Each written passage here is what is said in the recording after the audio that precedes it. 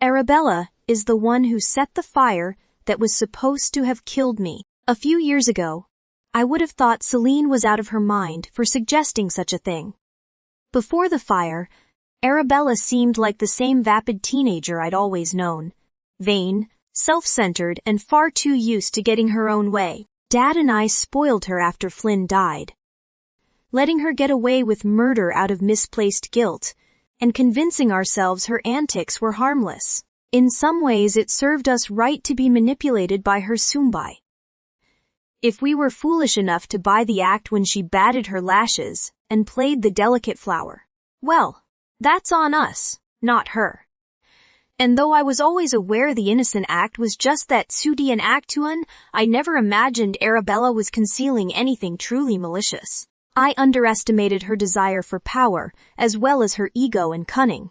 She'd always been intelligent, but I hoped she would put her talents to a more noble use than social climbing. For a time I was even hopeful she would live up to my high expectations. When Celine was alive, Arabella was always there for me when I needed a shoulder to lean on or ear to bend.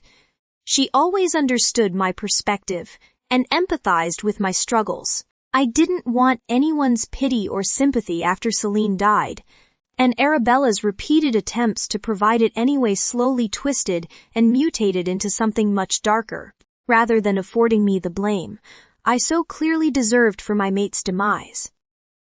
She placed the responsibility on Celine never coming out, and saying so directly, but always implying, always insinuating. Eventually Arabella began criticizing Celine outright, ignoring my outraged rebukes every time, when she finally colluded with the elder council to engineer a marriage between us. Her machinations came fully into the light, breaking the last straw on the camel's back. Over the years our relationship disintegrated further and further, until it became nothing more than a shadow of the friendship I once believed we shared. No matter how many times I tried to make headway or repair the damage, Arabella jumped at every opportunity she saw to try and insinuate herself into the role of my mate Novin, unraveling whatever progress or hope I'd managed to scrape together. It has become only too clear that Arabella wants to lead the pack regardless of who she must cross or charm. And though I still don't want to believe the little girl I grew up with could be capable of such evil, I've seen too much of the world to think my mate's accusations impossible. Arabella set the fire. I repeat gruffly, whatever Celine expected, it clearly wasn't belief. She takes an uncertain step back, and for a moment I think she's actually going to answer. But then she pauses, seeming to remember her leverage. I'm not answering any more questions until you take me back to Lila. As much as I want to hold on to my own advantage, I can't put off such important answers. Let's go, I order, setting off at a trot. Celine follows closely on my tail, huffing indignantly every time I slow my pace for her sake, and complaining every time I stop for a seemingly unnecessary break. I'm as impatient as she is to get back, but while she might be willing to push herself past her limits to reach her pup, even her answers are not sufficient enticement for me to risk my mate's health. Aiden and Donovan are waiting at the safe house when we return. The secluded space has been cleaned since we left, and Lila is happily playing in the front garden when we reach the edge of the wood. It takes a few minutes to help Celine shift back into her human form. But once her whimpers have quieted and her lovely skin has been wrapped up in warm clothes once more, there is nothing left to stop her reuniting with her pup. Lila seems mildly oblivious to her mother's heightened emotion as Celine smothers her with hugs and kisses. But I feel my mate's relief and outpouring of love as if it is my own. I want nothing more than to join them and offer my own affection. But the moment I take a step forward, Celine bares her fangs in my direction, shielding Lila from me with her small body. The corner of my mouth twitches. I've always loved seeing Celine's fleeting flashes of ferocity. They were utter rarities during our marriage, but never failed to remind me of a grumpy kitten. Even now, when I know her aggression is real, I can't help but find it adorable. Lila babbles away, filling in Celine about her night with my betas, and we move into the house while Aiden and Donovan set up a perimeter outside. As impatient as I am for answers, I discover that I don't mind waiting to finish my conversation with Celine. Not when watching her interact with her daughter is so fascinating. She gives Lila her full attention, intently listening to every word out of the pup's mouth and asking eager questions, all the while keeping me locked in her periphery. When Lila's focus shifts to me, her lips stretching in a wide, toothy grin and her bright eyes lighting up with excitement, Celine glares at me over the child's head. She reluctantly lets Lila toddle to me, and I scoop up the precious being with gentle hands. "Hello, pup. Did you have fun with Uncle Aiden and Uncle Donovan?" Celine snarls at the sound of the nicknames, but Lila doesn't notice. The child nods happily. "We went in a car. She loves the car," Celine shares, watching us closely. "There's not much space for them in Asphodel. Well, if you come to Elysium, you can ride in the car every day." I divulge conspiratorially. Color floods Celine's cheeks, even as Lila squeaks with excitement. But I can't bring myself to feel guilty. I don't care how dirty I have to play. "I'm going to get my mate back. How dare you?" Celine plucks Lila from my grasp, furiously muttering. "We aren't going anywhere near Elysium." I beg to differ. I drawl. "You clearly aren't safe here, and I've yet to hear your accusations about Arabella, so at the moment Elysium seems like the best option." Celine looks angry enough to scream, though she keeps her cool. "First of all, it isn't your decision regardless of where the danger is greatest." Then, ignoring my foreboding rumble, she adds, "And Arabella is guilty of everything I told you and more. So tell me, Celine." I encourage firmly, nodding to the child in her arms. I kept my end of the bargain, muttering mutinously. Celine sets Lila on the floor in front of one of her toys, before returning to the kitchen and glaring at me head-on. The night of the fire, Arabella turned up as soon as Odette left the cabin. She'd clearly been watching, and she told me her actions were my own fault for not leaving when she originally told me to. Then, she locked me in the closet and lit the match. I prowl forward, sending out enough sinister energy to keep my deceitful little mate on her toes. To keep her honest. "When did she originally tell you to leave?" "I was always planning on leaving after the rejection ceremony," Celine replies guilelessly, "but I started to second-guess myself after she tried to push me down the stairs at the hospital Sudi. The only reason she went down was because she lost her footing." The words slice into me like a knife. Could I really have been so oblivious to what was happening under my own nose? The memory of Arabella wailing on the hospital gurney appears in my mind's eye, closely followed by the image of Celine cowering in the cabin, eyeing me as if I was her executioner. She knew Arabella had blamed her for the fall, and she assumed I would take the other woman's side over her own. So when we spoke at the jewelry store, she made it abundantly clear that she would kill me if I didn't go through with my plans. Celine continues sulkily. "But Gabriel's death made that impossible. I couldn't go through with it, so she made me. She proved she was good for her word." "If this is all true," I begin rigidly, "why in the goddess's name didn't you tell me?" My temper is a roiling tempest in my chest. How could she have kept such things from me? "Because you picked her," Celine cries. "You chose her over me time and again." "Never," I insist. "I never once chose her over you." She opens her mouth to object, but I hold up my hand, forestalling her words.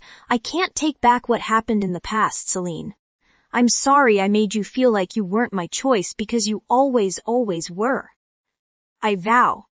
I didn't have any idea what Arabella was up to. I had no idea she was capable of such things, or had any intentions for me until long after I thought you were dead. I admit with chagrin, I never wanted to hurt you, and I never imagined she was telling you all those lies." I catch my mate's hands in my own. "Please believe me, little wolf," I beg, "because I believe you, Sudi, and I will make Arabella pay for her crimes. I don't believe you.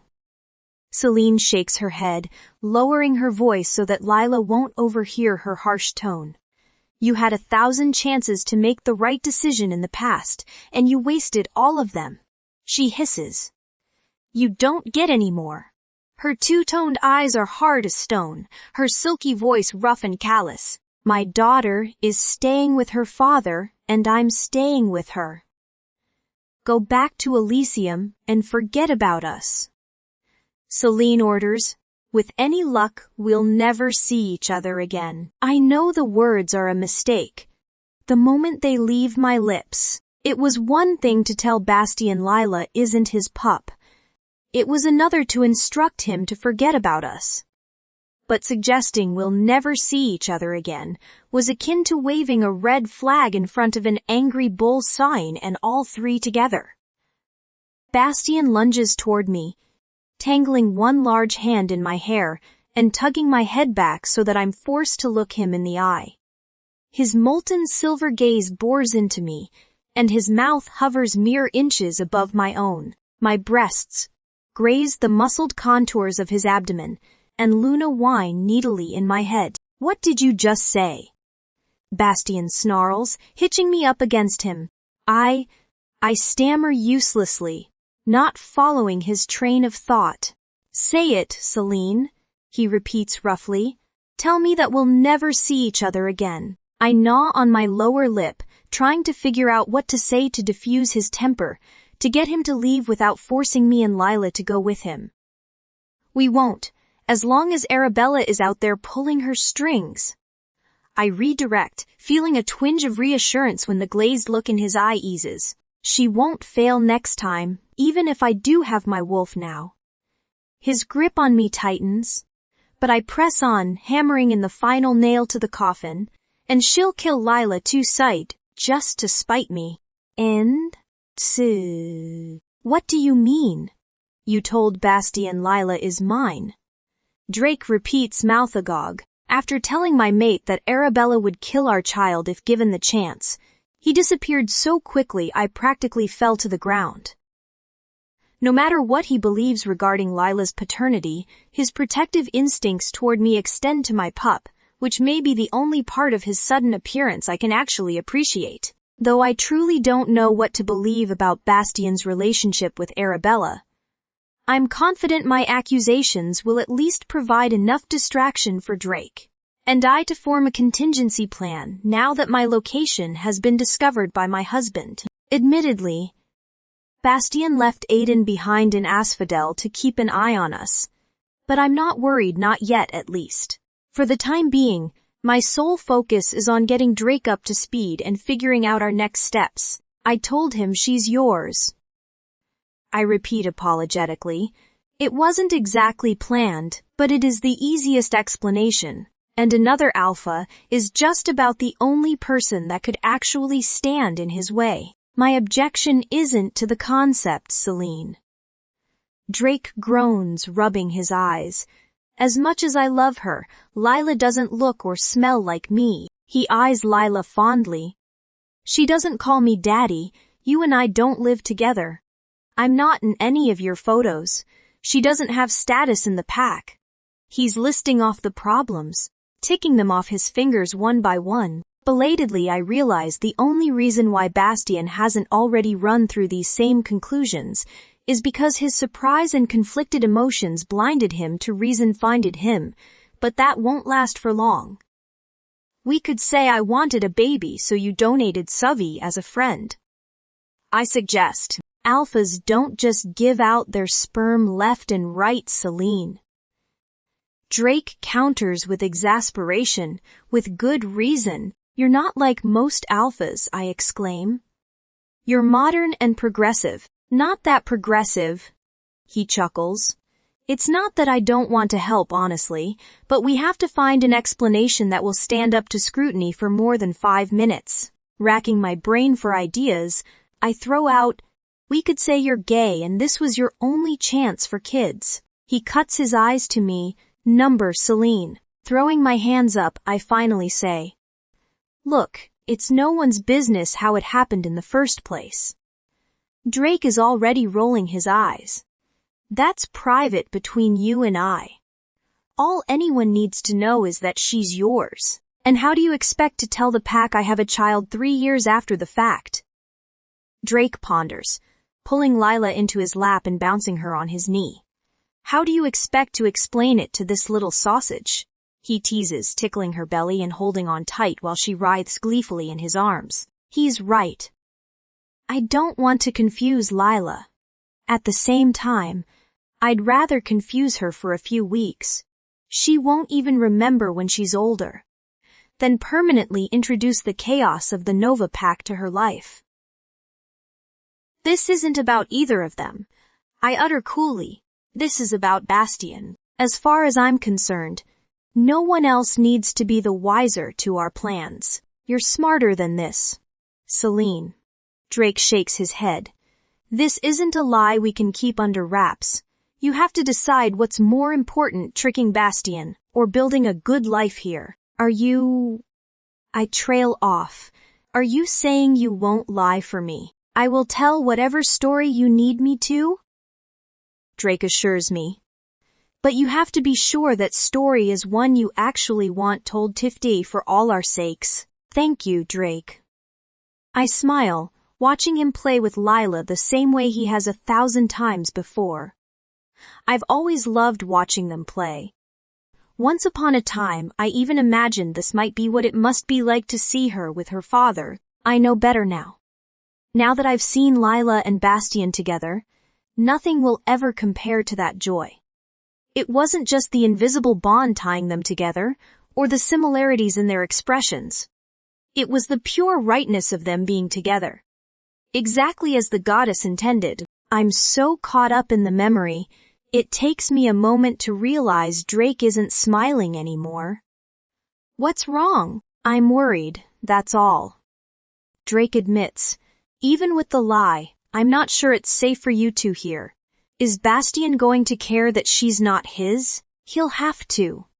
I murmur, he's not alpha in Asphodel. He can't challenge your decision without challenging you for control. I wouldn't put that past Bastien. He cautions.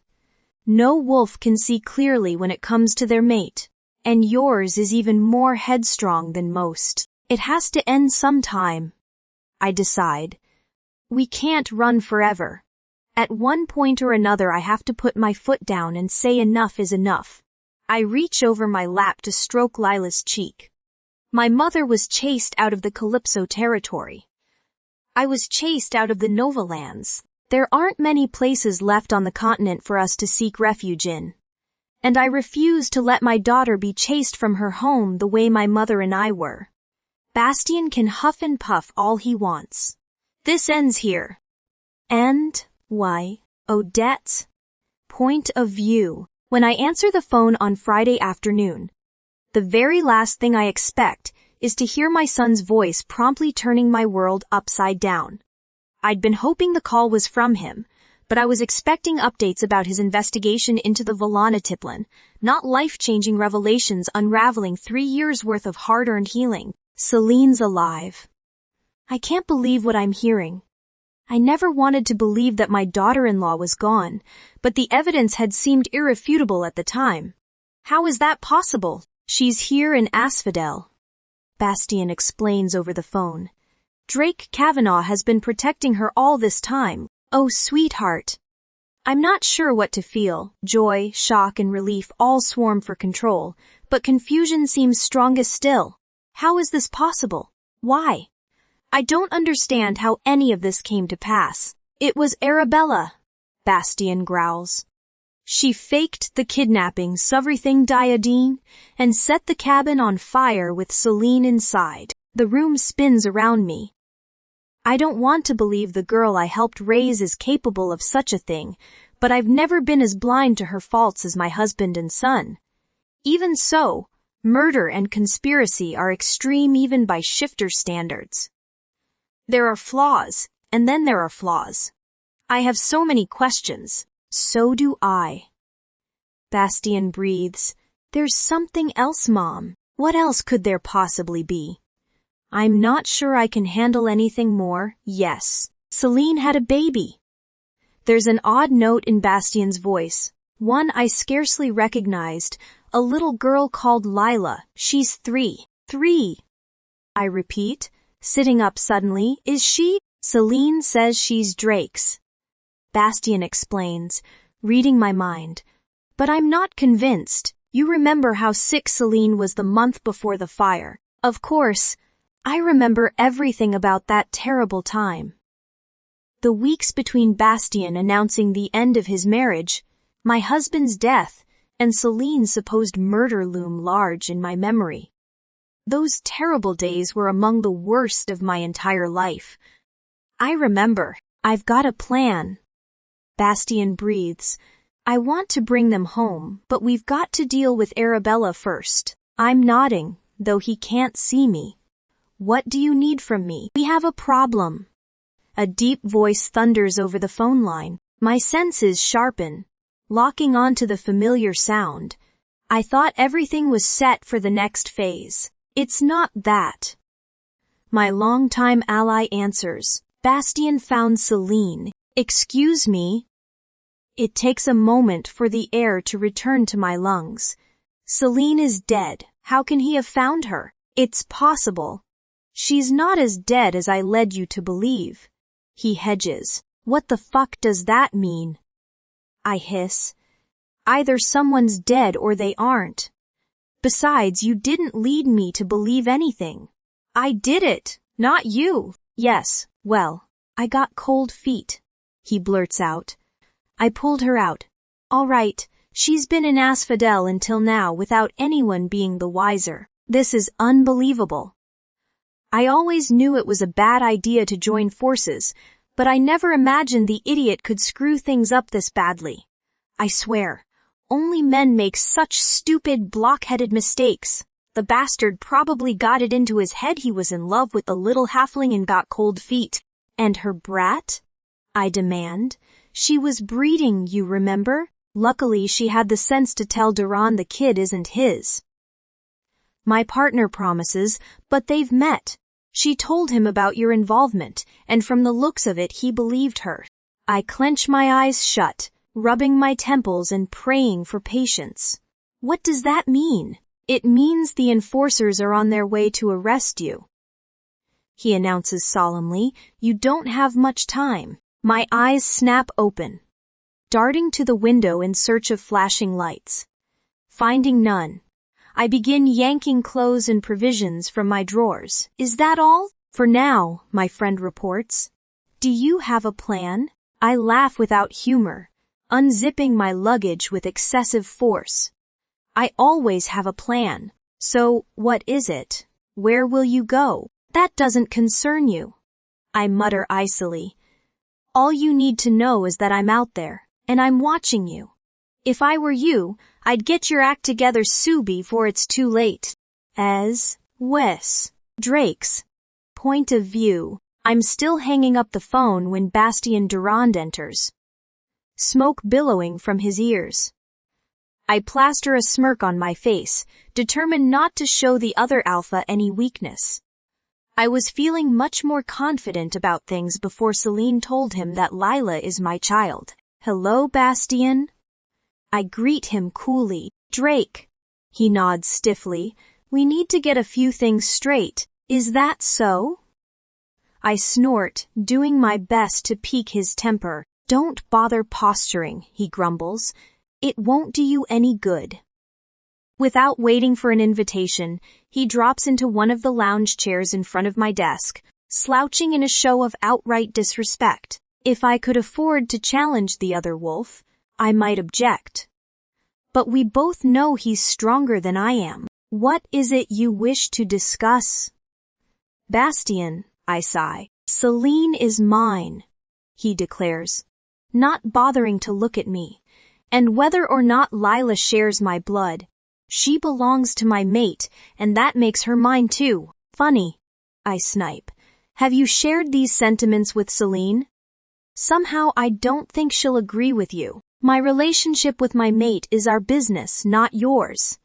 The other wolf directs reproachfully. We'll sort our issues out when the time comes, but I expect you to be far out of the way by then. If you expect me to agree to simply step aside, so you can be free to mistreat her all over again, you're sorely mistaken. I inform him, I have no interest in mistreating her, nor have I ever. Bastien bites back, Celine is the most important thing in the world to me, I would never harm her. Then why did you? I challenge. In case you've forgotten, I was there when she left you. I know things about your marriage which are probably still mysteries to you. I circle my desk, leaning against the hard wood with renewed confidence. She was afraid of you, Durand, afraid enough to fake her death and come to me when your girlfriend tried to knock her off. Cold silver eyes catch me in their crosshairs. She said she wasn't responsible for faking her death. You egotistical ass. I scoff. Do you really think she would tell you if she did?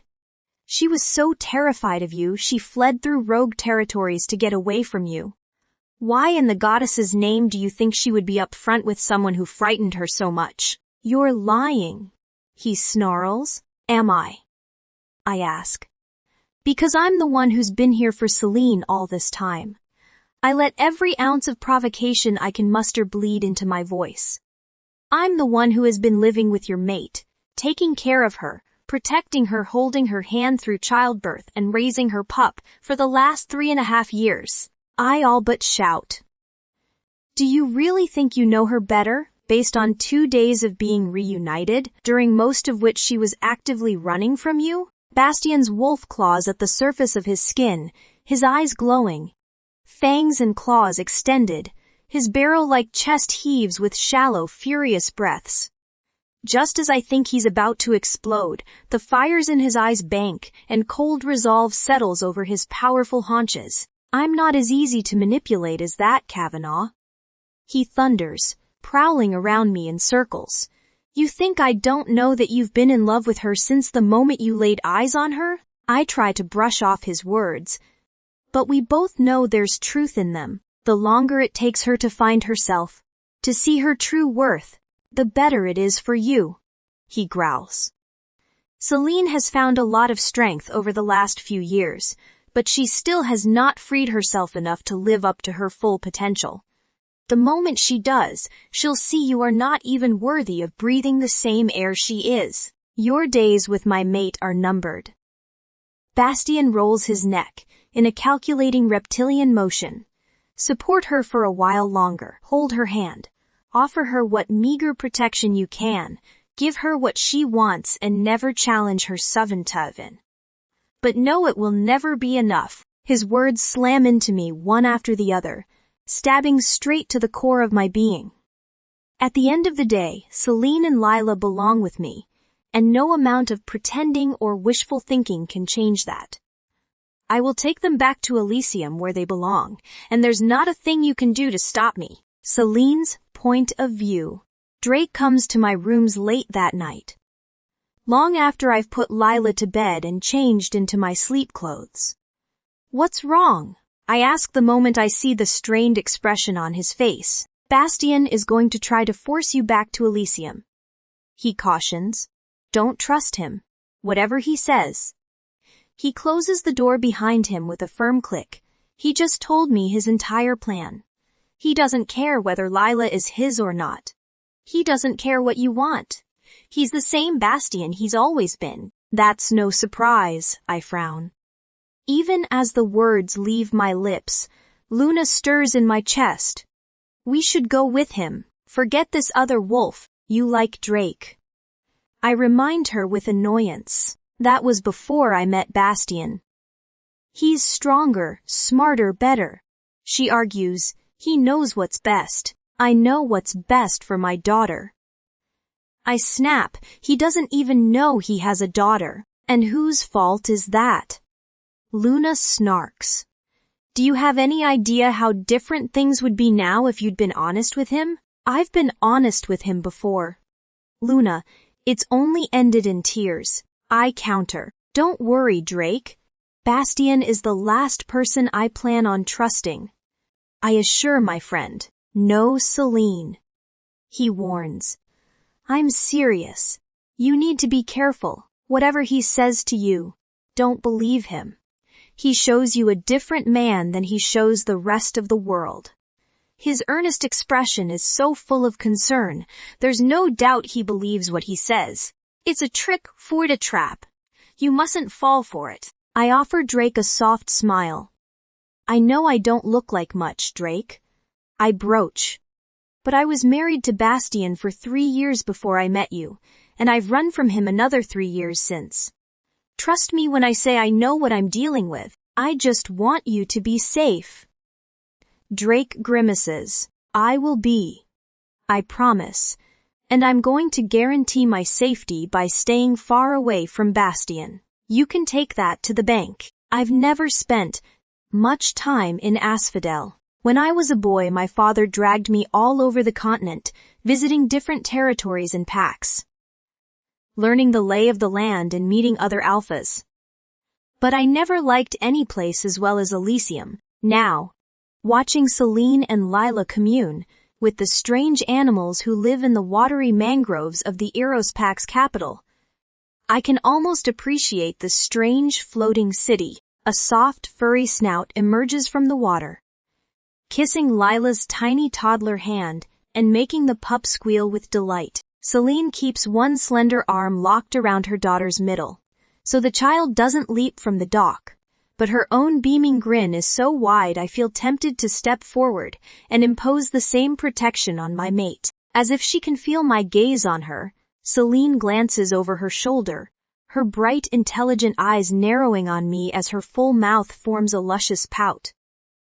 I offer her a wolfish grin, Axel purring in my chest when a visible quiver vibrates up Celine's spite her grumpy expression. I'm only vaguely aware of my beta approaching on my left, desperately trying to ignore his grim energy in favor of the vision before me on the pier. Arabella fled Elysium. Well, that certainly dampened the mood. What? Someone tipped her off. Clearly, Donovan responds evenly. She was gone before the warrant was even issued. Then it's true. Aiden joins our silent conversation, appearing on my other side. You doubted it. Donovan questions skeptically, where Arabella's romantic interest in me had exposed the less savory aspects of her nature long ago. And Donovan's experience standing in as one of her guardians had offered him the same clarity. Aiden's idealistic view of our surrogate little sister has never quite been challenged to Farfurt. Until now, that is. Number, he rebuts. I just hoped. I suppose it was just denial. Aiden finally confesses. We grew up with her after all. Can you blame me for not wanting to believe it? Number, I answer easily. I don't want to believe it either, Ferdy, but I refuse to allow my own wishes to blind me to the truth. Guilt floods me as we stand there watching the identical she-wolves playing in the water, both so small in their own ways. The fact is, I let myself ignore Arabella's faults for way too long. If I hadn't, none of this might have ever happened. I can feel my beta's eyes on me, and I know what Donovan is going to ask before the thought leaves his head. Do you want us to go after Arabella, or let her go? A few years ago, my allegiance to Flynn would have rendered the question unnecessary. Even this time last. Yeah, I'm not sure how I would have answered. Now, I don't give it a second thought. Hunt her down, no matter how long it takes. Tom. Lila fell asleep around mid-afternoon, begging to be carried, and then slumping in her mother's arms. Long before we neared the Center City neighborhood, my mate and her pup called home. Though Celine had agreed to accompany our party on a diplomatic tour around the city, only after significant cajoling, her daughter's exhaustion seemed to provide the excuse for which she'd been waiting to duck out early. She was, therefore, less than amused when I offered to carry Lila the rest of the way, bearing the brunt of the physical toll. Halting her imminent excuses to slip away, Celine reluctantly passed the pup to me while grumbling mutinously under her breath, taking the featherlight load into my arms and resisting the urge to steal a kiss from my mate in the process. I snuggled the pint-sized wolf throughout the rest of the tour, determinedly parsing her delicate scent for any traces of Drake Kavanaugh, and finding none. When Celine stepped out to use the restroom, I took the opportunity for which I'd been waiting, feeling only a small sliver of guilt as I plucked a few hairs from the sleeping pup's head and passed them to Aiden. Here, get these back to Elysium straight away. I want you to oversee the tests personally and don't leave until they have the results. I've already provided my beta with samples of my own DNA to compare against Lila's. Though I have no doubt the hospitals in Asphodel are world-class. I don't trust Eros wolves with such delicate matters. I want the DRS in Elysium to run these tests, and I don't want a single middleman involved to muddy the waters of the results. Does Celine know? Aiden asks me curiously. Are you kidding? I scoff. She'd have my head for even suggesting it. I joke. In truth, Celine's defensiveness only raises my suspicions that Lila is mine. After all, what cause would she have to be so defensive if Lila truly belonged to Drake? For what it's worth, Bastien, I don't think you have anything to worry about. Donovan confides. That girl has your smile, not Kavanaugh's. His words both comfort and concern me. All due respect, Donovan, I think I have even more to worry about if she is mine. At least if she isn't, I know Celine is being honest. Well, if I were you, I'd start worrying. Aiden frowns, carefully wrapping up Lila's sample. Because Donovan's right. If this pup isn't yours, I'll eat my hat. Théo, way. Celine's point of view. I firmly turn over the deadbolt locking my apartment, looking over my shoulder at the alpha cradling my daughter as I push the door open. Stepping just inside, I reach out for Lila, sighing in frustration, when Bastien pushes past me into the foyer rather than handing over my pup. He strides past me as if he owns the space, pulling off his jacket and then Lila's before settling on my sofa. Stripping off my own outerwear, I promptly swipe my baby away from the big predator and cuddle her to my chest.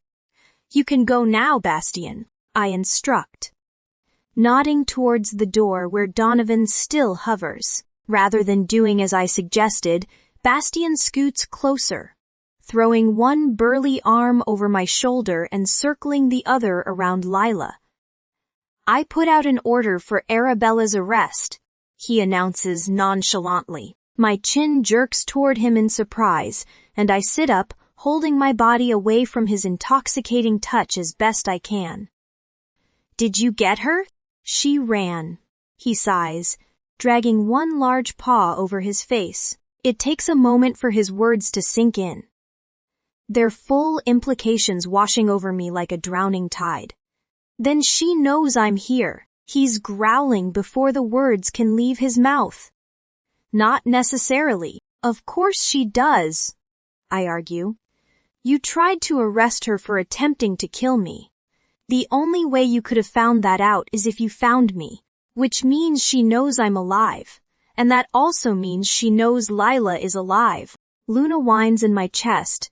You have to tell him. If Arabella knows about Lila, she's in danger. I force down my wolf's protests, even as Bastien remarks. You're right. You'll just have to come back to Elysium with me then. What? I hiss coldly. You're safest with me. Bastien announces smugly. We know Arabella isn't in Elysium, so that's where you should go. In case you've forgotten, being near you got me almost murdered multiple times, and you didn't do a damn thing to protect me. I bite back, squeezing Lila just a bit too tightly. The sweet pup murmurs and tosses in her sleep, and Bastien plucks her from my arms. There, little one, he croons. Was Mommy getting too worked up? My mouth gapes open in outrage. How dare you? Bastien gently rubs Lila's back in small concentric circles. Easy little wolf. Though he's petting my pup, I know he's speaking to me and me alone. I didn't know before. I do now. I won't let any harm come to you. Fuming and certain smoke is billowing from my nostrils. I extend my arms, hand her over, and get out of my house. Bastien arches a thick brow, not moving an inch. Number. What do you mean, no? I demand. This is my house. I told you to leave, now leave. I'm not sure how he manages it. After all, Lila isn't known for being the deepest sleeper in the world. Nonetheless, one moment I'm hovering over Bastien flinging threats and glares, and the next he's got my pup sleeping contentedly in one hand, and my nape in the other. This might be your house, but you belong to me, Celine. Bastien growls. That means I make the rules here. My breast heaves as I scrabble for the words to respond, but he stops me again. You need some rest, as does this angel, so you're going to get it. He orders coldly. Be a good girl and go to sleep. We'll finish this in the morning. Luna is flat in her back, tongue lolling out of her mouth as she exposes her belly to Bastien. But I notch my chin up defiantly. I don't belong to anyone. Bastien cuts his eyes to me with a cocky grin, as if he knows exactly how severely Luna and I are currently disagreeing. We're mates. I snarl at the word, and he chuckles indulgently. Heat traveling from the tips of his fingers straight to my core. I belong to you, and you belong to me. You had the chance to claim me as your mate, Bastien. You had 1,000 chances, and you never took one. I'm not even going to bother arguing his logic. It's too late to change your mind now. I'm not changing anything, little wolf. Hunger sparks in his silver eyes as he watches me pace.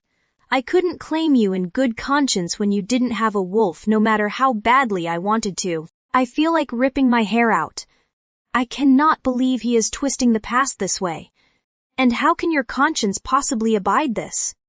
I delve, erasing the past because you woke up one day and decided you wanted things to be different. I thought you were dead. Any humor Bastien may have been entertaining in my defiance is gone. He barely keeps his furious voice quiet enough to avoid disturbing my sleeping pup. I spent 3.5 years in misery, wishing I could turn back the clocks and change what happened. I replayed that night over and over in my head, trying to figure out how I could have saved you, torturing myself with my own shortcomings. Do you expect me to feel sorry for you? I scoff. It was your own fault, Bastien. Luna whines as I throw the contemptible words in his face. I never would have been at the cabin if you hadn't treated me so terribly. Arabella never would have gone to such an extreme if you hadn't led her on. I gesture to the apartment where we now sit. I never would have come here if I thought for one moment that you would take my side. I wouldn't have needed Drake if you'd been there for me. I don't need you to tell me what a failure I was as a husband. Bastien vows. I know everything that happened was my fault. I know how badly I hurt you, but I was trying to protect you the best way I knew how. But I'm going to try. Celine, no matter how long it takes, if you want to right your wrongs, you can start by complying with my wishes and getting out of my damned house. I complain, anxiously peering over his bulky arm to check on Lila. That's one wish I have no intention of granting. The alpha pronounces pointedly. I'm not letting you out of my sight ever again, Celine. My lip curls in contempt. You haven't changed. I assess harshly. Do you even hear yourself? You're only going to fix the things you choose, not the ones I want. I'm going to fix everything I can. Bastien amends fiercely. But I'm not letting you go fired, either of you. I straighten up slowly, squaring my shoulders and crossing my arms over my chest. You see, Luna, I snap. You see the kind of man our mate is. Powerful. She coos? No, I correct her.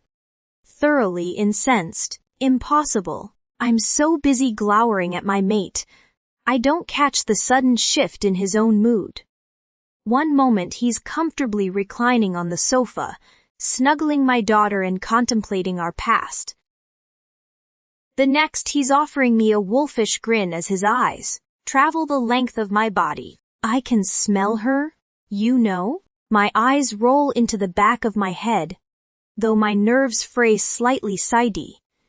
Does he mean he can smell himself in Lila? Obviously you can smell her, Bastian. You're holding her. No, baby, he purrs. Not Lila. Your wolf. Ooh, Luna moans happily. I can smell his wolf too. Tell him. Tell him how delicious. Traitor. I cut her off, so what? So it's not going to be long before being near your mate sends you into heat. He doesn't move from the sofa, exuding pure dominance from his supine position. She's already close. I'm guessing you haven't experienced this with Drake yet since she hadn't come out to play until last night. I arch one sculpted brow, striding forward to loom above him with a perfectly smug and perfectly false smirk on my face. Think again. I lie silkily. It would turn your hair gray to know the heats Drake and I have enjoyed together. Bastian's expression tightens, and he rises to his full considerable height. Arranging Lila carefully in the couch cushions before closing the distance between our tense bodies. Even so, he taunts, twirling a thick lock of my dark hair around his nimble fingers. I wonder who she'll choose when the next one hits. I flatten my palm to his chest, demanding at least a foot of space between our bodies. She knew where to find you for all the previous ones. I goad. She still picked Drake.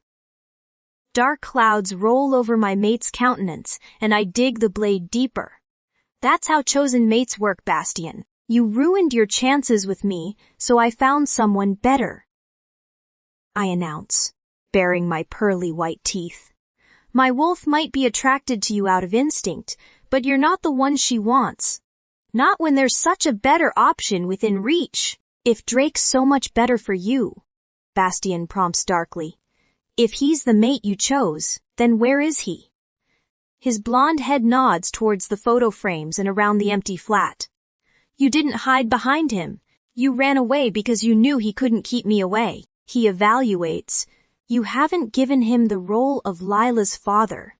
You've taken on both jobs yourself, because it's not all about brute strength to me.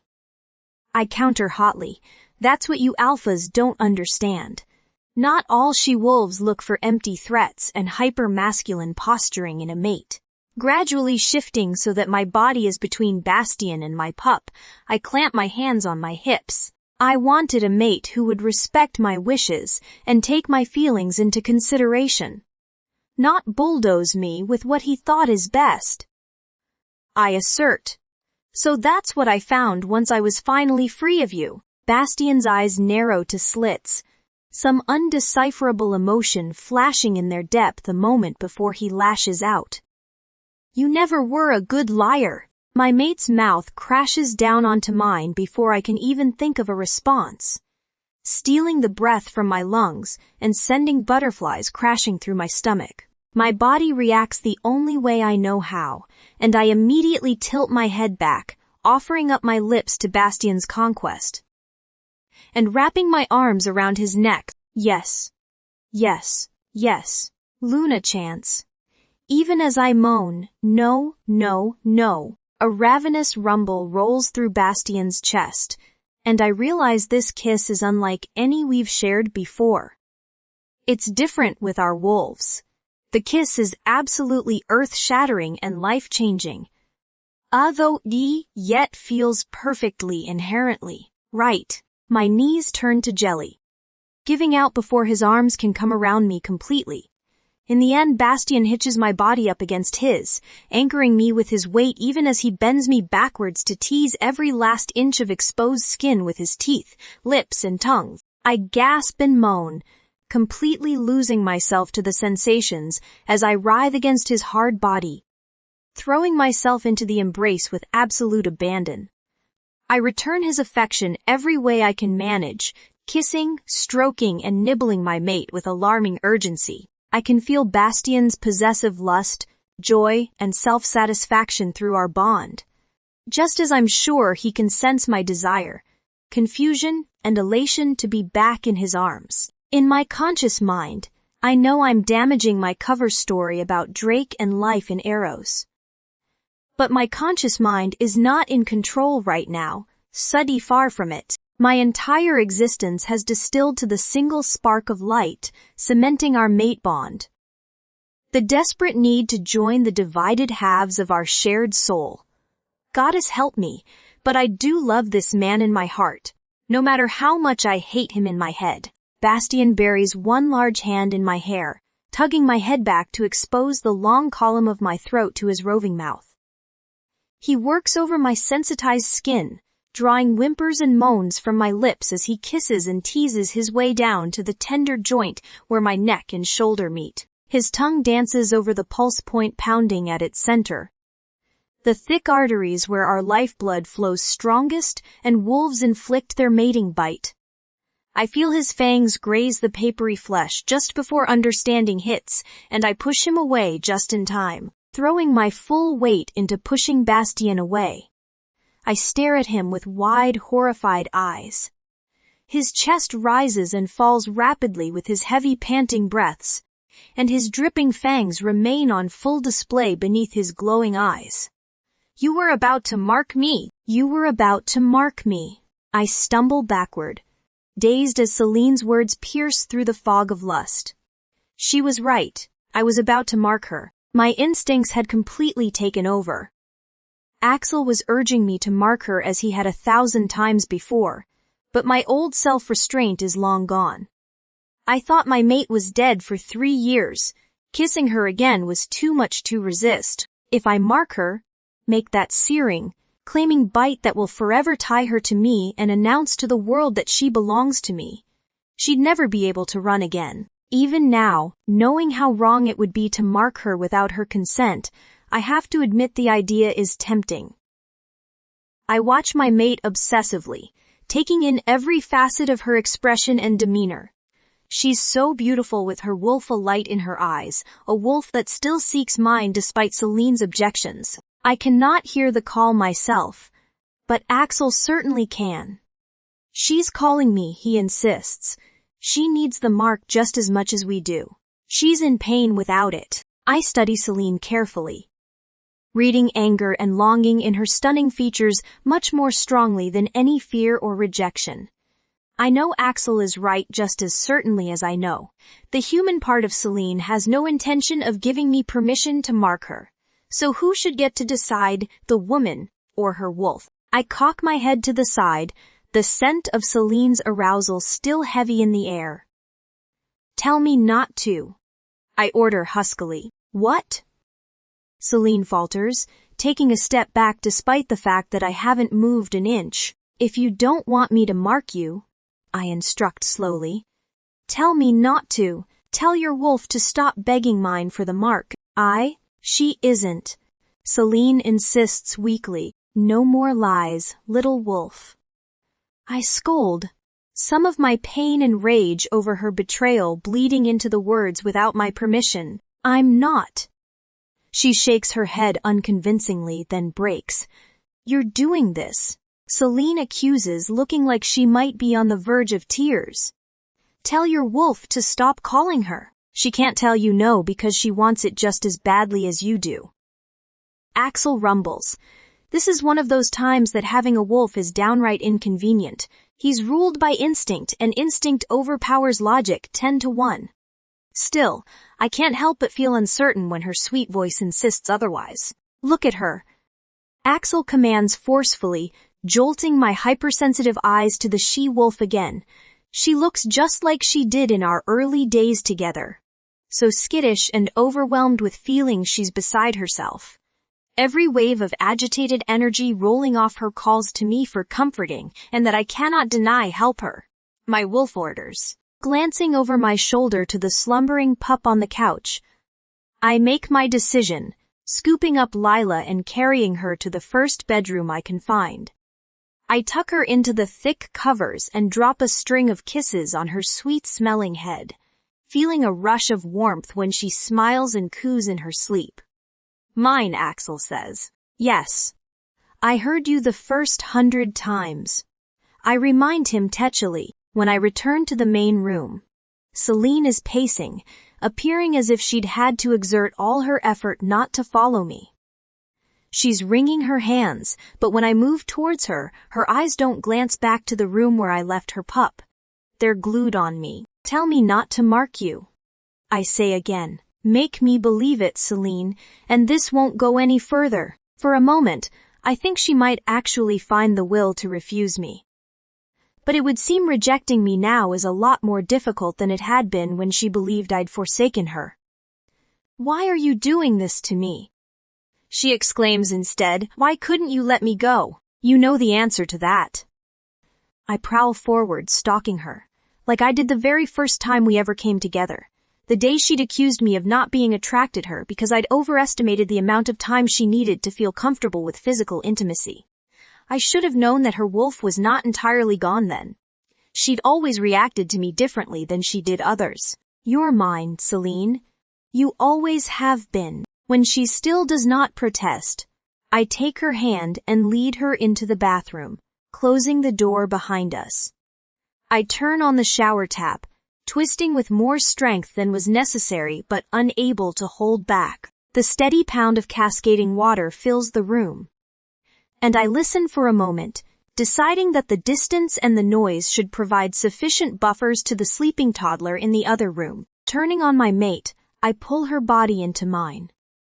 Last chance, baby, I tell her, pulling her top over her head. Tell me now before it's too late. Shimmering orbs of blue and violet stare up at me helplessly, full of thoughts and memories too complicated to rise to the surface.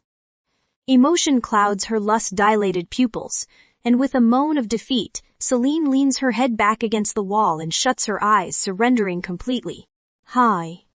Celine's point of view. The ceiling tiles blur as Bastien's mouth and hands assail me, melding pain and pleasure until I'm writhing in his arms. My back is to the wall, and my hands are restrained above my head, wrists trapped in one of Bastien's massive hands. A rumble of pure male satisfaction reverberates through the shower stall as he sinks his fingers between my thighs and meets the evidence of my desire. Tell me again how you don't want me. He purrs in my ear. Shut up, I snarl, tossing my head left and right as the pleasure begins to build. Oh goddess, it's been so long, I think. I expected a reprisal, just not the one I receive. Bastien's powerful hand swats my swollen sex, causing me to whimper and jolt beneath him. He emits a dark chuckle, pressing lingering kisses along my throat as he gentles his touch and continues his delicious torment. Already, I can feel my control slipping. Bastien always had this effect on me. The unerring ability to wipe all thought from my brain with a single touch, the infuriating talent to take me to heights I can, and will, never reach on my own. I moan and bring my leg up around Bastien's back, straining to meet the tortuous thrust of his fingers. Even as I hide behind lowered lashes, I can feel the all-consuming weight of Bastien's gaze on my face, harsh and unforgiving in. It's reverence. This is my only escape now, my only defiance. I've never been able to resist my mate, and no matter the cartwheels Luna is performing in my heart, the new me can't help but some small show of resistance. I discovered a strength I never knew I possessed when I left Elysium, and as desperately as I need this, I'm terrified to give up that part of myself. I don't want to go back to the way things were. I squirm as my inner muscles clench and spasm, and Bastien's deep voice breaks through my conflicted rapture. Look at me, Celine. I ignore him, gasping and moaning as my muscles clench again, only to feel his pumping fingers slow to a standstill. The shock snaps my eyes open.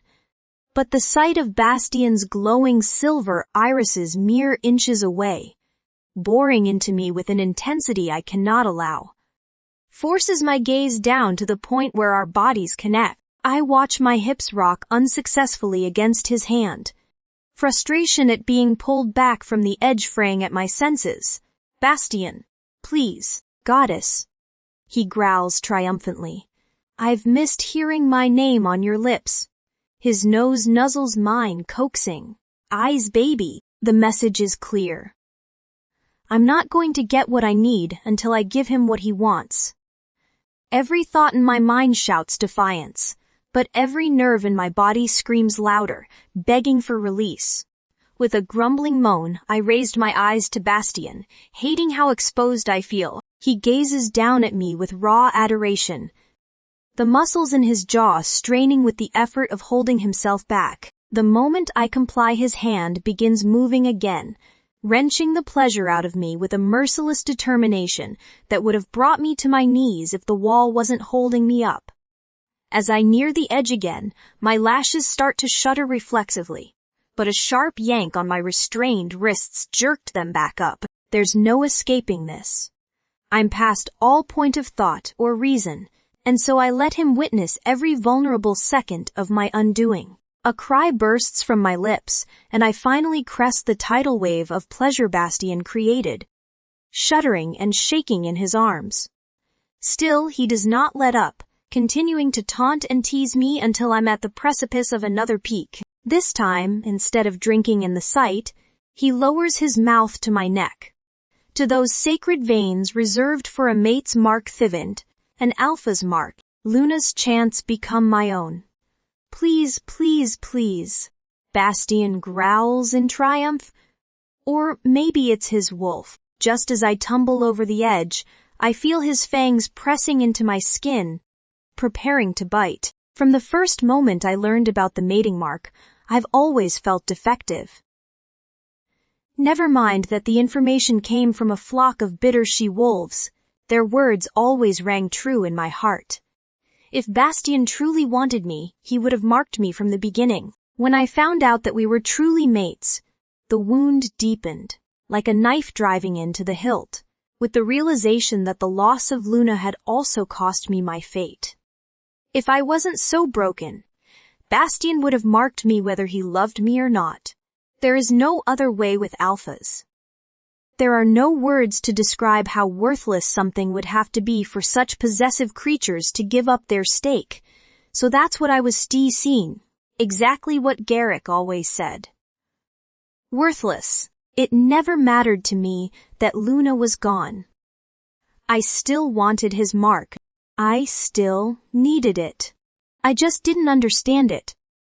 I couldn't understand until Luna returned, and I realized there was still an empty pocket in my heart, one neither my daughter nor my wolf could fill. I thought I simply missed my husband. Then Bastien came to Asphodel, and I knew what I'd been missing all this time. Now I'm finally on the verge of filling that void, of fulfilling the destiny the goddess penned in my name, and it can't come fast enough. Part of me hates Bastien for failing to see my value when we were married. I want to kick and scream that I'm the same person I've always been, but the other stronger. Part of me needs this, like oxygen. No matter how much fury I still harbor for this man, I cannot undo the threads of fate. My entire existence has been building to this point, and feeling Bastien's fangs on my flesh is enough to push me over the edge, sending me into rapture before he can pierce my skin. 1 second more, and it would have been done. But then a blaring alarm shatters the heated moment, a deafening screech that pulls Bastien back from my neck, even as I quiver and shake in the throes of ecstasy. His head goes on a swivel, eyes, ears, and nose all on high alert for a threat. When I finally come down from my high, the fear takes me, slowly eroding my bliss and replacing it with gut-wrenching memories of smoke-filled closets. I gasp. Shock rocketing through my body with paralyzing effect. Lila. I think desperately, but then Bastien is shushing me gently. It's not a fire, little wolf. Lila. I croak, finding my voice. I know, he assures me, turning off the water and pulling me from the stall. Get dressed, I'll get her. I immediately begin tugging on my hastily discarded clothes, not bothering to dry myself first. I follow him down the hall, dressing as I go. What's happening? I think it's a perimeter alarm, Bastien replies, pushing into the bedroom where my pup now sits up in bed, rubbing her eyes and looking close to tears. He gathers her up and eases her into my arms. We need to get out of here. I follow again as he pulls on his own clothes, bouncing Lila gently on my hip. Mommy, tea's too loud. She cries, burying her face in my neck. I know, Angel. I croon, kissing her hair. We're going to make it better, just hold on. Bastian's men are already running up the drive when we exit the house, frustration clear on their faces. We don't know what set it off. It might just be a malfunction. He growls, standing protectively over me while I buckle Lila into her car seat. I don't trust any of this. Do you want one of us to stay behind to investigate? Aiden asks. Bastian answers without hesitation. I want every guard we have on Celine and the pup. Whatever this is, it's about them, not us. Yes, sir. Aiden confirms, his formal words and tone hammering home the gravity of our situation. We're on the road in minutes. My head turned all the way around to monitor the back seat as we drive, and Bastian's hand clasped firmly around mine on the center console. You're going to make yourself sick, sweetheart, he murmurs, brushing his thumb over my knuckles and eyeing Lila in the rearview mirror. It's all okay now, he promises the toddler. And I realize my agitation is probably upsetting her. Pups are so sensitive to the emotions of adults, my panic can only make things worse. I turn back to face the front, gulping in heavy drafts of air. That's right, I lie shakily. There's nothing to worry about. I can feel Bastian's eyes on me, and his warm hand leaves mine. Just as I'm about to complain, the massive paw closes around my nape. We're safe, Celine, he says in a low whisper, applying gentle pressure. You're safe, Lila is safe. My body relaxes slightly, surrendering to the dominant holdout of muscle memory. Bastian trained the response into me from our very first days together, using it to steady me when I spiral and defer to his strength. I don't need to explain what's happening to him. The way I might to Drake or another wolf, he knows what I need without asking, and I couldn't be more relieved to be with him now. In some ways, the flashbacks of the fire are worse than those of Garrick. I always associate them with losing Lila. She wasn't born yet, but she was there. She was there. And she was dying with me.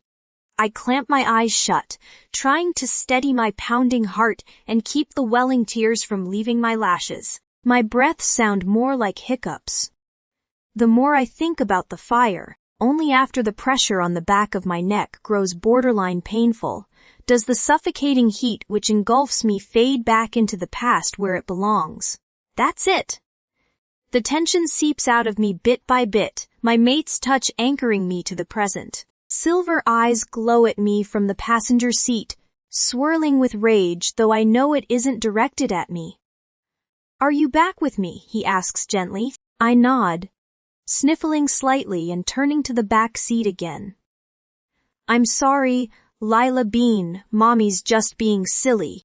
"'S-okay, Mommy," she advises sagely. "Maybe you need a nap." I break into a watery smile, and Bastian's chuckle fills the confined space with warmth. Well said, pup. The same fingers which had been driving me to the edge of sanity 10 minutes ago. Massage small circles at the base of my skull. Sleep, baby. And when you wake up, we need to talk about whoever called in that tip. Paul. Third. Point of view. The bastard almost marked her. Lucky for me. They never saw the cameras planted around the cabin. I was able to trigger the alarm just in time, and I guarantee mating will be the last thing on their minds for a while. Some would call it pathological to install cameras in every room, including the bathrooms. But I'm of the opinion that you can never be too safe in a safe house. That overprecaution paid off today, and my wolf is currently full of smug pride at our foresight. Still, that was all much too close for comfort. If Bastian's betas hadn't set out on a new patrol, when things started to get hot and heavy in the house, when Tuesday's setting off my real perimeter alarms again. I would have been too late. When I last checked, Bastien was playing with the pup and Celine was stewing in the background. I don't know how things escalated so rapidly. But clearly their connection is stronger than I thought. I've got to get Celine away from him, for good. At the moment the only thing standing between my success and the complete implosion of my plans is a quickie. As frustrated as I was when Bastien first learned Celine was alive, I've come to see the wisdom of letting her smash his heart to pieces rather than simply making him mourn her. I learned the hard way that grief can motivate change just as powerfully as it can inflict pain. But if Celine rejects and demoralizes Bastien so completely that he loses the will to go on, well, that's another thing entirely. I'd call on Arabella for help. But the last I heard she fled the Nova territory for parts unknown. Besides, I've never truly trusted her since the fire. She wants to destroy Bastien as badly as I do. But I don't believe she's as committed to our alliance as I once thought. The more time that passes, the more I think her hunger is as much for power as it is for revenge, which makes her loyalty to the highest bidder, not the most righteous. With a heavy exhale, I turn away from the video monitors. I need to act fast, and at this point I think there is only one thing that can drive a large enough wedge between the alpha and his mate to force them apart permanently. Lila, we're back in Asphodel by the time I wake. My lashes part to the sight of fierce silver eyes, affection sparkling in their depths while familiar hands stroke my hair.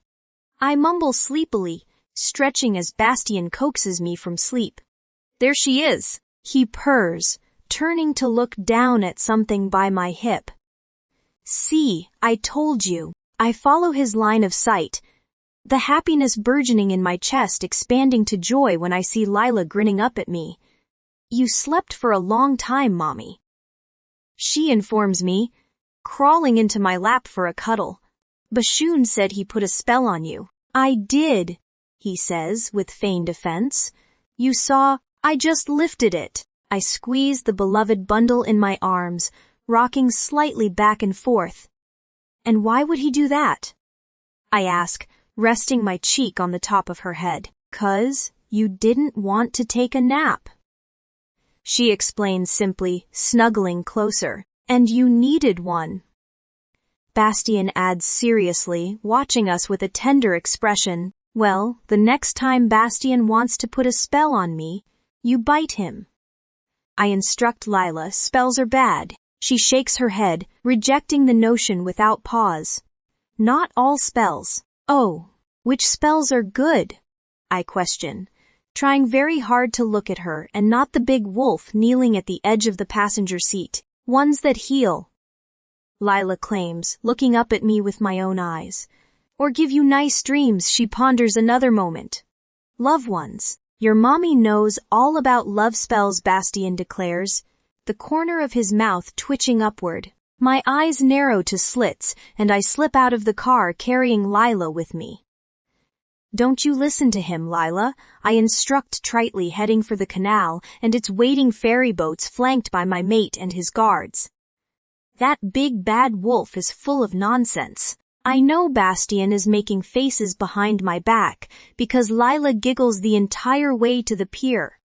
She's like a tiny spring in my arms, bobbing up and down, first peeking her head up over my shoulder, then ducking down again to hide. I head straight for the prow when we board the boat, reflexively taking up Lila's favorite spot for spying fish and giant otters on the journey.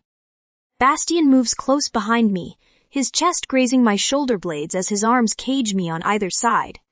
His hands settle on the railing, and I don't need to look in order to guess his expression. Lila's face says it all.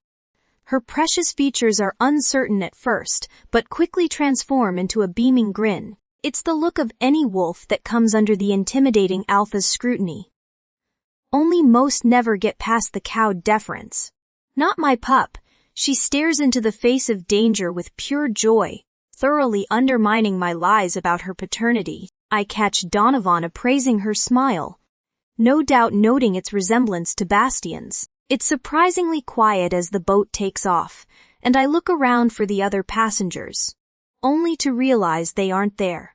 We're the only ones aboard the ferry, and all the other travelers who had been waiting on the docks remain there still. You didn't have to do that. I admonish Bastien, nodding towards the disgruntled clump of people. A jolt of electricity runs through me as his lips graze the back of my neck. I disagree. Mommy, look. Lila chirps happily as a fish flies out of the water before us, disappearing just as quickly, its shimmering scales still visible beneath the crystalline surface. I see, I exclaim, pretending I'm not completely on edge with the huge shifter looming over me. Why does it jump like that?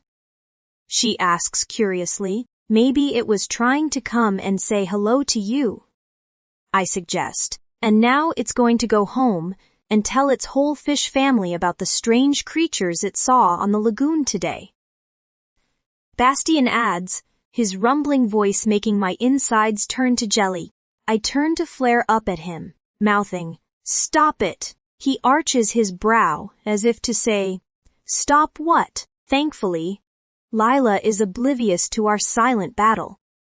Where do fishes live when they aren't swimming? Fish, I correct gently, can live in all sorts of places, reefs, caves, even under the sand. As with any child her age, one question quickly becomes 100, and I can see her gearing up for the onslaught. However, before she can find the words to express her curious thoughts, Bastien heads her off. "Oh," he says with animation, "you know who loves fish?" "Who?" Lila peeps immediately. "Aiden." From the look on Aiden's face, this is the first he's heard of this supposed interest, but he comes forward to take Lila anyway. She's already rattling off questions as they stride away, and I turn on my mate. "Would you stop giving my pup away to random wolves?" I snap. "Aiden is hardly random," he remarks dryly, "and we need to talk. You've got to stop this." I object, pushing at his chest. "Whether or not we know him, it's my decision who watches my child, not yours." He leans forward, invading my space even more than he already was, and my back hits the railing. "You're really going to keep pretending she isn't mine?" My lip curls up, and I force the words out through clenched teeth. "She isn't." "We'll see," Bastien replies ominously. Every muscle in my body goes taut.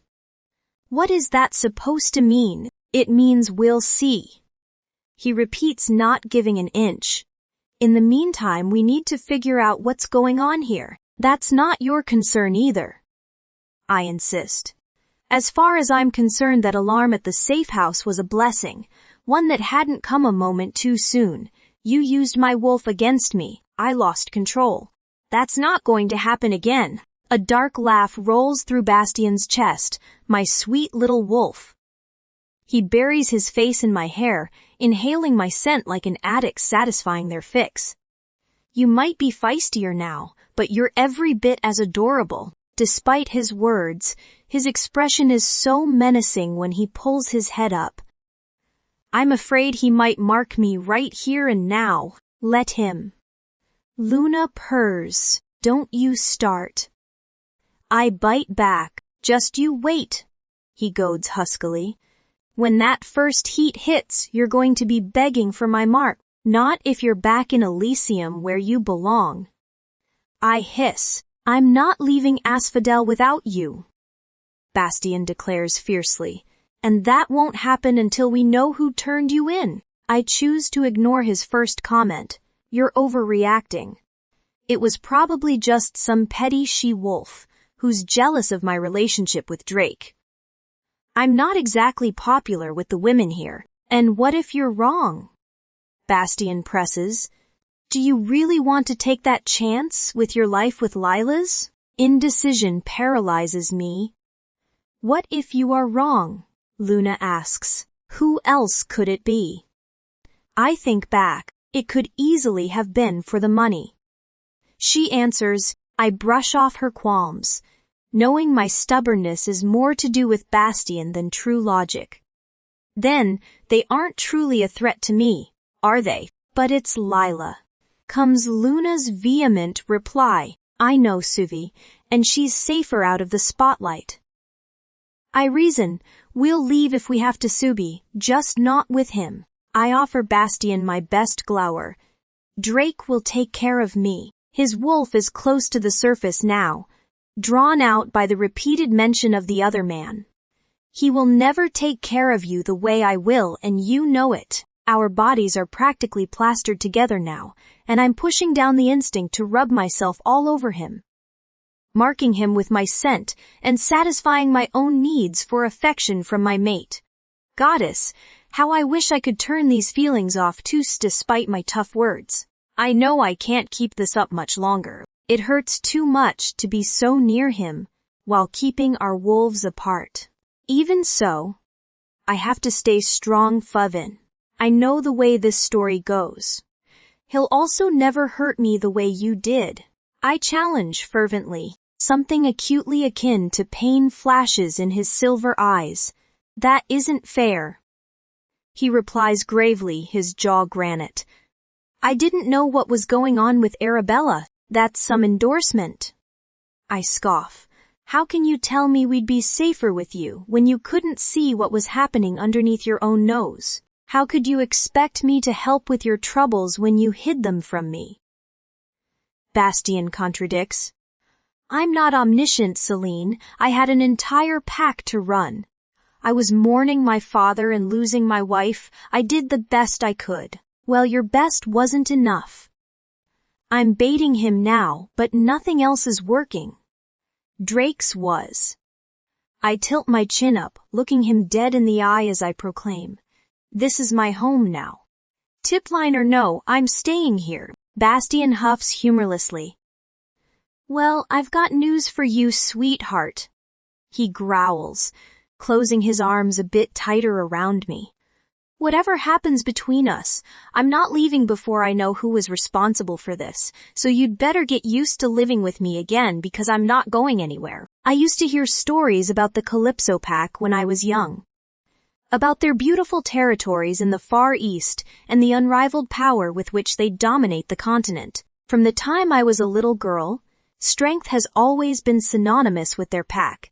And even as Gabriel grew the Nova Pack to new heights, the Durans have never come close to challenging Blaze Denizen's empire. Everyone thought I loved Bastian much, but actually I never loved him. How would I love the man that caused my brother's death? I just always pretended to love him, in order to achieve my revenge. After Bastian married the halfling, I traveled for a long time, always planning on getting to the Calypso territory, and its capital, Tartarus, eventually. At the time, I thought succeeding on my own would be its own revenge. Like I could somehow make Bastian pay for Flynn's death by living my best life. What utter nonsense. A few years of wasted efforts courting other alphas proved that much.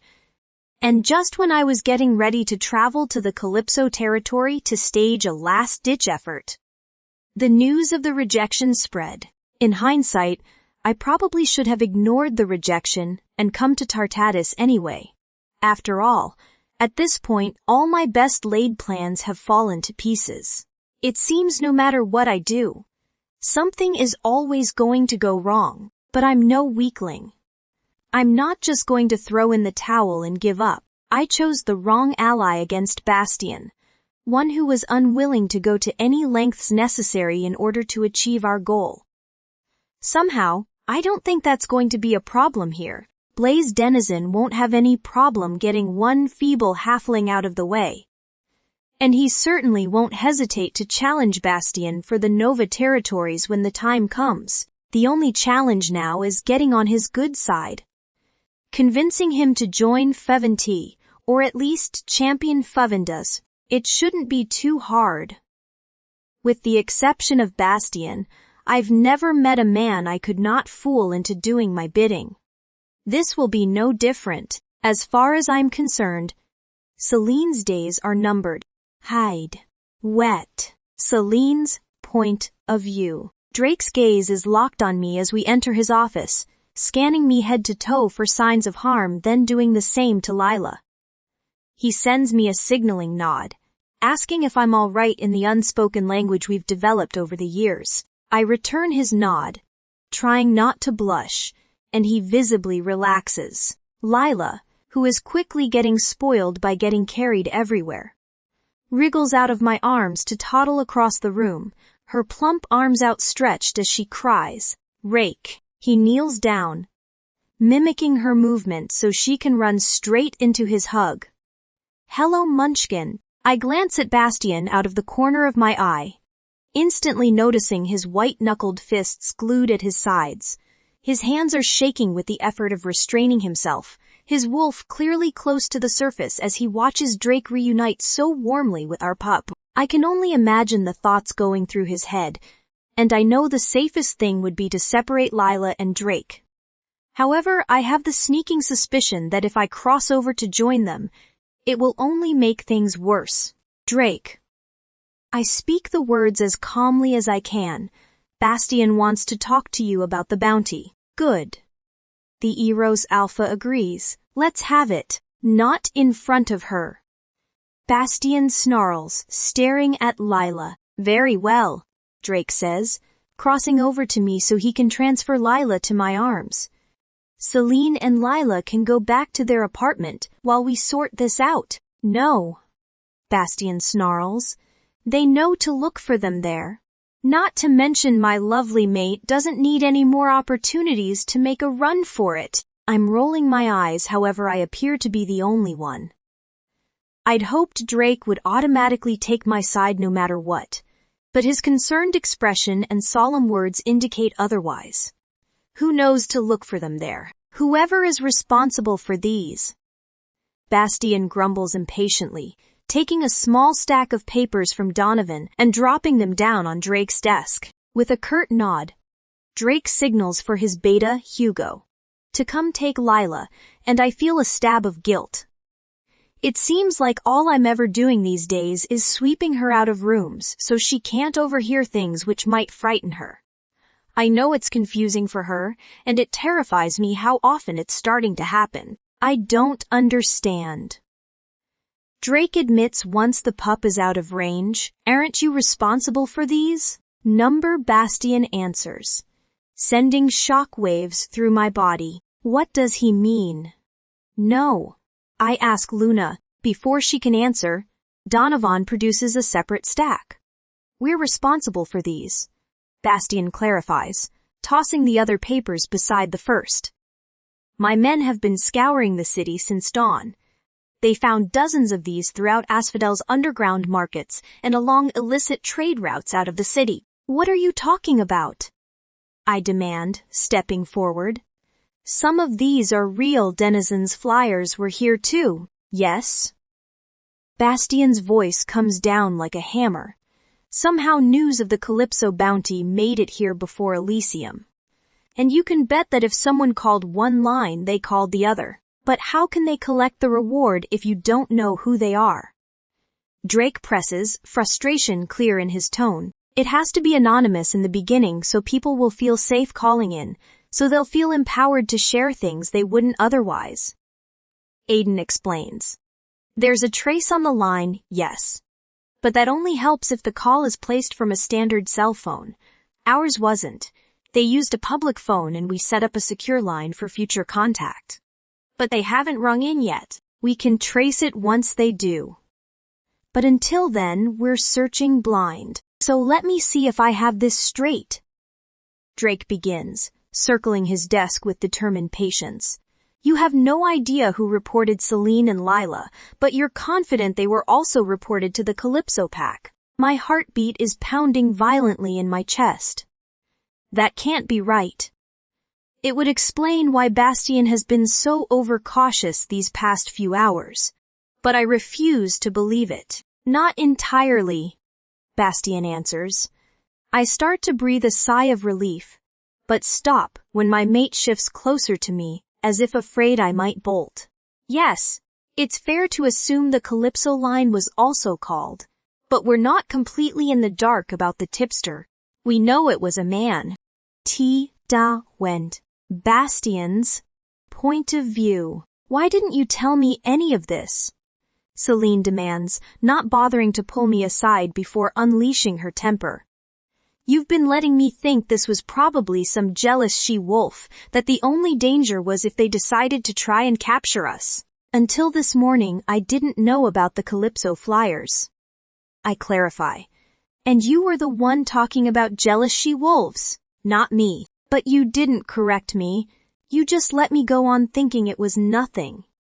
She exclaims. I've done nothing but try to make you see how serious this situation is. I bite back, frustration swelling in my chest. I don't like having this conversation in front of the others. This is between us. If I didn't share the details, it's because I didn't want to frighten you more than you already were. But don't you dare try to pretend I didn't warn you. She quells slightly, and I reach for her instinctively, needing to soothe the distress visible on her face. However, before I can make contact, the sound of the door clicking open fills the air, followed by a scent I would know anywhere. Celine only has time to gape before my mother barrels into her, wrapping my mate in her comforting arms and whispering 100 hurried blessings in her ear. I'm surprised she made it here so fast, and as inconvenient as her timing is, I'm thrilled to see the corner of a heavy manila envelope sticking out of the corner of her purse. My patience only allows for a few minutes of tearful whispers, apologies, and explanations before I step forward, pressing a kiss to my mother's cheek. Did you bring it? I murmur, my gravelly voice low but not indistinguishable. Mom looks back and forth between me and Celine, obviously hesitant, as she draws the envelope from her bag. The word confidential has been stamped across the top of the thick beige paper, and I watch the blood drain from Celine's face. Do you know what this is, little wolf? I ask, sounding more harsh than I intended. Her wide eyes leap to my face, undiluted fear dilating her pupils. Bastien too starts, grappling for a reply but failing to find one. If I had any remaining doubts, her reaction smooths them all away. My wolf rumbles with displeasure and outrage. I can count on one hand the number of times he has been truly angry with Celine, but I cannot blame him in this case. Not one bit. It's time to find out who Lila's father really is. I was being engulfed by my mother-in-law's warmth and affirmations of love.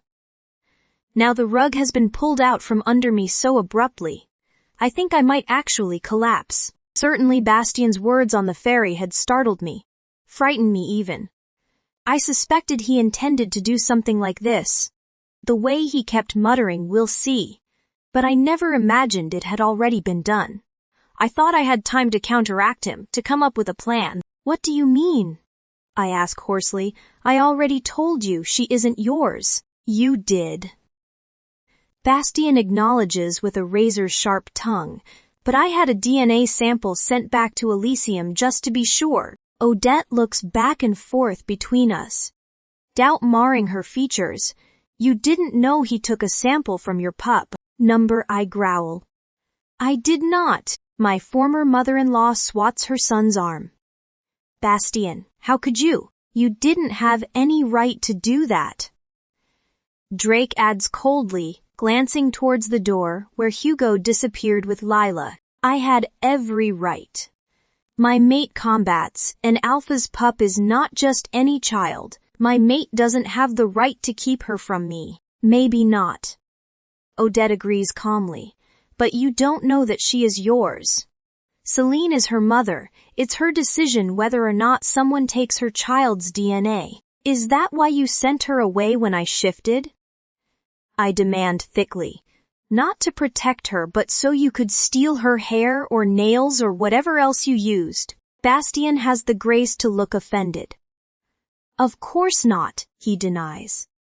I sent her away with nothing but her own best interest in mind, Sunday, not to mention yours. He's glaring daggers at me. And I try to remember the last time Bastien was truly angry with me. He's been stern, disapproving certainly, even annoyed. But before we reunited in Asphodel, I can't ever remember him looking at me the way he is now. With such unmitigated fury, I want to crawl under the desk and hide. He didn't even seem this livid when he found out I was alive. Luna is whimpering in my head, tucking her tail between her legs and rolling submissively onto her back. I know his fury is hurting her, that she hates feeling as if she's failed him. Once upon a time I would have reacted exactly the same way Thide. However, Bastien isn't the only one who's angry. My maternal instincts are raging a battle of their own. Outraged beyond comprehension that Bastien violated my pup this way. Not only did he steal her DNA, he violated my trust. He took advantage of my weakness and her vulnerability. But he's right. Luna moans, she's his pup. He has a right to know. Not this way, I insist. Not if it isn't what's best for her. He was always going to find out. Luna insists, and you can't deny how wonderful he is with her. People don't change. I argue. He's the same overbearing bully he's always been. He doesn't listen to what I want. He doesn't care about us, only himself. You love him, Luna exclaims, and I need him. Our internal argument has grown so fierce, I have to stop myself from physically shaking my head. It's torture to be near him, yet so far apart. Luna continues. I don't know how much longer I can take it. I know, honestly I do, I pronounce. But this is for the best. Being apart from him isn't what hurts most. It's being with him while he breaks your heart over and over again. I can feel every eye in the room surveying me now. But I can't continue the external fight before resolving my battle with my wolf. One day you'll thank me for not letting him destroy you completely. As Luna curls up in a defeated heap, I glower up at Bastien. One of these days you're going to have to admit that the only person whose interests you act in are your own, I assert, far more confidently than I feel. If you really cared about me or Lila, you would respect my wishes. You would trust me when I tell you she isn't yours. Odette reaches for my hand, squeezing softly. I've never known Celine to lie. You may want the pup to be yours, but that doesn't mean she is. You haven't met her. Bastien turns to Drake with a black look. Call your man back in. Under no circumstances. Drake snarls. You've crossed a line this time, Durand. This isn't your territory. Neither I nor my men are yours to command. He rounds his desk, standing up as tall as he can before my massive mate. And Celine and Lila are not yours either. Not anymore. We'll just see about that, won't we? Bastien rumbles, brandishing the envelope. And how do we know that you haven't doctored that paper to show the results you want? Drake demands, cunningly offering me an argument for the fight which will inevitably follow the test results. Then you admit they'll say I'm the father. Bastien strikes. Not because of any doctoring, but because that pup is mine as surely as Celine is my mate. You need to get over whatever little fantasy you've built up in your head, Kavanaugh. It's over. That's not your decision. Drake counters. Celine can choose her own mate, and Lila will stay here where she belongs. Would you two stop fighting over her like she's a piece of meat? I all but shout, surprising both men so much they fall silent. I don't care what those results say. I profess passionately. Lila is mine. I bore her, I birthed her, and I raised her. As much as I appreciate Drake's help, I can't help but feeling like a puppet dangling on their strings. She's not an Eros and she's not a Nova, she's a Valana. I remind them. And in case you hadn't noticed, that puts her on an endangered species list that should concern you a hell of a lot more than whose sperm was faster. The entire world feels like it's spinning out of control, and I cannot bear being apart from Lila any more than I can bear being trapped in this room. I look to Drake, undoubtedly appearing quite mad. Bring her back. I demand. I want my pup. Drake complies almost immediately. recalling Hugo to the study with Lila in tow. I cross the hardwood floors to meet him in the doorway, collecting my daughter and turning on the assemblage. This isn't about you, I hiss. It's about her. I jostle Lila on my hip. And she wraps her arms around my neck. Mommy, seem mad, she chirps. I am mad, my love. I confess, cuddling her close and kissing her hair, but not at you. The alphas, betas, and various guards stand stationary, watching and waiting for my next move. Only Odette reacts to Lila's appearance, her lovely face filling with light as she crosses the room to meet us. She grins widely when she meets my eyes, sharing a look only mothers can understand. She's beautiful, Celine. Thank you, I murmur, unable to keep my own lips from twitching upward. I tried. I think you succeeded. Odette laughs, reaching her hand up to shake Lila's. Hello, my darling. She greets my pup with the same overabundance of love she showed me when I first arrived on their doorstep.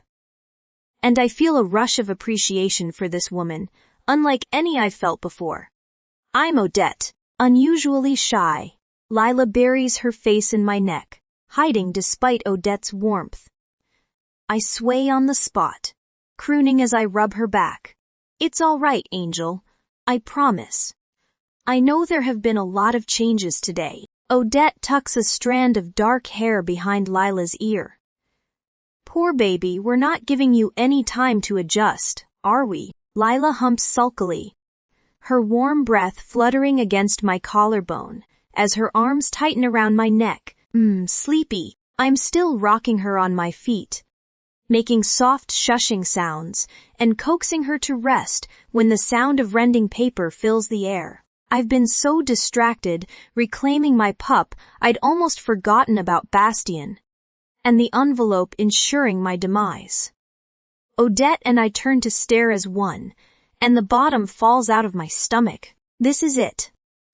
The moment I've been dreading since Bastien appeared in Asphodel. All my hard work. All the sacrifices I made, and for what?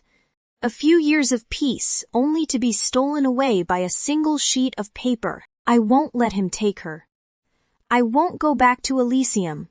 I think desperately. Bastien's eyes flit over the results page, his body winding up like a spring, more tense with every moment.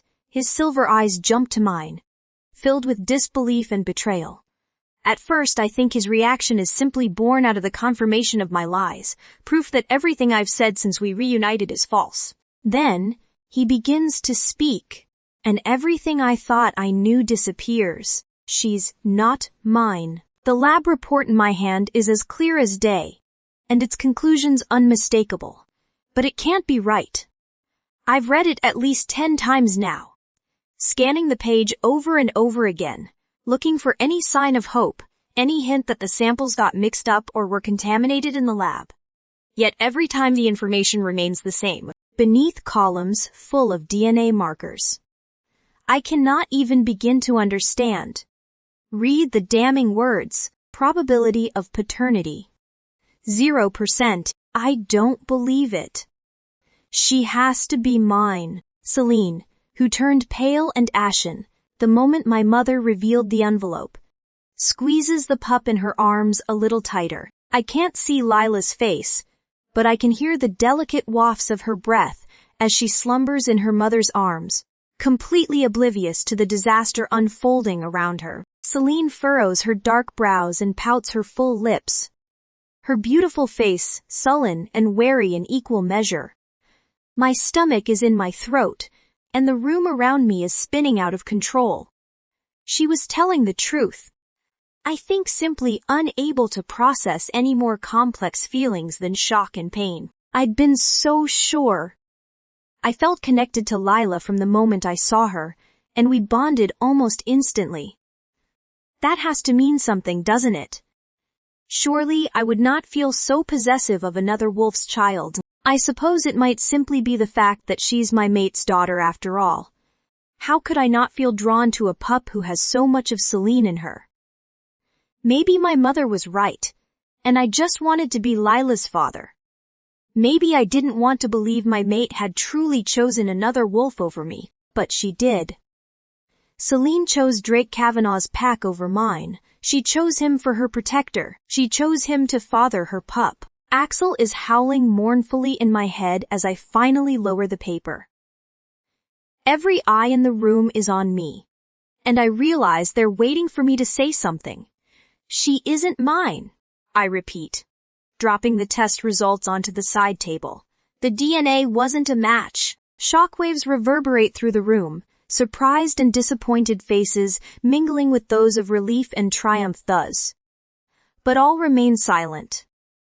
Axel is anything but. Howling has turned to ranting and raging, decrying the results with savage snarls and vicious growls. My head is so full of his fury, I almost forget where I am. A pair of cerulean and lilac eyes glow through the haze of blurry bodies and unfocused faces filling the room. Beloved, ethereal, and far too painful to look at now that I know the truth. I told you so. Celine tells me with an odd catch in her voice. More than once, it's your own fault for not believing me.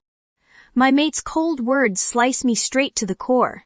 I assumed she was so upset about the test because she thought her lie would be revealed. Now I realize she was simply afraid of how I would react to learning Drake really is Lila's father. She was right to be afraid. Her voice set off my wolf even further, and he claws at the surface of my skin, desperate to get out. I'm not sure if I want to kill Drake or claim Celine. Frankly, I like the sound of both options. Of course, who is to say I need to limit myself to one? Every instinct I possess is urging me to defend what's mine. And Axel is positively rabid with the need to attack sovereignty, whether in violence or passion. My mother is looking at me with sympathy and concern. Unless I'm mistaken, she's upset by the results too. But she can also see that I'm in very serious danger of losing control. Bastien, she asks hesitantly. Are you a light? My shoulders rise and fall with the force of my shallow, seething breaths, punctuating the violent pounding of my heart.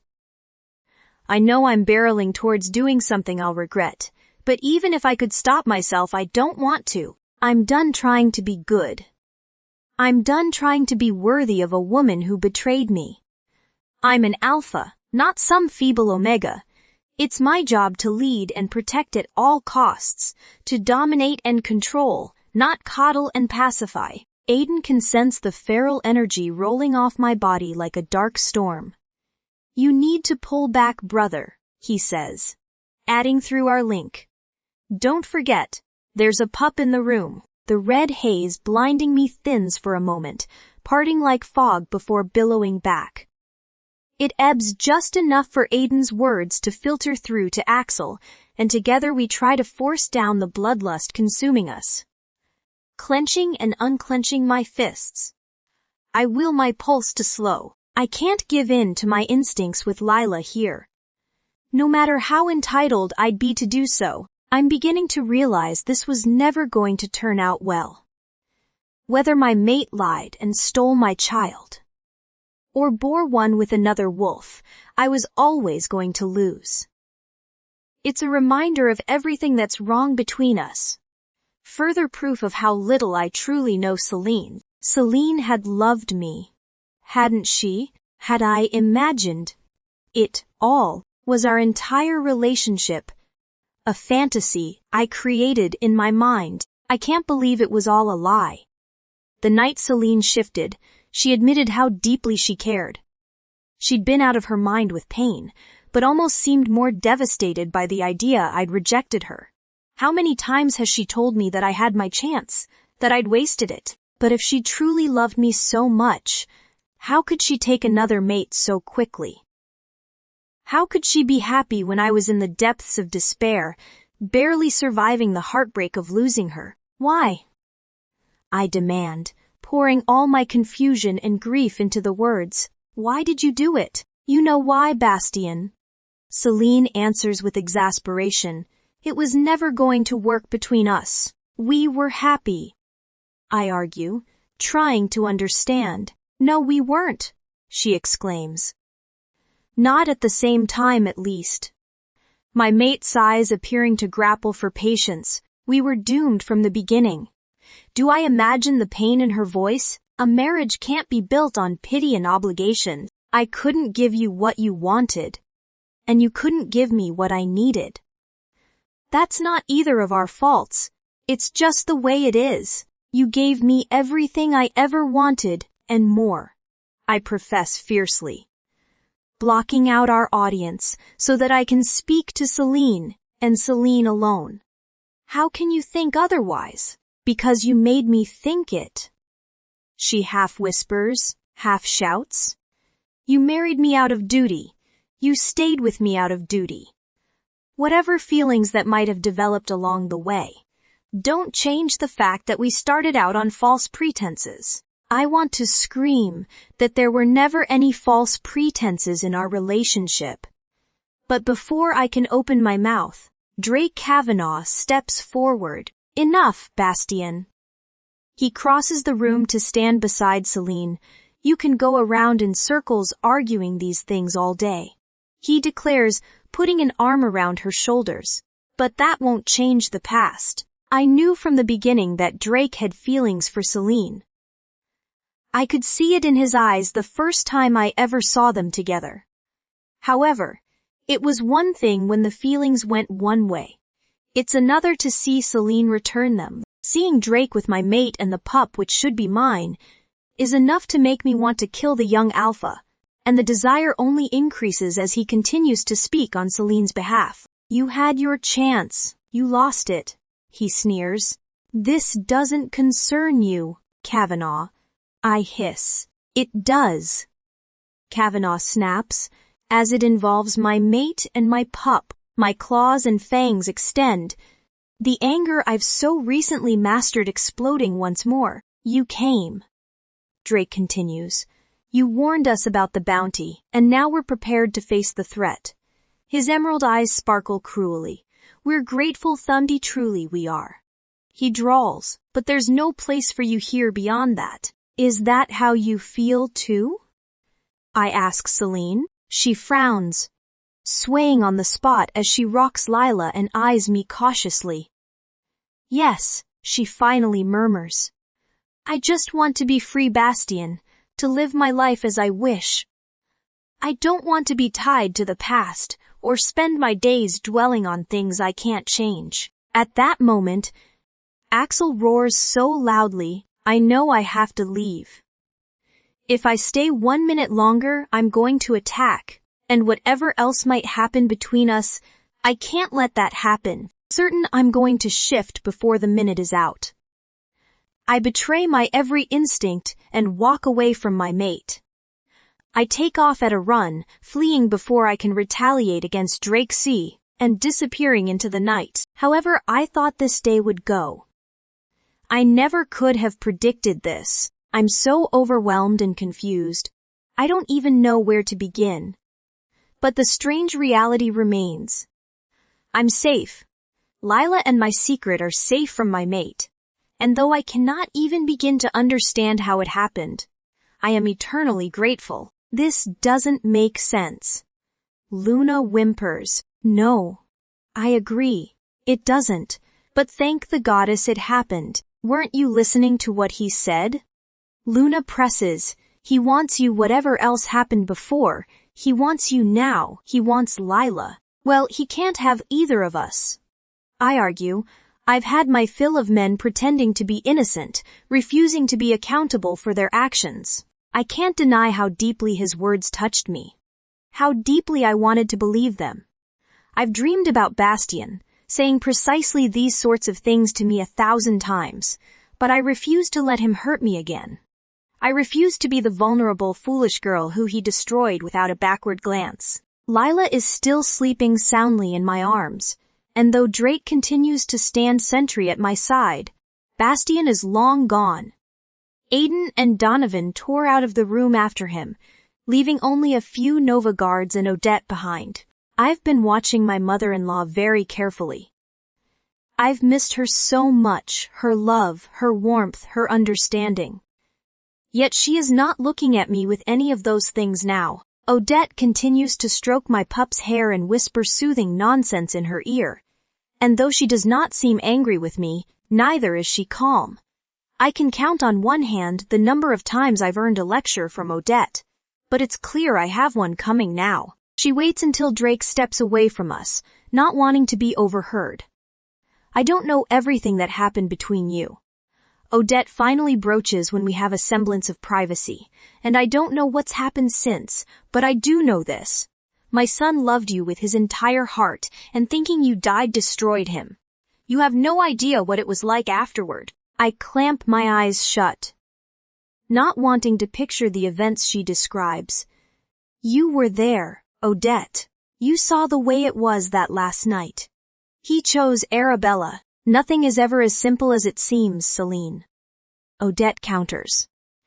I admit, at first I thought he was crazy for accusing you of being involved with the kidnapping, but that was never what he intended. It was to appease the police, nothing else. I know my supposed death can't have been easy, and I've always felt guilty for letting everyone believe such a horrible lie. But I also can't apologize for doing the best thing for my pup. You're a mother, Odette. I murmur. You know what it's like. Arabella wanted me dead. Bastien seemed to take her side, and I barely survived any of it. I sigh. By the time Lila came along, even knowing what I do now, I had to do what's best for her. And that wasn't Elysium. Number Odette agrees. But it could be now. How? I inquire hotly. Arabella tried to kill me over and over again, and Bastien still chose her. I have news for you, Celine, Odette announces. Arabella has fled Elysium to avoid Bastien's retribution over her crimes against you. What? I ask in astonishment. He didn't know, Odette insists. And no matter how he felt about it, he would never stand for anyone threatening his mate. I know that do you? Odette ponders. Do you know how deeply he cares for you, wants to be with you? I know that my daughter will never be safe with Arabella out there. I combat coolly, and I know that until she is behind bars, that can't happen. Odette frowns. I just want you to be happy, my love. Then you don't have anything to worry about. I promise. As long as I'm here with Lila, I'm happy. Hi. It takes a while for the room to clear. Bodies slowly filter out, starting with the contingent from Elysium and eventually spreading to include the members of the Eros pack. I've been waiting for everyone to get out since the moment Bastien read the test results, and the solitude can't come too soon. What in the goddess's name just happened? I demand when I'm finally alone with Drake. Did you do that? Drake frowns. What, doctor, the test results? Number, he replied simply. I thought maybe you were responsible. I didn't have any idea. I breathe, and it doesn't make any sense. I cry. Bastien is Lila's father's sovereign, without question. You never. Drake trails off suggestively. I've never been with anyone else. I inform him coolly.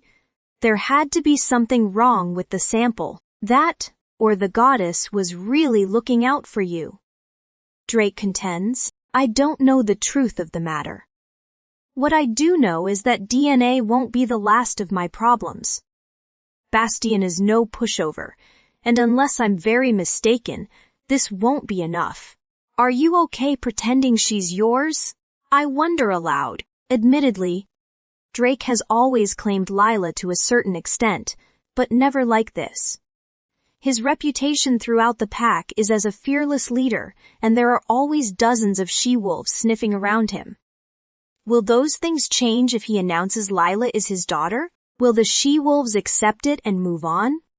Or will the more ambitious social climbers take my daughter's existence as a threat, the same way Arabella did? Of course.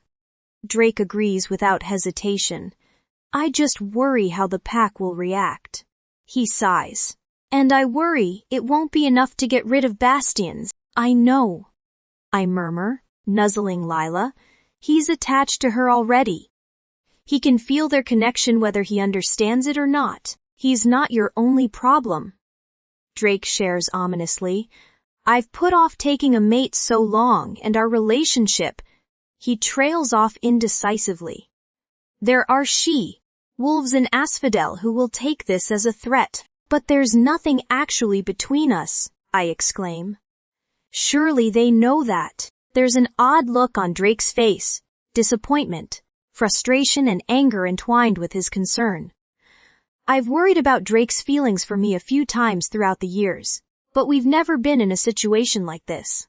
His role in my life has never been questioned this way, and as much as I want to brush it aside, I can't. Bastian's reappearance is complicated for 1,000 reasons, not the least of which is that he's putting pressure on the delicate balance I've struck here. I don't want anything to change, but the more time that passes, the more I fear things have already changed beyond all comprehension. People aren't always that logical. Drake broods, interrupting my thoughts, but we have bigger problems. Don't worry about the bounty. I try to instruct. I will worry about the bounty, he insists. I can't believe you didn't tell me about it, and don't you dare pretend you didn't. Feeling suddenly very petulant after withstanding the disapproval of both these men, I argue. I refuse to let fear rule my life. Our lives. I correct, squeezing Lila gently. I knew about the bounty, I admit, but it was always going to be there no matter when I went. I can't run forever. It's not about running, Drake corrects. It's about talking to me, letting me in so I can protect you when you need it. I've had enough of alphas coddling me under the pretense of protecting me or doing what's best. I argue. I came here because I wanted to be free, not because I wanted a different wolf to boss me around. I understand that, Drake insists.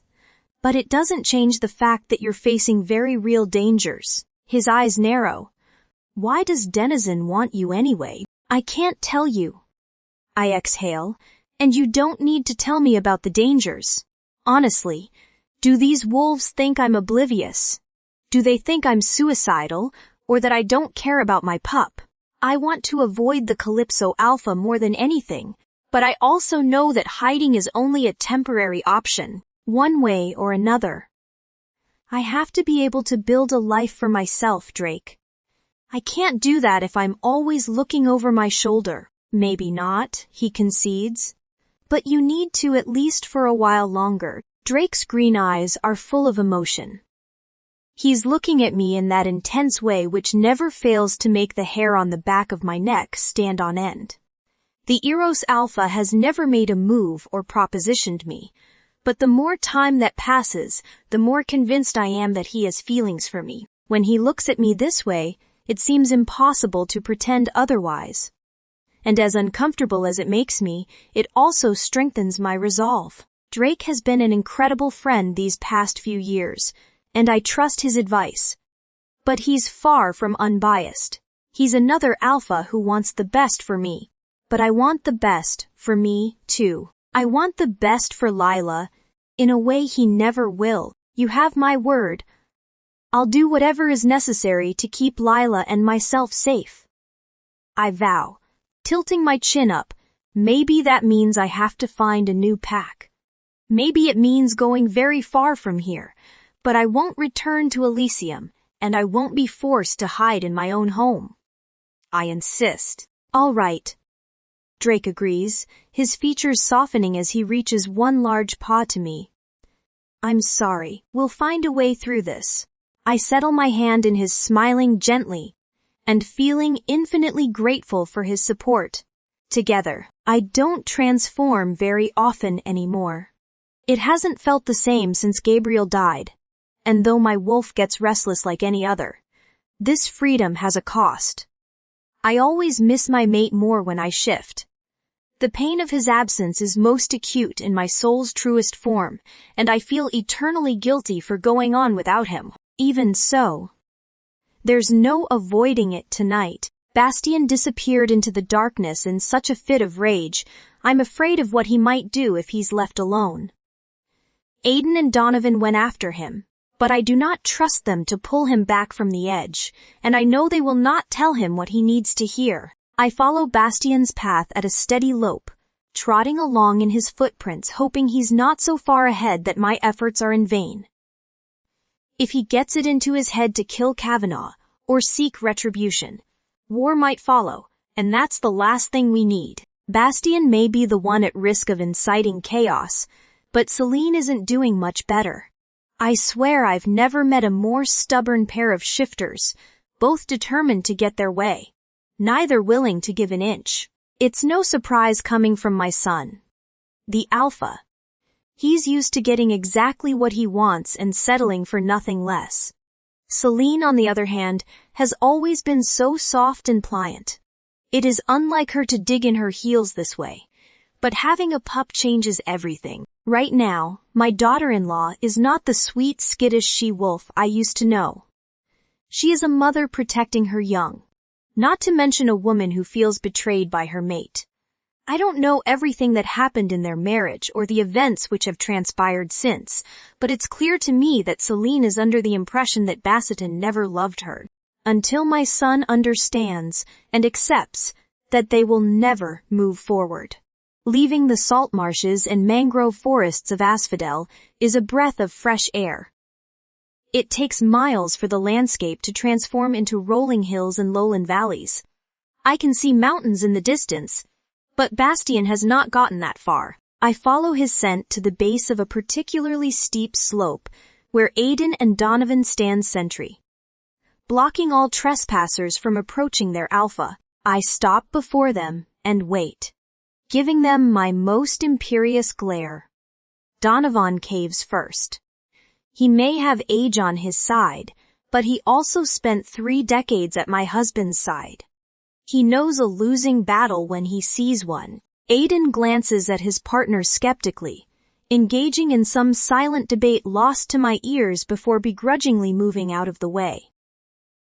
I trot past them with a little huff, soon setting eyes on Bastian up ahead. I move across the ridge towards the huge black wolf, meeting his glowing silver eyes as I approach. For a moment I think he might turn his back on me and run. But I emit a soft growl with the order, don't even think about it. His muscles relax even if his eyes do roll back into his head, and he sits down on the hard rocks. I came out here to be alone, I'm aware. I inform him derisively, but sometimes being alone isn't what you need. I don't need a pep talk either. Mother, he counters grumpily, you can't make this better. I don't think you need a pep talk. I agree warmly. I think you need a good smack on that hard head of yours. His furry head swings around, outraged that I haven't automatically taken his side clear on his face. She left me. She chose another wolf. He rumbles. She gave him. He trails off, emotion thick in his voice. Lila should be mine. Blood doesn't make a father. Bastian, I state firmly, settling beside him. Being a parent is about showing up and putting in the work. It's about providing love and support over a lifetime, giving a pup structure and discipline, fine tea, and everything else necessary to raise strong, independent adults. I duck my head, trying to catch his eyes and refusing to continue until his molten gaze returns to mine. Drake isn't Lila's father. She might have his DNA. She might enjoy spending time with him every now and then, but he isn't her parent, I insist. And whatever Celine might say, he isn't her mate. I can see Bastian gearing up to argue, but I cut him off. I don't know how Lila was conceived, but it's clear to me that Sudi, however they started out. Celine doesn't want anything more from Drake than friendship and protection. She doesn't want me either. Bastian growls. It takes all my willpower to smother the laugh trying to bubble up in my chest. Sometimes I don't know what the goddess was thinking, putting men in charge. I admit, you can be the most obtuse lot. Excuse me. Bastian replies, appearing thoroughly affronted. You are a fool if you think Celine doesn't want you. I proclaim. Bastien straightens, pulling up to his full height as if I'm a pack member he can intimidate, rather than the being who gave him life. The wolf and the woman are not the same, he argues. I know her wolf recognizes me. That isn't a problem. The problem, I sigh, is that you are so absorbed in your own feelings that you have blinded yourself to Celine's perspective. A memory floats to the forefront of my thoughts, my recollections rolling off my tongue as the images take shape in my mind. The day your father died, Sivandi, the day you were supposed to have your rejection ceremony, Thivan Celine was heartbroken. She told me it was what you wanted, not her. The big wolf grimaces. What are you talking about? I'd forgotten until now. With everything that happened after, I confess, but she thought you didn't love her. How could she possibly? Bastien demands. I love her more than anything. I always have. I close my eyes, aching for the beautiful young woman who landed on our doorstep all those years ago. Bastien, you see the scars of Garrick's abuse in her nightmares and panic attacks. You saw them in the loss of her wolf, her mistrust of strangers and fear of men. I explain patiently, but the worst scars are the ones you cannot see. Celine spent the most formative years of her life being told she was worthless and unlovable. Garrick spent 8 years telling a child that no one could ever want her, and she believed him. You have to stop thinking about your relationship in terms of reality and fact, I advise, and start considering how things might have looked to someone who believed she was not worthy of attention or deserving of love. Bastien's eyes fall shut, a pained expression overtaking his features. The night Celine shifted, she kept saying I only married her out of obligation, and that the only reason I wanted her now was because of her wolf. He continues. I told her it wasn't true, but I don't think she remembers. Then I learned that Arabella told Celine I was rejecting her so we could be married. I nod, wishing I could rip Arabella limb from limb for putting those thoughts in my daughter-in-law's head. And then she tried to kill her. I remind him. Celine's life was in danger, and she was convinced you didn't want her and never had. She spent the last 3.5 years letting those ideas fester. I cannot blame her for distrusting you now. Especially not when she fears for her pup as well as herself, but she has her wolf now. I can see the gears turning in my son's head, trying to accept my words while still rationalizing them against the events of the past few days. She knows Arabella was lying. She can feel our bond. That may be so, I concede. But Celine has been lost for as long as I've known her, Thivant, and she's still lost now, I claim with more certainty than I can express. She may be stronger, she may be more confident and better at hiding her feelings, but mark my words, Bastien, she doesn't know what she wants and she's terrified of being hurt again. Forget everything else that's happened. I beg him. Forget the past. Forget your pride and hurt feelings. When it comes down to it, the only thing you need to know is that Lila is a pup without a father, and Celine is a she-wolf trying to survive without her mate. I implore him to understand. Your mate is trying to protect her child from a world that nearly destroyed her, and keep them both safe from wolves who want them dead. Already I can see Bastien swelling with anger, but I'm not taking any chances. Leveling my son with the sternest glare I can muster, I hammer my point home. If you let a few silly test results change your feelings about them. You aren't the wolf I thought you were. A pair of guards flanked the entryway to Celine and Lila's room in the pack house. Apparently, our arrival combined with the threat of the bounty was sufficient to cajole my mate into moving in Thevity if only temporarily. The guards try to block my approach, but quickly quell beneath the force of my scowl, stepping aside so I can knock. Bracing my shoulders for a fight, I rap on the heavy wood, listening to the movement inside with bated breath. The door swings open, revealing a startled-looking Celine. Her hair is up in a messy bun, and her soft blue sundress appears to have been splashed with water. I can smell the remnants of bubble bath and shampoo, and suspect I've just missed bath time. Bastian. Celine greets me stiffly, her nervousness clear for all to see. My wolf whines, wanting to comfort his mate. But I hold him off. I don't want Celine to be afraid of me, but I can't show her any reprieve too, not yet. Bracing my hands on the doorframe, I loom near, but do not enter the suite. We need to talk. Celine shifts uneasily on her feet. I'm in the middle of getting Lila to bed. I glance over her head, searching the small set of rooms with curiosity. Sure enough, Lila is curled on the couch in a pair of footy pajamas, her hair still damp from her bath. Her eyelids flutter heavily, though she clearly wants to stay up. Every few moments she gives herself a little shake and opens her beautiful eyes wide, stubbornly fighting the drowsiness threatening to pull her under. My heart swells in my chest, overflowing with warmth and affection for the adorable pup. I thought I would feel differently, now that I know she isn't mine. I thought I'd been imagining the bond I feel with her. That my delusional mind had constructed some fairy tale out of false hope and stupidity. Looking at her now, I know I imagined nothing. I feel every bit as besotted with the tiny creature as I was the moment I first laid eyes on her. I don't see Drake or remember Celine's betrayal. I don't feel the sting of resentment and jealousy. There is only love. Love for the silly she-wolf fruitlessly attempting to block my view of the apartment. And love for the perfect being she created. I can wait. I inform Celine, striding past her without asking for permission to enter. A strangled noise sounds in Celine's throat as she watches me cross the room to the overstuffed sofa.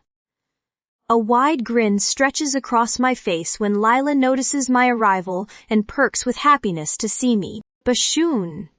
She exclaims, her excitement fending off sleep just a little while longer. I hook my hands beneath her outstretched arms, pulling the toddler up and into my embrace. Well, what have we here? I grumble playfully. Can this be the same pup I saw a few hours ago? She's so clean. Lila immediately snuggles against my chest, though her nose crinkles up with indignance. I's already clean, she informs me with a pout. I didn't need bath. She reminds me so much of Celine, I can't stand it. Even cranky, she's still so sweet my teeth hurt. But you smell so good now, I tease. So good I could eat you right up. I nuzzle her shoulder, making nom nom nom sounds, and Lila breaks into hysterical giggles, wriggling in my arms. I can see Celine approaching out of the corner of my eye, still looking uncertain. There will be no eating any pups tonight, she announces softly. It's bedtime. I want a story, Lila declares, looking up at me from beneath her eyelashes. Celine's hands reach out to take the child from me, but I turn away before she can make contact. That can be arranged, I tell Lila indulgently. Which room is yours? Dat one. She answers immediately, pointing behind me. Without giving Celine a backwards glance, I carry her pup to bed, tucking her in and settling beside her on the small mattress. My mate follows closely, hovering in the doorway and watching us with a mix of disbelief and confusion. Catching her between my crosshairs, I extend my free arm, inviting her to come lie on my other side. Celine shakes her head defiantly, and I narrow my eyes, emitting a low rumble while Axel howls for his mate. Celine's body twists and visibly quakes as the sounds move through her, and she wrenches herself away from the door to escape the sensations. Alone with Lila, I ask, "Does your mommy tell you stories every night?" She nods sleepily, cuddling into my side. Axel is practically purring with happiness. So content is he to be near Lila. The only thing missing is Celine, and I know part of him is still calling to her wolf no matter how she fights. Do you want to hear one of the ones she tells, Or something new? Lila thinks for a moment, finally squeaking. New. All right. I smile softly, searching for the right words to begin. Once upon a time, there was a brave little wolf who was taken prisoner by an evil sorcerer. He was very mean to her and very bad, I explained dramatically.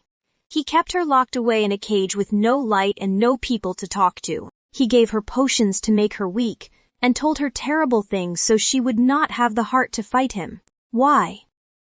Lila murmurs with a frown. I grapple for an answer that doesn't involve curse words. Because some people are so unhappy with themselves that they want to make the rest of the world unhappy too, so they aren't alone. I finally answer, but one day the little wolf outsmarted the sorcerer. When he wasn't looking, she hit him over the head and ran to freedom, where she met a handsome prince who vowed to love her forever. Glancing at Lila to make sure she's still awake, I press on. Still, the little wolf was very afraid of the prince because of everything the sorcerer did to her. She thought he was like the man who hurt her, and because she remembered all the terrible things the sorcerer told her about the world, she convinced herself the prince didn't really love her and ran away. She ran away. Lila repeats with a furrowed brow. She did, I confirm. And for many years the prince thought she was lost forever. He barely survived it and spent all his time dreaming of the past, wishing that his little wolf would find a way to come back somehow. I trail off for a moment, petting Lila's hair. Why are you sad?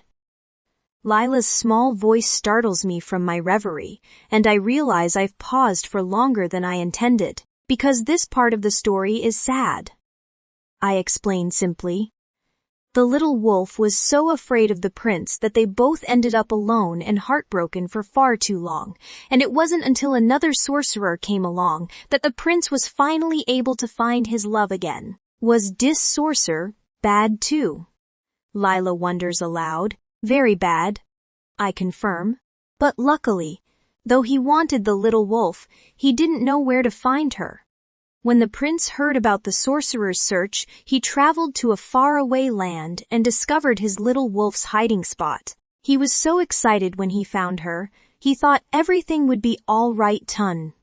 But it turns out the little wolf had a secret. Secrets, not good. Lila interjects sagely. Most secrets aren't. I agree. But sometimes David. When secrets are to protect someone they're okay. The little wolf kept her secret to protect something very precious indeed, Favinda baby. The pup beneath my arm turns her face up to me, listening intently now. Now at first the prince was very upset. He wanted the baby to be his. But she wasn't. A tiny hand clutches at my own, and Lila squeezes my fingers in sympathy as she watches the emotions flit across my face. The prince never learned to share, and it was very hard for him to understand why his little wolf ran, or accept that her child belonged to another. However, the more time he spent with them, the more he realized that none of that mattered. Secrets and fear are very powerful things, I explain. But love is stronger. It is stronger than loneliness or heartbreak. It is stronger than all the evil sorcerers in the world. And sometimes happiness isn't about everything going right or the way you expected. Sometimes it's simply about choosing love over all those other things. So what happened? Lila whispers, her eyes closed and her body going just a little bit more limp with every moment that passes. They chose love. And when the sorcerer saw the strength of their love, he knew he was defeated.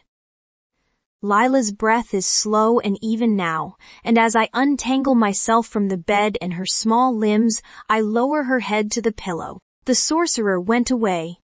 And the little wolf, her baby and the prince, all lived happily ever after. Lila is smiling in her sleep, and I find it nearly impossible to take my eyes off of her. I could watch her sleep for hours and never get bored. My mind had already been made up when I arrived at the pack house this evening, but even this brief time with the pup has convinced me I'm doing the right thing. My mother is correct as usual. The test results haven't done a damn thing to alter the bond I feel with Lila. Blood doesn't make a parent. And I don't care that Lila doesn't share my DNA. She is still mine. They both are. I close the bedroom door as quietly as I can, unsurprised to find my mate waiting on the other side. I almost smile. Some things never change.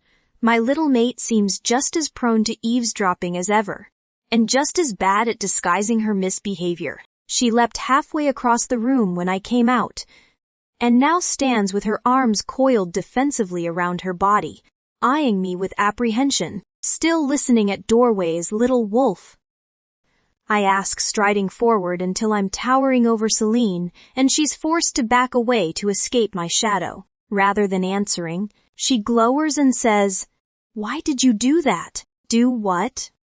I feign ignorance. Put your pup to bed. Number. She corrects me immediately. Why did you say those things to her? Because Lila wanted a bedtime story. I shrug, watching her skirt away from me with amusement. She should know better than to run from a predator's servant, especially her mate. I follow her at a distance, never coming close enough to make contact, but making my intentions all too clear. You can run, little wolf, Axel rumbles, but you can't hide. What did you think of it? Celine is beginning to look rather distraught, like a cornered rabbit with nowhere to turn.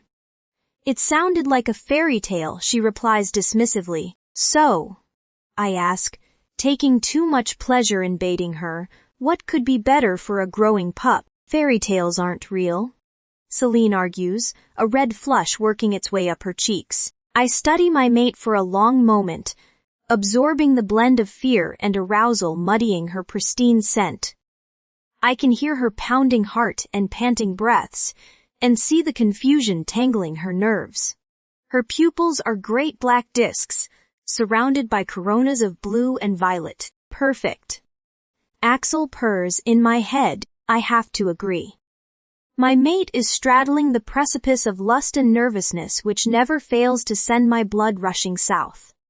It's been too long far too long since I've seen her this way. And far too long since we've mated.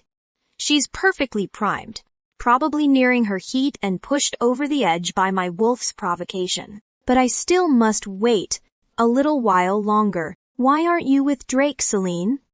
I question sharply, completely thrown off balance by the unexpected question.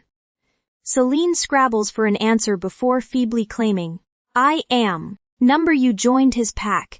You let him father your child, but you aren't together. I assert, prowling nearer. He hasn't marked you. He hasn't formally recognized Lila as his child, and he hasn't moved you into the pack house until now, because I didn't want him to. She counters, crossing her slender arms over her chest defiantly. I didn't want a mate, Tuva. I don't want a mate. She amends. Drake understands that. He respects it. There are no strings in our relationship. And why are you so determined to live without a mate? I inquire. What is so terrible about strings? Stop it, Bastien. Celine pleads. I know what you're doing and it's not going to work. What am I doing? I ask innocently, stalking her skittish movements. You're trying to make me think you love me. And that you'll accept Lila no matter her paternity so that I'll mate with you. She accuses, looking over her shoulder to make sure her escape path is clear. That was a mistake. I take the opportunity to close the distance between us, flitting forward so that I'm standing mere inches away when she turns back to face me. I clamp my hand over her mouth before she can cry out, and lock my free arm around her waist, gluing our bodies together. Shh. I croon, shifting my hand to cup her cheek. I'm sorry. I just didn't want you to wake Lila. Though her mouth is uncovered, Celine does not try to speak. She holds herself completely still, not frozen in terror, but tense to the point of shaking Thavan, as if she's fighting some internal battle I cannot see. I wonder if her wolf is doing as Axel is, urging her to rub herself all over my body to mark me with her scent. You're right, Celine, I declared gently. I am trying to make you think those things. I let the words hang in the air, giving my mate time to backtrack our conversation. When she remembers the last words spoken before I surprised her, her brow furrows in consternation. Unable to help myself, I press my lips to her wrinkled forehead with a deep chuckle. Not because I want to mate with you, Sudi, though I absolutely do. I promise, but because that is the way I truly feel. Celine is already shaking her head, tears welling in her eyes. You're being cruel, she accuses, tracing my hand up and down Celine's spine. I search her expression. How, sweetheart? Lying about loving someone is a horrible thing to do. She informs me, eyes narrowed to slits. You broke my heart once. Wasn't that enough? Careful, little wolf, I growl, tightening my grip on her small body. I don't mind if you eavesdrop or push me away, or even run from me. It takes nearly all my strength to keep the anger I'm feeling out of my voice, and I only succeed in part.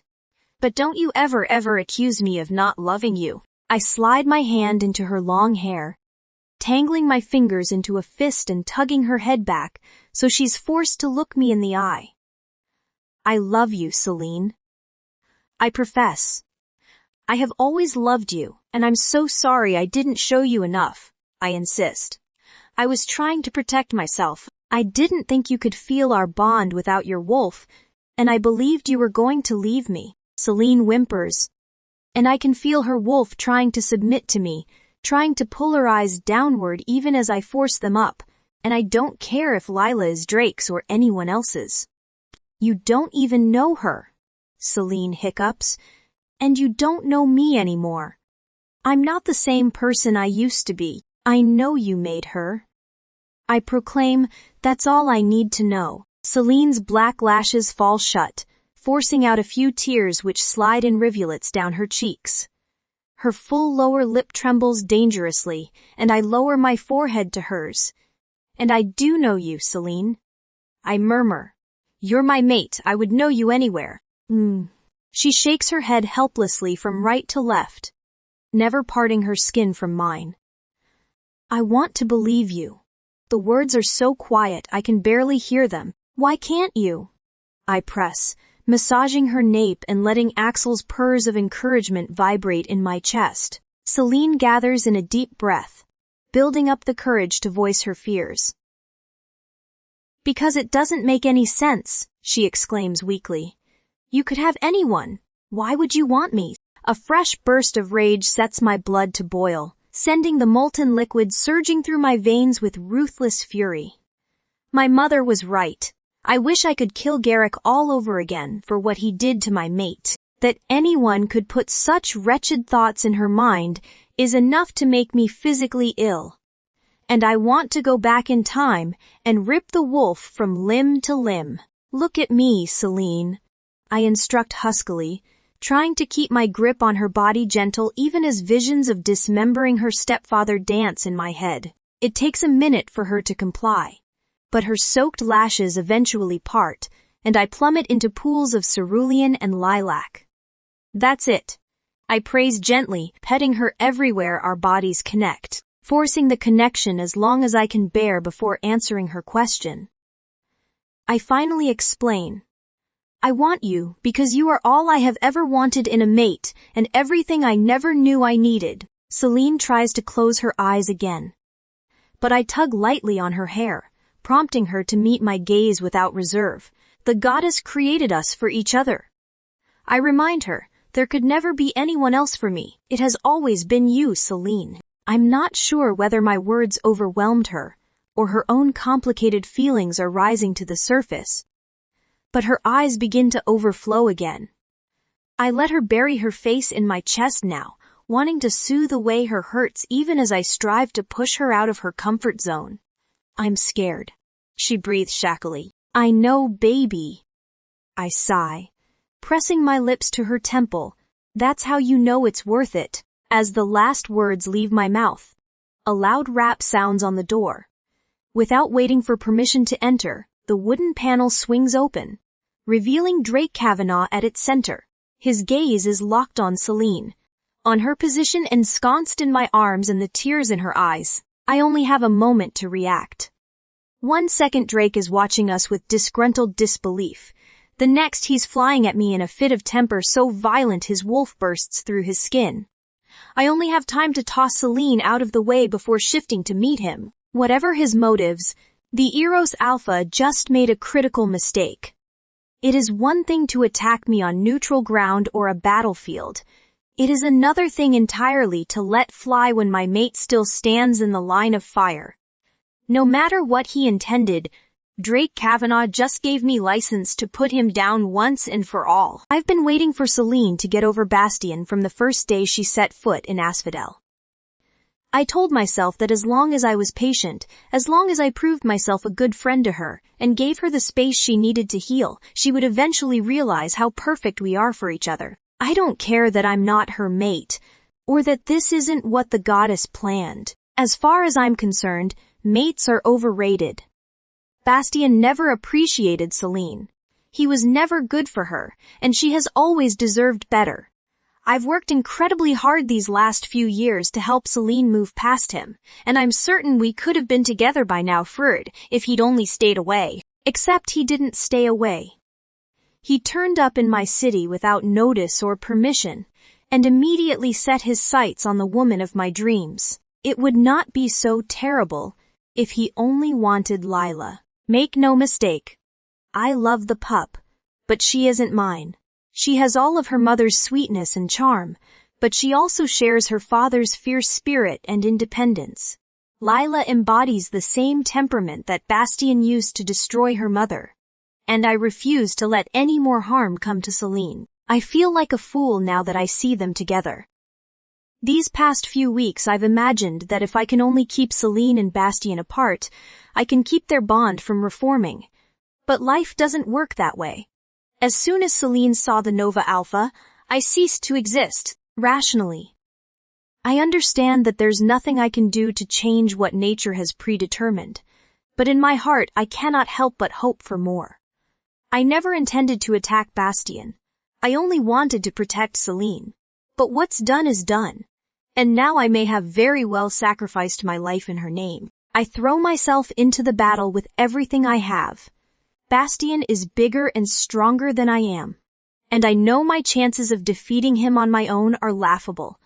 But if I have to go down fighting, at least I can go down fighting. I look to Celine as these final thoughts filter through my mind, and even as the rational part of my brain questions the logic, there is no doubt in my mind. She's worth it. And when Celine's point of view, everything happens so quickly I can barely keep up. One moment I was sobbing into Bastien's neck, the next I'm flat on my back, looking up from the sofa while a pair of alpha wolves war above me. I can't imagine what Drake was thinking when he decided to attack Bastien, especially not when I was standing between them. But his motives are irrelevant now. Bastien responded to Drake's assault as any wolf would, by shifting and meeting him head-on. The fight is already underway, and I have a terrible feeling that only one man will come out alive. Unfortunately for my friend, the odds of Drake winning are abominably low. Bastien is almost twice Drake's size in this form. And I've seen my mate fight off half a dozen formidable opponents without so much as breaking a sweat. They clash in a fit of teeth and claws, their snarls rending the air in two. I'm certain Lila will wake at any moment, and suddenly my only instinct is to reach my pup before the danger can land on her doorstep. I scramble to my feet, only to find myself trapped in place by the massive tangle of fur. Blood splatters on the floor in front of me, and I look up in abject horror to find Drake nursing a paw marred by a vicious gash. He whines in pain, but continues to fight, seemingly oblivious to the odds against him. Finally deciding to escape over the back of the couch, I leap to the other side and dart for the bedroom where my daughter sleeps. I force my way through the door, eyeing the narrow mattress where Lila continues to nap, astonished that she can sleep through this ruckus, carefully pulling the door shut before the noise can disturb her slumber. I turn back on the battling men. I know it's only a matter of time. Drake can only last so long against Bastion, and his strength wanes with every moment that passes. Just as I ponder these condemning thoughts, Drake's beta, Hugo, appears in the doorway. Flanked by half a dozen guards, they launch themselves at the warring wolves at once, shattering my calm and sending my nerves haywire. Drake's guards attack as one, surging forward to challenge Bastion like a tidal wave of fire and fury. They show no restraint, attacking my mate's weak spots without even pausing to let him catch his breath. Bastion fights one wolf after another, throwing them off of him with practiced ease, and making me wonder if there is any pack on the continent capable of truly challenging his dominance. Luna loves his prowess, cooing and preening with every drop of blood he sheds. She loves how powerfully he expels his enemies. But she also frets for his safety when more and more guards arrive. What was once 6 sentries becomes 10, and the tactics Bastion once used to repel them begin to falter. The greater Drake's losses, the more wolves he calls to his aid. For every guard and sentinel Bastion takes out, another lies in the wings, waiting for their chance to destroy the indomitable Alpha. I dash to the doorway, scanning the hall for signs of Aiden or Donovan. This isn't fair. Bastion is fighting alone while Drake has an army at his disposal. I never thought Drake would do something with so little integrity. I understood it when I needed a ploy to escape the city and no other option was available to us. If I thought Drake was attempting a similar strategy, I might not mind so much. I'm not ready to face everything which transpired between Bastion and I. My heart still feels hollow and broken. Yet I'm also coming to realize how wrong I was about our relationship. Every instinct I possess tells me not to trust the wolf, to protect myself at all costs. Yet my heart also aches for my mate. I want to believe Bastion. I want to believe he loves me, that we could truly build a life together. However, it's clear that this is no ruse. For one reason or another, Drake has lost his head. He's going in for the kill. As more of Drake's men join the fight, Luna tries to force her way out of my skin, straining and stretching to make the painful shift we've only managed once before. No. I beg her. It hurts, and we don't know how to fight. We have to do something. She insists. They're going to kill him if this keeps up. For a few long moments I continue to fight my wolf. She's only come out once before, and the pain was such that I can only compare it to childbirth. Still, I know Luna is stronger than I am. She possesses skills I do not, and she can help me now. Without thinking, I dive into the fray, putting my body between Bastion and Drake's men and snarling with every ounce of courage I possess. I assumed they would back off the moment a she-wolf stepped in. But their aggression fuels their violence like a drug, driving them to destroy any obstacle which stands in their way. 2 wolves come at me at once, their glowing eyes boring into my psyche with more ferocity than I can ever recall facing. Garrick may have hurt and abused me, but he never sought to destroy me as a wolf. He always attacked as a man, and I was only able to fend him off because he remained in that form. This is another matter entirely. Bastion is still mid-fight with Drake, unable to reach me but clearly conscious of my actions. He's growling behind me, warning me off and threatening all sorts of retribution for interfering. Still, I persist. My mate might be strong enough to rule a pack, but I am strong enough to defend those I love. No matter the threat, I bare my teeth and offer up my fiercest snarl, determined to protect him. The wolves launch forward, and Bastion roars in the distance as they tear into my delicate limbs and send me flying. A pitiful whimper leaves my lips even as I crash to the floor. I'm hurt and afraid, not to mention confused beyond all reason. I'm not sure who ends the fight. Only that silence eventually falls in the room. However, once the chaos halts, there is no question who's in charge.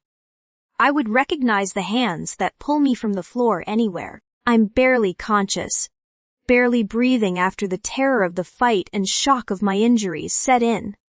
Still, one thing is clear. I'm in Bastian's arms now, and no matter what else might happen, I know I'm safe. As long as I'm with Bastian, I will always be safe. I'll kill them. All. Every last wolf who laid a paw on Celine will pay, followed by that coward they call an alpha. It was bad enough that Drake wasn't man enough to fight his own battle, but to let his men attack an innocent she-wolf is a new level of abhorrence. I thought I was hallucinating when Celine joined the fight. After all, my mate doesn't have a violent bone in her body. But I suppose her wolf had other ideas. Everything should have stopped then and there. But I wasn't near enough to help her, and Drake's guards were so blinded by bloodlust, they never even registered that the obstacle blocking them from their target was the mother of their alpha's child. In fairness, Drake is almost as angry as I am. We both moved for Celine the moment we heard her yelp, surging forward to protect her even as the scent of her blood seeped into the air. We shifted at once, reaching for the little wolf collapsed in a puddle on the floor at the same time. Axel almost took control again when he realized what Drake was doing, but the brutality of his snarl fended off the other alpha just in time. Drake turned on his men with a vengeance while I scooped up Celine, laying into them with more strength and authority than I've ever seen him display. By the sounds of it, a few Eros wolves will soon be unemployed. I can approve of that much, but this never should have happened in the first place. If Kavanaugh had been paying attention to his surroundings, he could have stopped this. I saw Celine step in and tried to warn her off, but I couldn't reach her until Drake called off his dogs. I lay Celine on the couch and pull a blanket over her small form, kneeling in front of her and stroking her gleaming white fur. Crimson stains bloom on her arms, shoulder and ribs, and though the wounds don't look severe, it terrifies me that she hasn't regained consciousness. Axel is alternating between whining and growling, beside himself with concern for Celine, and overwrought with fury towards the wolves who did this. Sick of listening to Drake's shouts, I thunder, stop barking at those idiots, and get a doctor. He looks like he wants to punch me. But one glance at Celine convinces him to obey. His beta and the guards disappear, and then Drake is striding towards the door of Lila's bedroom. A fresh growl bursts from my chest. But he ignores me, narrowing his glowing green eyes with disgust. Back off, Durand. I have a right to check on my daughter. Axel lets off a string of curses in my head, emitting a bevy of choice words I wouldn't mind throwing at Drake myself. With great effort, I refrain. I hate hearing him call Lila that. But he's right. I know he won't hurt the pup, and I want to make sure she's all right too. Come on, little wolf. I coax softly, trying to steady my hands as they continue to shake with rage. Open your eyes for me. Celine whimpers faintly, her ears twitching in response to my voice. Sweet relief slams into me, but I refuse to be bowled over, not yet. That's it, baby. I praise, come back to me. I can hear running footsteps in the distance and the faint sounds of a grumpy pup waking from slumber. Drake is rousing Lila, and I feel nothing but annoyance towards the man. When I hear her disgruntled whines, still, I think Celine must hear them too. Her eyelids begin to twitch as the noises grow louder, and I jump on the idea. Wake up, Celine, I encourage. Lila needs you. Her bright eyes blink open, looking glassy and far away. She whines, sounding so much like her pup, I almost want to laugh before clamping them shut again. None of that, I chide, finally releasing the breath I've been holding since I saw her hit the floor. Open them all the way. Beautiful. I can't hold back my grin when she finally complies. That's my girl. I commend her, waiting for the luminous pools to focus. It only takes a moment for her brain to catch up before her nerves start zinging messages of pain back to the control center. Guilt fractures my insides when her pupils contract to pinpoints and her face twists into a grimace. I know it hurts, Angel, but we need you to shift. Lila is crying now, and Drake appears in the doorway, rocking the pup in his arms and trying fruitlessly to calm her. I'd like nothing more than to storm across the room and rip the child from his arms. This is all his fault. He hurt my mate and made her pup cry in a matter of minutes. Celine's head twists around on the cushions, searching for her daughter, and trying to rise when she cannot find her. Before I can step in, Celine's arms give out and she crumples back onto the sofa with a whimper. Drake's concerned expression deepens, and he moves nearer, clearly intending to put Lila in Celine's line of sight. I shake my head at him firmly. Celine might need to see her pup, but Lila does not need to see her mother bleeding out in the living room. She's all right, Celine, I promise. Pleased to see Drake carrying the toddler out of the room. She just got woken up before she was ready, that's all. Pressing a kiss to her velvety muzzle, I continue. You have to shift back now. I feel like an ogre for asking this of her, especially knowing it's only her second time. Unfortunately, it can't be helped. Shifting takes a lot of energy. If she doesn't do it soon, she won't be able to until she's had some time to recover. Of course, the doctors can still examine her in this form, but it's far from ideal. Shift, sweetheart. Scrunching her face up in concentration, Celine's limbs begin to blur at the edges, vibrating with heat and energy. Loud cracks and pops fill the air, punctuated by a keening cry as my mate's body twists and bends, reshaping itself in ways that defy nature. By the time the transformation is complete, the doctor has arrived, and my mother close behind. I wrap the blanket a bit tighter around Celine's naked body, trailing soothing caresses where I can. You did so well, baby. I'm so proud of you. Bastien, Mom exclaims, looking horror-struck. What happened? Kavanaugh happened. I grumble. Will you do me a favor and go make sure Lila's all right? He took her out a few minutes ago. Celine shifts restlessly, too exhausted to speak as she watches my mother leave, immediately taking up her marching orders. Don't worry. I croon, reading the distress in her pale countenance. Mom will take care of her. She'll spoil her so much you'll have a real problem on your hands by the time she's done. She barely has time to process my words before the doctor approaches. Unfortunately, it's a man, which is the very last thing we needed. If I know my mate, the outbreak of violence will have sent her straight into flashbacks of Garrick. Concern for Lila may have kept her partially present, but right now she's probably halfway between reality and nightmare. Sure enough, she tries to scrabble away from the man, yelping in pain and not moving an inch. With every second that passes, I find more reasons to hate Drake Kavanaugh. I don't want to be forced to hold Celine down, and I don't have any idea where I could even apply pressure without harming her worse than she already is. I share a glance with the white-coated shifter. You're safe, Celine. I try to reassure her. This is Dr. Fields. The man supplies promptly. This is Dr. Fields. He's here to help you, I explain. You need to let him take a look at you. When she simply shakes her head and cowers, I add, I'll be right here, I'm not going anywhere. The doctor takes an experimental step forward, and Celine jerks away, as if she's been electrocuted. Fuck. I think desperately, let me out. Axel commands savagely, she needs a wolf, not a man. I can't. I sigh. He's not wrong.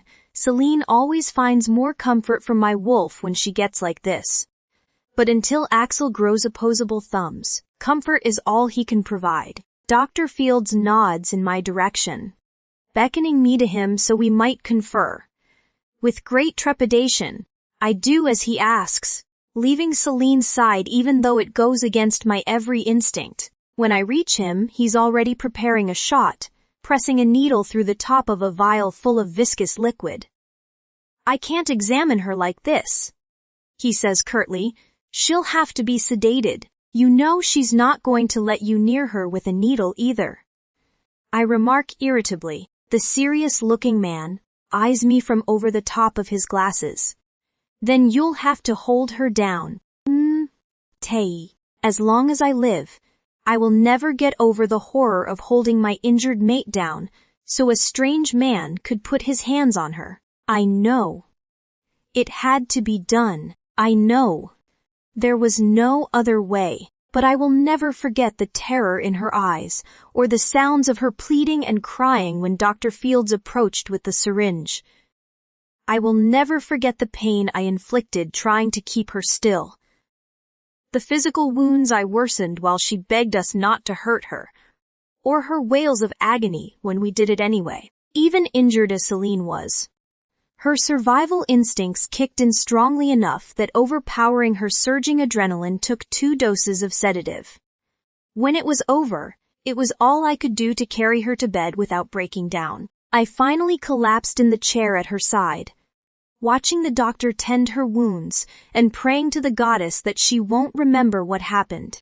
If she does, she'll never forgive me. My first thought is of Bastien. I remember Drake's attack, the horrible battle which followed, and the terror of watching the odds turn against my mate. I remember Luna's primal instinct to protect him, and the panic which spurred me to shift faster than should have been possible for someone of my experience. I remember wolves charging toward me with their fangs bared. And then there are only dizzying flashes of color and sound, distant voices and vivid waves of pain. It's all a blur of fear and torment, which my overloaded brain can't seem to hold on to. The details slip through my fingers like water as consciousness returns, and the aches covering my body make themselves known. Where is Bastien? My thoughts entwine with Luna's voice, our questions circling and alternating in a maelstrom of worry and confusion. Is he all right? Surely.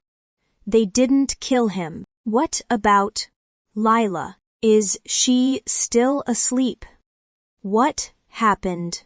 I feel strangely paralyzed, unable to move or open my eyes, like I'm awake yet trapped in my own body. I manage to summon a feeble moan, a small sound that sounds weak to my own ears. Immediately I hear movement on my left, and then I smell him. Bastien. His scent wraps around me like a warm blanket straight from the dryer, and I automatically relax. He's alive, and that means I'm safe. Celine. His deep bass penetrates the clouds of memory muddling my thoughts, and his wolf calls to Luna. She responds without hesitation, more subdued than usual but instantly comforted by his presence. Are you awake, sweetheart? Bastien murmurs, stroking my hair. Goddess, I love him. In all our time together, I've never had to worry for Bastien's safety. He's always seemed so invincible to me.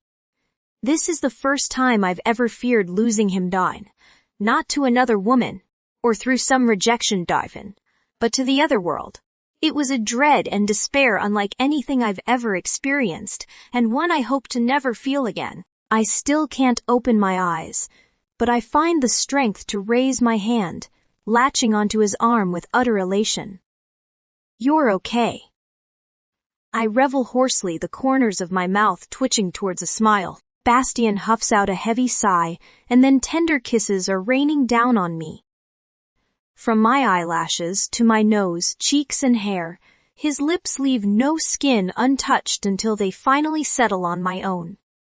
You scared the hell out of me, little wolf. He rumbles against my mouth, extracting a few lingering kisses in between his words and keeping my face framed between his huge hands. I thought I was going to lose you again. The anguish in his beloved voice rips my heart into pieces. I did that. I caused that suffering. I'm sorry, I croak, feeling tears burn in my throat.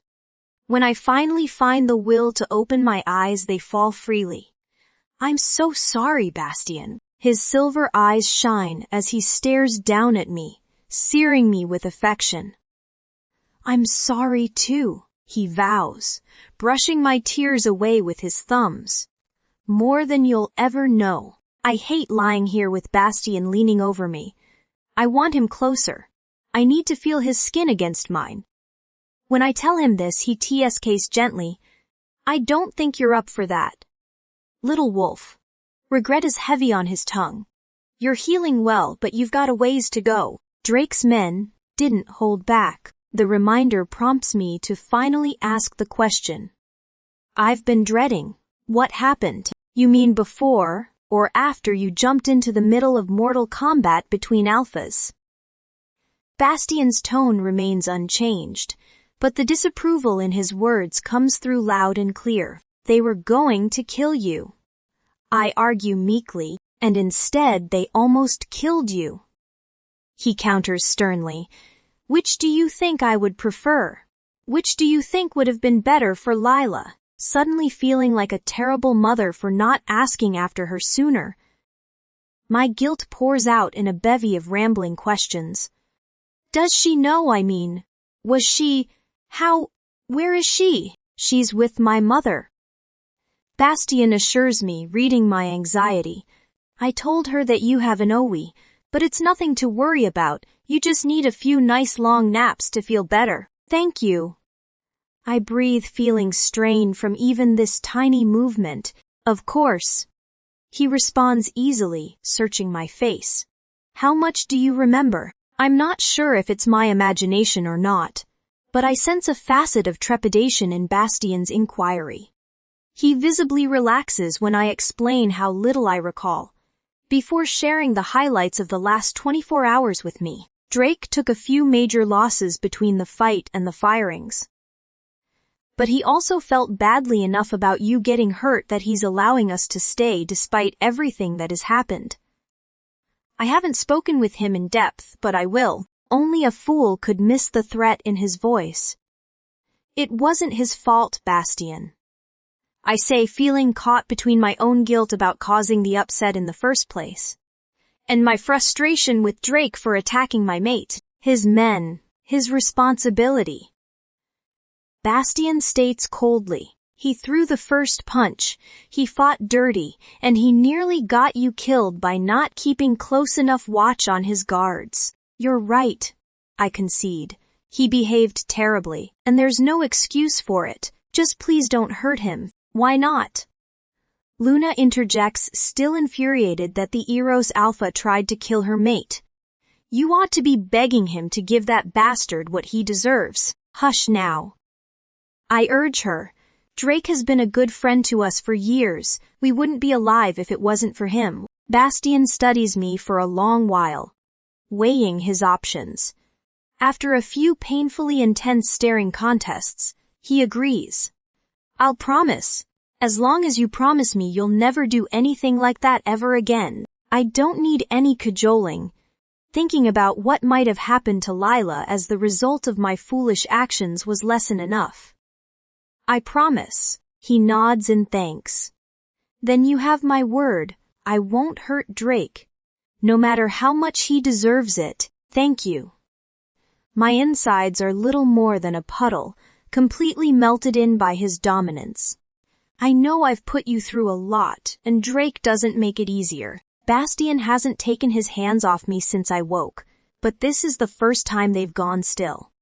Is that to suggest you aren't going to put me through any more? Gnawing on my lower lip. I nod shyly. I meant it when I said I was sorry, Bastian. The separation is starting to drive me crazy, and I shift towards the edge of the bed. He lets me, guiding my body with his hands and easing my sore limbs from the mattress and into his lap. You know this would be a lot easier if you just lifted me. It would. He concedes. But this is safer for your injuries, not to mention more entertaining. I shove lightly at his chest, prompting him to wrap his arms around me so I cannot repeat the action. My point is that I'm starting to realize just how badly I hurt you. I carry on solemnly, feeling cozier than I can remember being in years. Of course you do. Luna gloats, we're home. This is where we belong. I think we are. I agree. Goddess, I've missed this. I was wrong not to trust you after everything you did for me. I confess. I can't even tell you why I couldn't. I know why, Celine. Bastian washes away my worries. And it's all right. I wasn't a good enough husband to you. I should have told you how much I loved you every last day so that you could never doubt it. If I had, maybe you wouldn't have believed Arabella. I still find it hard to believe. I admit, I would be very careful what you say next, little wolf. Bastien cuts me off in his strictest tone. If you say anything other than, the only woman I have and will ever want or need, I'm going to be very disappointed in you. I'm trying. I tell him, barely heading off an eye roll. I'm trying to trust you the way you deserve, and I'm trying to see myself through your eyes rather than my own. Good. Bastien approves. Because I love you more than anything, and I don't want to spend another second apart from you. I love you too. I profess, blushing deeply. Bastien draws me in for a deep kiss, stealing the air from my lungs and setting my heart to a gallop. No more secrets, he declares. No more lies. No more. I agree, leaning into my mate and tilting my chin up for more kisses. He doesn't disappoint. I disappear into the moment as best I can, positively spinning with the endorphins rushing through my blood. I'm trying to absorb as much good feeling as I can in these incredible moments. For whatever we say, all good things must eventually come to an end. Besides, there is at least one secret remaining between us, and it's the most precious by far, Lila. Bastien? I'm fine, Celine insists, spreading her arms wide to show me the veracity of her words. See, all healed. It's true that the gashes and bite marks that once littered her body have already faded to the faintest scratches and bruises. No doubt accelerated by the healing power of her Vallana blood. Even so, I refuse to risk it. It's too soon. I decree, nudging her back towards the bed. She's been trying to convince me to let her leave the makeshift infirmary all day long, too anxious about everything going on to stay put. Wrangling her has been surprisingly difficult. It seems I can't turn my back without her trying to sneak out. If I had any doubts that my little wolf found her strength during our time apart, her rebellious behavior today has certainly erased them. As if reading my mind, my mate crosses her arms over her chest. I'm not the fragile halfling you married, Bastien. I have my wolf again. I can recover at twice the rate most shifters can, and you know it. The doctor's orders were to rest at least 2 days. I remind her, regardless of how well you might feel, your body has been through a lot and you need to give it a chance to recover. I need to talk to Drake. She sighs, and I want to see Lila. Whatever you need to say to Drake can wait. I state coolly. We both know that conversation will not be easy, and I will gladly bring Lila for a visit. Celine flops back on the bed with a dramatic sigh. I don't want a visit. I want out of this room. Trying not to smile, I lean forward, bracing my hands on the mattress and looming over the disgruntled little wolf. One more day, I promise huskily. And if you're a good girl and stop trying to escape, I'll give you a reward. Curiosity piqued. Celine eyes me suspiciously. What kind of reward? My cheeks split with a wide grin. And I lower my head until our mouths are nearly touching. The kind you won't soon forget to, mate. Desire and anticipation overtake Celine's frustration. The scent of her arousal rises to fill my senses, the change so swift that I groan. Goddess, she must be even closer to her heat than I realized. Even as I think the words, a flush travels up Celine's body, and she shudders uncontrollably. Her beautiful eyes widen, her plump lips parting on a gasp. Not close. Axel corrects me, already ravenous for her. It's here. He's right. Her luscious scent transforms within seconds. I never believed it was possible to want my mate any more than I already did. I never cared that she didn't have her wolf. She's always smelled completely exquisite and utterly irresistible.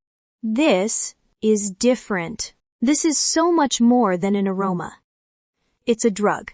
A powerful narcotic that fills me with a primal need unlike anything I've ever experienced. My wolf is quickly losing control, my rut already beginning. Bastian. My little wolf is looking up at me with confusion and fear. Her voice is soft and hoarse, clearly overwhelmed, and looking to me for answers. It's all right. I assure her, it's just your heat. I don't know why I'm saying it's all right. If we were in any other circumstances it would be, however Celine isn't in any condition to handle the rough animalistic mating heats elicit. She's practically writhing beneath me, desperate to ease the ache consuming her form. Don't make me wait. She begs helplessly, please Bastian, don't leave me like this. Fuck.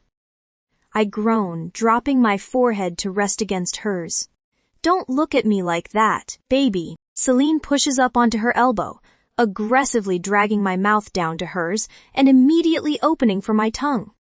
She kisses me with every ounce of pent-up passion she's carried since we parted 3 years ago. Fine, no, because I'm doing the same. I don't bother fighting my wolf or pushing her away. It wouldn't be any use, Steven tuned. I can't resist her.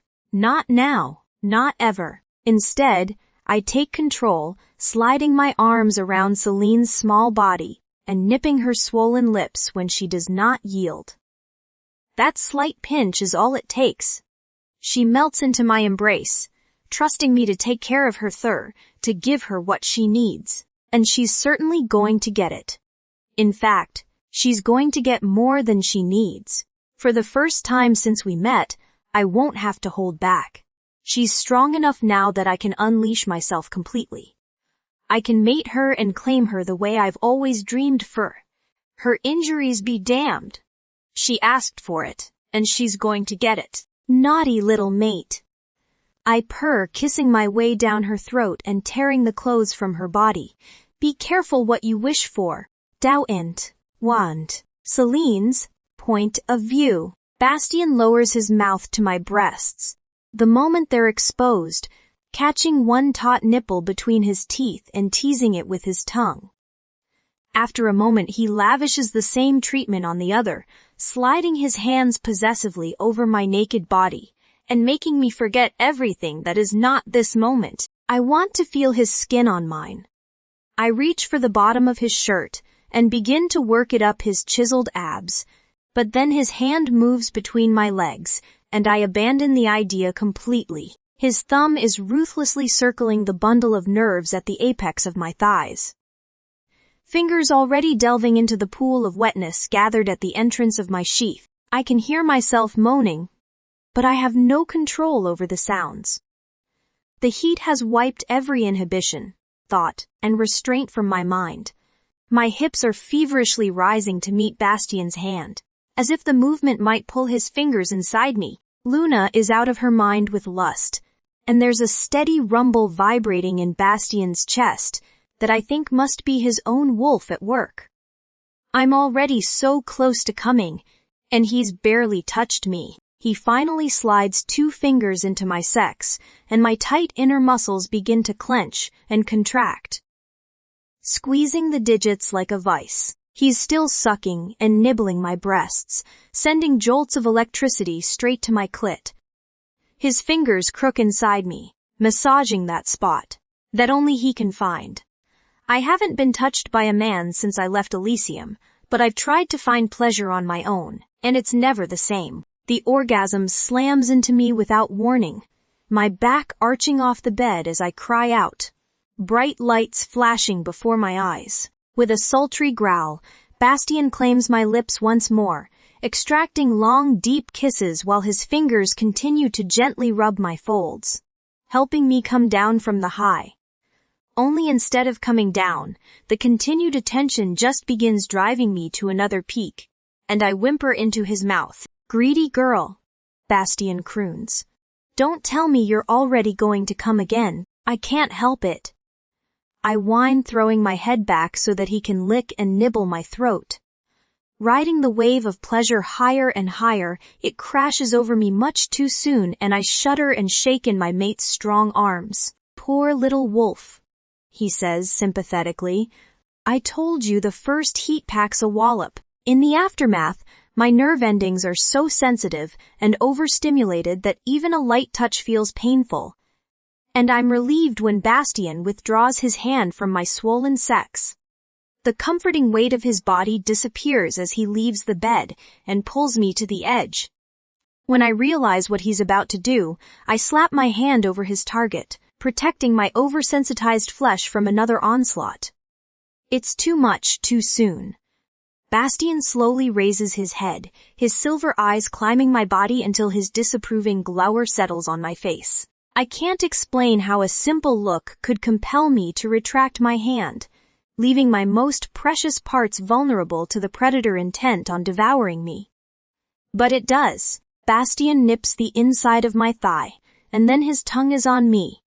Erasing all thought from my mind, I whimper again, overwhelmed by the ecstasy radiating from my core. It's the most exquisite hurt to have him sucking and laving my overloaded nerve center. I bury my hands in his hair, unsure if I mean to push him away or pull him closer. I settle on simply twining my fingers through the thick, blonde locks, anchoring myself to him. He groans, sending delicious vibrations across the bare skin beneath his lips. I think I might explode when his fingers join his tongue, thrusting and stretching my sodden channel. To my utter disbelief, I realize that I'm building to another orgasm. Bastien is challenging everything I thought I knew about my body. When I come, crying out and clenching my fists in the silky strands of his hair, he does not stop. Before I can wind down, his fingers crook inside me, and I tumble over the edge again, mewling helplessly into the air. I feel completely wrung out, delirious with pleasure and practically floating in space.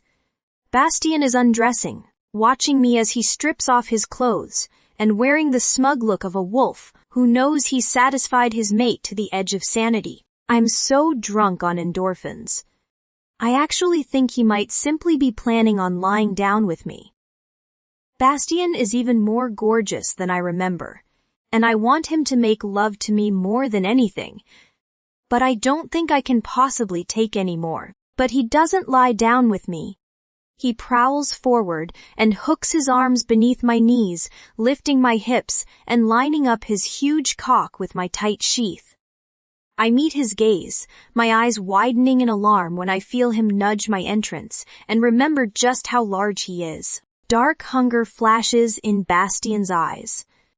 The unmistakable look of a wolf about to go in for the kill, and I know he's not going to show me any mercy. Incredible. Those are the only words I can conjure as I look down at my mate.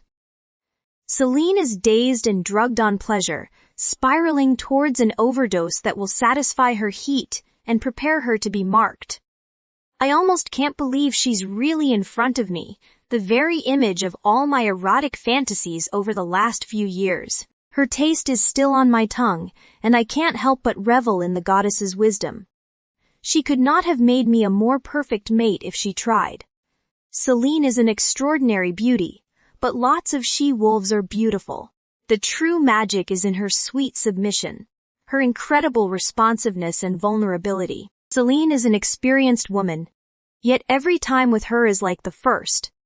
She's never lost her innocent spirit, that sheltered quality I never get bored of scandalizing. Whatever else might have happened between us, she's not capable of hiding her feelings in the bedroom. She experiences everything openly and honestly, surrendering to pleasure with absolute abandon. She's still so tight, and unless I'm mistaken, it's been a while since she's taken a lover to an effect, which pleases Axel to no end. I thrust into her as slowly as I can stand, watching her face contort as I spread her wide. I rock back and forth to help her spazzing channel adjust to the invasion, savoring her panting breaths and the adorable squeaks she emits. Celine's eyes are glowing, the heat keeping her wolf close to the surface. Her small hands are fisted in the blankets around her, her pale skin glistening with sweat and her rosy mouth open in rapture. I've never seen anything more stunning. The sight of my thick length disappearing into her is severely testing my control. I release one of her legs, returning my fingers to her clit, and circling it in hopes of easing my entry. Celine's back comes off the bed, and she cries out as I torment the little nub, clutching my wrist and undulating her hips, pushing herself further down my cock. I growl in triumph when I'm finally buried so deep in Celine's silky heat that my pelvis is resting against her soaked mons. She's velvety and sleek, her internal muscles gripping me like a vice. My mate is gasping for air, filled to the brim and completely exposed. This is the way it's supposed to be. We should be like this always, joined as mates and never parted. I begin moving, withdrawing with agonizing slowness before slamming back into her at full force. Celine is emitting raw, punched-out gasps every time I bottom out, her eyes rolling into the back of her head.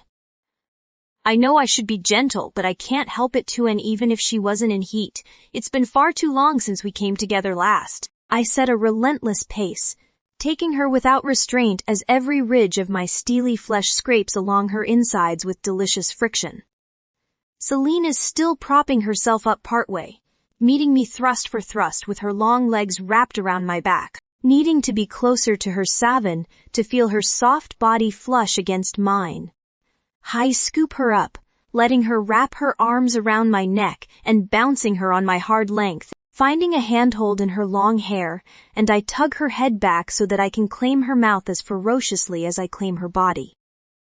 She drags her nails down my back as our tongues tangle, and a guttural moan leaves my mouth as I increase my speed, pounding into her as her cries become more frantic. The instinct to mark her is getting stronger every second. I begin kissing my way towards her neck, scraping my jaw along her silky cheek. My scruff leaves a rash of red marks across the delicate surface, but Celine simply nuzzles her face against mine, adding to the scrapes and dropping kisses over every inch of skin she can reach. Mine. Mine. Mine. Axel chants as I tease the junction of her neck and shoulder with my tongue. Finally, he exclaims, "We should have claimed her long ago. Her wolf is begging for it." I want to sink my teeth into her tender flesh more than anything, but I have to time it right. I don't want to hurt my mate. I don't want her to associate being claimed with pain. Timed right, the mark can take a she-wolf to new heights of euphoria. Timed wrong, it can ruin the moment completely. I force myself to slow down, pressing Celine's back into the wall and rolling my hips in synchrony with hers. I grind my pelvis into her clit in between thrusts, bracing her weight against the wall to free my hands. I can't decide where I want to touch her most, her luscious breasts, round ass, or overworked sex. In the end, I don't decide, shifting my touch between all three. My hands are everywhere, drawing out my mate's bliss any way I can. Celine's expression is completely glazed over, and I watch her like a starving man, drinking in her pleasure as if it's my own. I could watch her like this forever, especially when a flash of panic breaks through the haze, dashing across her face as she constricts around my cock with almost painful intensity. I don't have to ask to understand what's happening. I'd be willing to bet my naive little mate thought she was done with climaxes for the day. I'm sure she imagined she was just along for the ride at this point, but she should have known better. "You gonna give me another one?" "Gorgeous," I purr. Celine tosses her head back and forth, looking as if she's near tears. A keening wail settles on her tongue.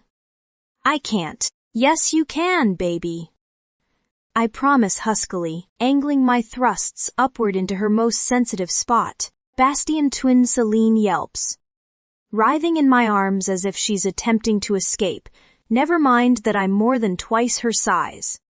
She whimpers when she doesn't gain an inch. "It's too much." "Don't fight it," I warn her, taking long, deep strokes while I cradle her body.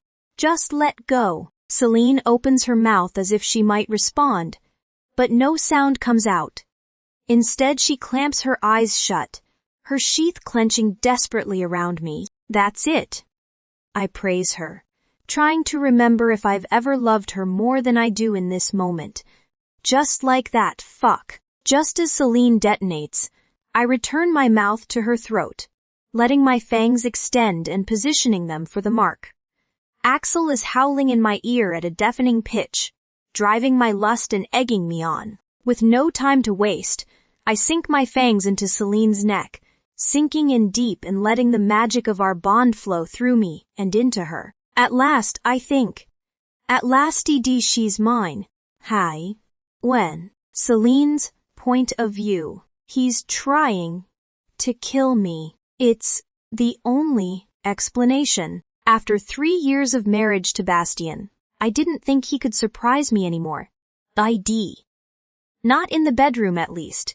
He's always had a habit of inundating me with more pleasure than I can bear, of testing my limits and introducing me to new forms of carnal delight, but nothing like this. I'm teetering on the edge of sanity, no longer feeling as if I'm even in the same room as my mate. I feel like I'm in a distant cocoon, wrapped in soothing warmth, completely blissed out, and only vaguely aware that I'm still on a roller coaster of lust. I start coming back down to earth when Bastien triggers my final orgasm. I'm so overwhelmed at this point that I don't think I can survive another. My erogenous zones are all so sensitive that the magnitude of this climax feels impossible and terrifying at the same time. Yet he does it anyway, gently shushing my concerns and carrying me over the edge. As white lights block out my vision, I feel a piercing pain around the curve of my neck, like 2 small daggers driving into me. I can't explain how or why, but the pain only makes my orgasm more intense. It propels it higher and higher, until it's no longer one climax, but a string of multiple explosions striking one after the next. An incredible warmth and sense of peace flows through me as I ride out the torrent, free to enjoy the sensations knowing I'm safe in my mate's arms. All at once, I feel a rush of love spreading through my body, swelling my heart and anchoring me to Bastien, like never before. I used to feel like we were 2 different people, 2 souls intertwined but undoubtedly separate. Now it seems like I can't tell where I end and he begins. Luna is howling joyously, harmonizing with the blood singing in my veins. We're one now. She tells me, celebrating raucously in her little corner of my heart. Forever. He's marked me.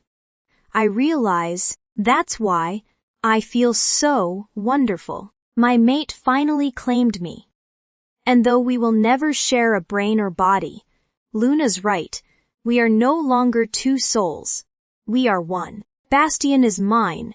Not even the goddess can come between us now. The early morning sun filters through the windows and bathes the room in dappled light. I trace the patterns its rays form on Celine's skin, trailing my fingers down her spine, circling the shadows and delicate illuminations across her ribcage before tugging the sheet pooled around her waist down to reveal a broader swath of canvas. Celine sighs in her sleep as my hands travel the length of her body with a feather-light touch.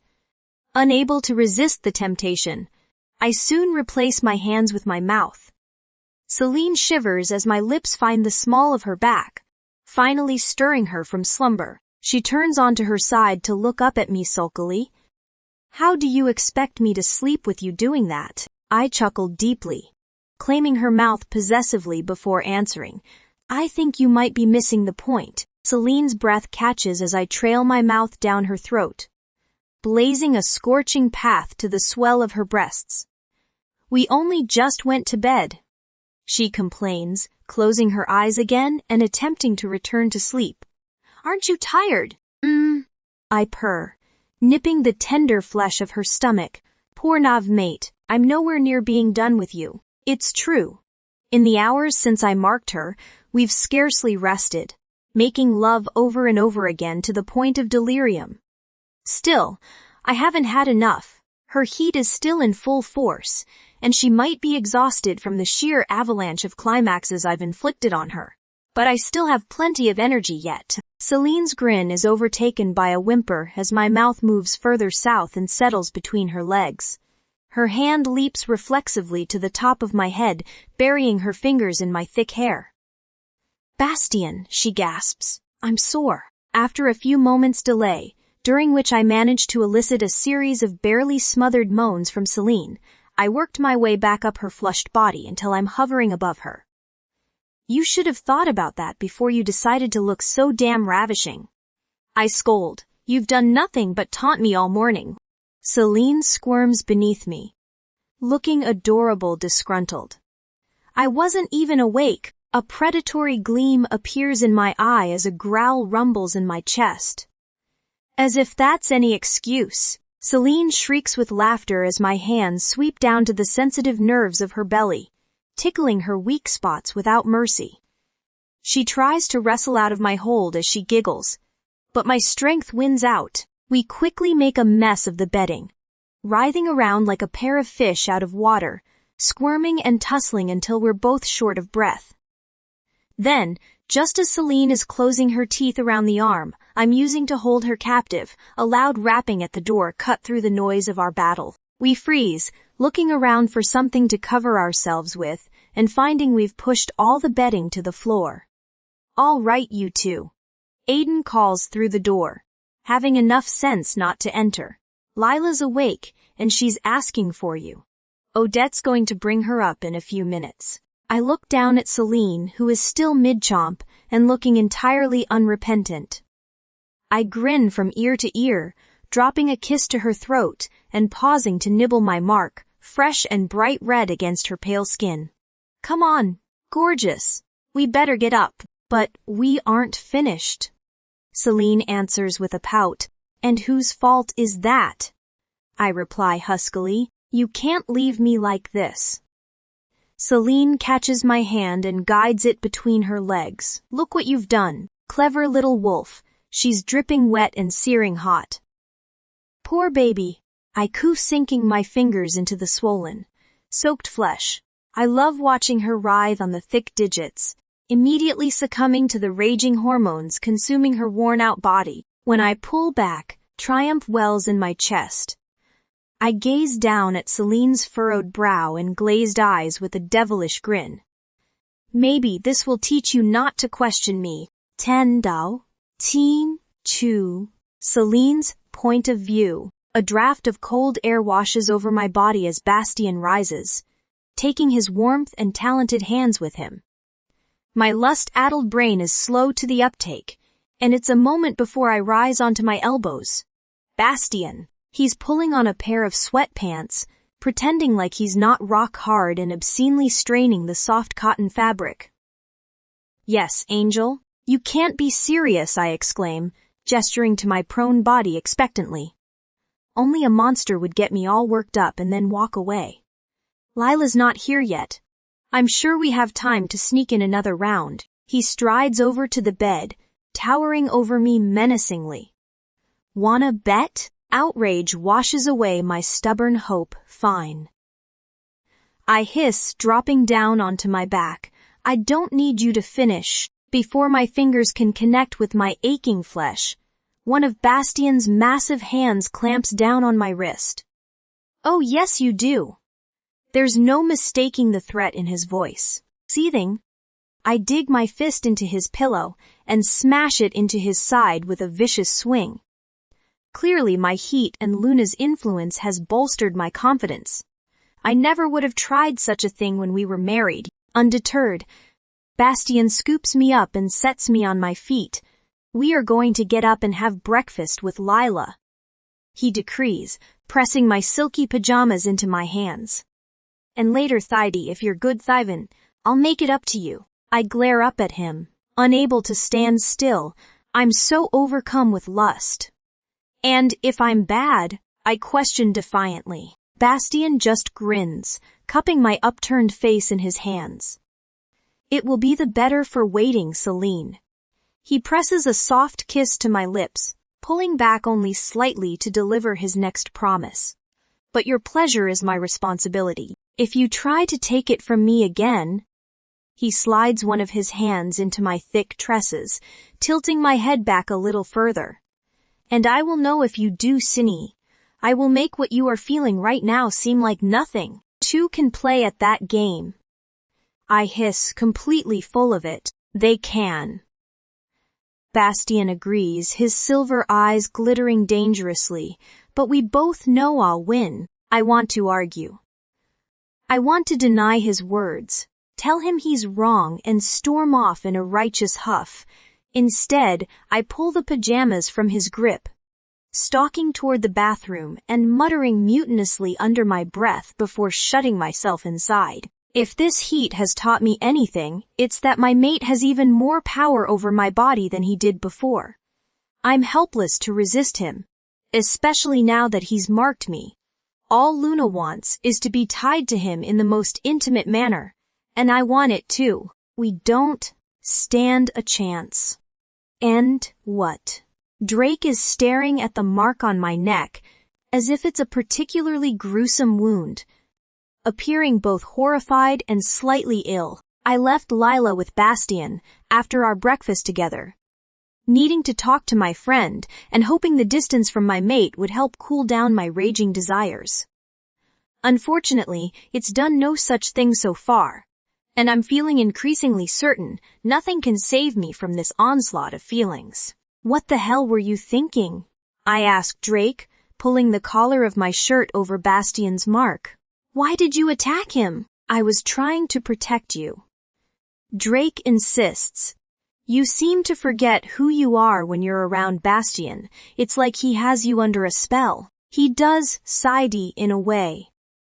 I remind him gently. He's my mate. He mistreated you for years, Celine. Drake thunders. Have you forgotten what that was like? It's not that simple. I try to explain. There's a lot that happened back then. I'm only just beginning to understand. I'd be lying if I said our marriage was perfect.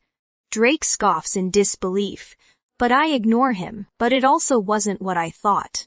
I love him, Drake. The Eros Alpha is shaking his head, pacing back and forth, and looking as if steam is pouring from his ears. Number, he snarls. Number, it was all right when you were here on your own with Lila. I was all right keeping you at a distance, but I can't watch you go back to him, he declares. It's not right, Celine. You know it isn't. My stomach is starting to feel very queasy. I don't like hearing Drake speak this way. It's too personal, too intimate. Drake, you're my best friend to 7. I begin. Don't do that, he interrupts. I don't want to be your friend, Celine. I've never wanted that. What are you saying? I choke weakly. I'm saying that I'm in love with you. Drake explodes. I've been in love with you from the day we met. You and Lila don't belong with Bastian, he hisses. You belong with me, before I can stop him, before I even realize what he's doing. Drake yanks me into his arms and slams his mouth into mine. I've been in love with Drake Kavanaugh for as long as I can remember. We grew up together. My dad was his stepfather's beta, and we spent our entire childhoods tied at the hip.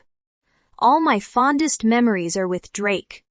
We spent our days running through the docks of Asphodel like wild things, completely free and completely happy. I always imagined Drake would wake up one day and realize he loved me. The older we got, the harder I fell, and even though it was slow, it really seemed like he felt the same. I know men have to go out and sow their wild oats or whatever you want to call it. Too, they have to explore and get all those primal urges out of their systems. So I didn't worry when he didn't immediately fall at my feet. During my first heat, I didn't worry when we reached our 20s, and he still seemed more interested in other she-wolves. We were still just kids, and I've always been patient. I could certainly be patient for Drake Thine. I've never met a man more worth waiting for. And then, he met Celine. The first time he returned to Asphodel after meeting her, I knew something had changed. He was more mature, more serious and motivated. He started taking his position in the pack more earnestly, and I love him for it all the more. I didn't know what was behind the change until much later. When he finally brought Celine home with him, he said it was nothing, that she was just a she-wolf in need of protection. But I saw the way he looked at her. I wanted to hate her so badly. My jealousy drove me out of my mind with the most horrible thoughts about the pretty she-wolf. But the more time I spent with her, the more I liked her. Celine assured me there was nothing between her and Drake, and even though I knew those were her feelings, and not his, I accepted it. I've watched them closely over the years, and I've never doubted that Celine's only feelings for Drake were platonic. When the news spread that she was breeding, everyone assumed the baby was his. But I trusted my friend when he told me otherwise. I believed Drake and Celine when they insisted Lila's father belonged to another pack. I've done nothing but wait. I've been nothing but patient, and in my delusional mind I thought it would eventually pay off. I truly believed my day would come with Drake. Then, Bastien Durand came to town, and I learned that my so-called friends have been lying to me for years. Celine isn't just any she-wolf, and her pup doesn't belong to another man. The news about Lila's paternity broke days ago, and I've spent the better part of a week trying to build up the courage to confront Drake. It's not even about my feelings. It's the betrayal. He didn't have to lie to me. We've never lied to each other about anything sodi, or we hadn't, until Celine. After wallowing in self-pity for a few days, I finally forced myself out of bed and set off for the pack house, prepared to both bare my soul and have it torn to shreds. I made it to the pack house around midday, as prepared as one can ever be for a life-changing conversation. I climbed the stairs to Drake's office like I have 1,000 times before, my stomach in my throat. I have it all planned out. I know every word I'm going to say. That's when I see them. Drake locked Celine in his arms and was about to kiss her. I feel like the ground is crumbling beneath my feet. This isn't how it was supposed to go. I knew that Drake was Lila's father, but I never imagined he and Celine were still together. I can't bear it. I turn on my heel and run back down the hallway, taking the stairs 2 at a time as I rush out of the pack house. I've been such a fool. When Celine's point of view. It takes almost all of my strength.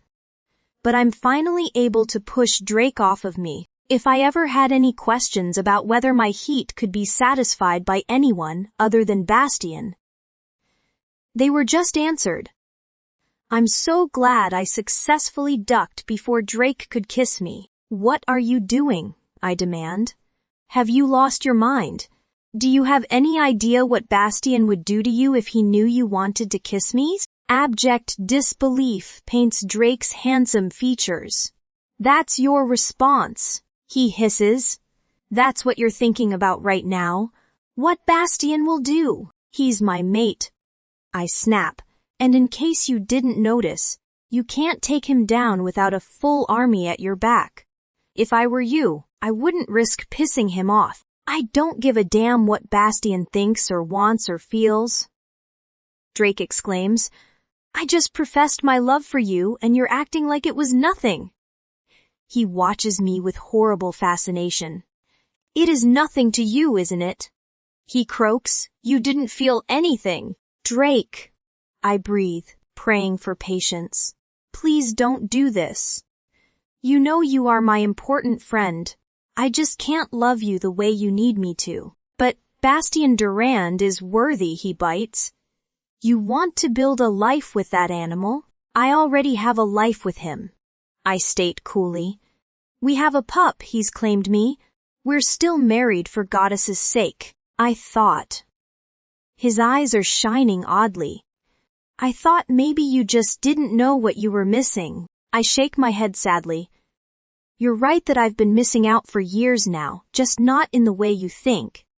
I admit. Bastien is what I need. He's the one I'm meant to be with, and I've been hurting ever since I came here. I brought you here to protect you. Drake reminds me, and I will forever be in your debt. I agree, but I don't need your protection anymore. I need my mate. Say, duh. My pillow is soaked with tears. I've been sobbing ever since I saw Celine and Drake together in his office, and I've long since stopped caring who sees me. I cried openly on the walk home, drawing concerned look from passers-by and even a few well-intentioned inquiries. I waved them all off, wallowing in my pain and wishing I could go back to this morning and save myself from uncovering this secret. They've been lying to me all these years. Not only about Lila's paternity, but about their relationship. How could Drake do it? I've been nothing but a friend to him. I don't understand why he would hurt me this way. What are you sniveling about? My brother, Martin, is hovering in my bedroom doorway, watching me without an ounce of sympathy. Nothing. I sniffle stubbornly. Martin doesn't have a kind bone in his body. If he's asking me why I'm crying, it's not out of concern. Don't tell me this is about that pathetic crush of yours. He drawls. Didn't I tell you no man would ever be satisfied just being friends with that piece of ass? He did tell me that. But I never believed him. I thought he was just being gross. I didn't realize the truth could be so terrible. My goddess. Sophie, he sighs. Grow a backbone. Why bother crying over that bastard? You don't get sad, you get even. I don't want to hear this. Martin can be such a jerk. I just want to wallow in my wretched feelings and eat a few dozen tubs of ice cream. Go away, Martin, I hiccup. If that's what you want. He smirks. Of course, if I leave, I can't help you. Help me with what? I roll my eyes. Help you get even. He scoffs. Haven't you been listening? And how on earth am I supposed to get even? I ask more out of habit than true curiosity. You take something your competition cares about more than the alpha. He explains slyly. You make her see the error of her ways. You aren't making any sense. I gripe. I'm saying, Martin grumbles through clenched teeth, that you need leverage if you have something to hold against Kavanaugh's whore. You can force her to give up her claim on him. You can make her walk away. Deep down, I know what he's suggesting is twisted and wrong, yet at the same time, I can't help but feel intrigued. Is really possible to make Celine back off? Can I convince her to let me have Drake? What kind of leverage?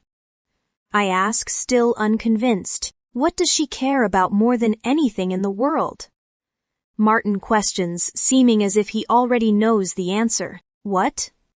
I inquire nervously. Her pup, he growls. Take her pup, and she'll give you anything you want to, even Kavanaugh. Watching Lila dart gleefully around the playground, Tuid positively squealing with happiness, transports me far into the past. I'm no longer a lonely widow far past her prime.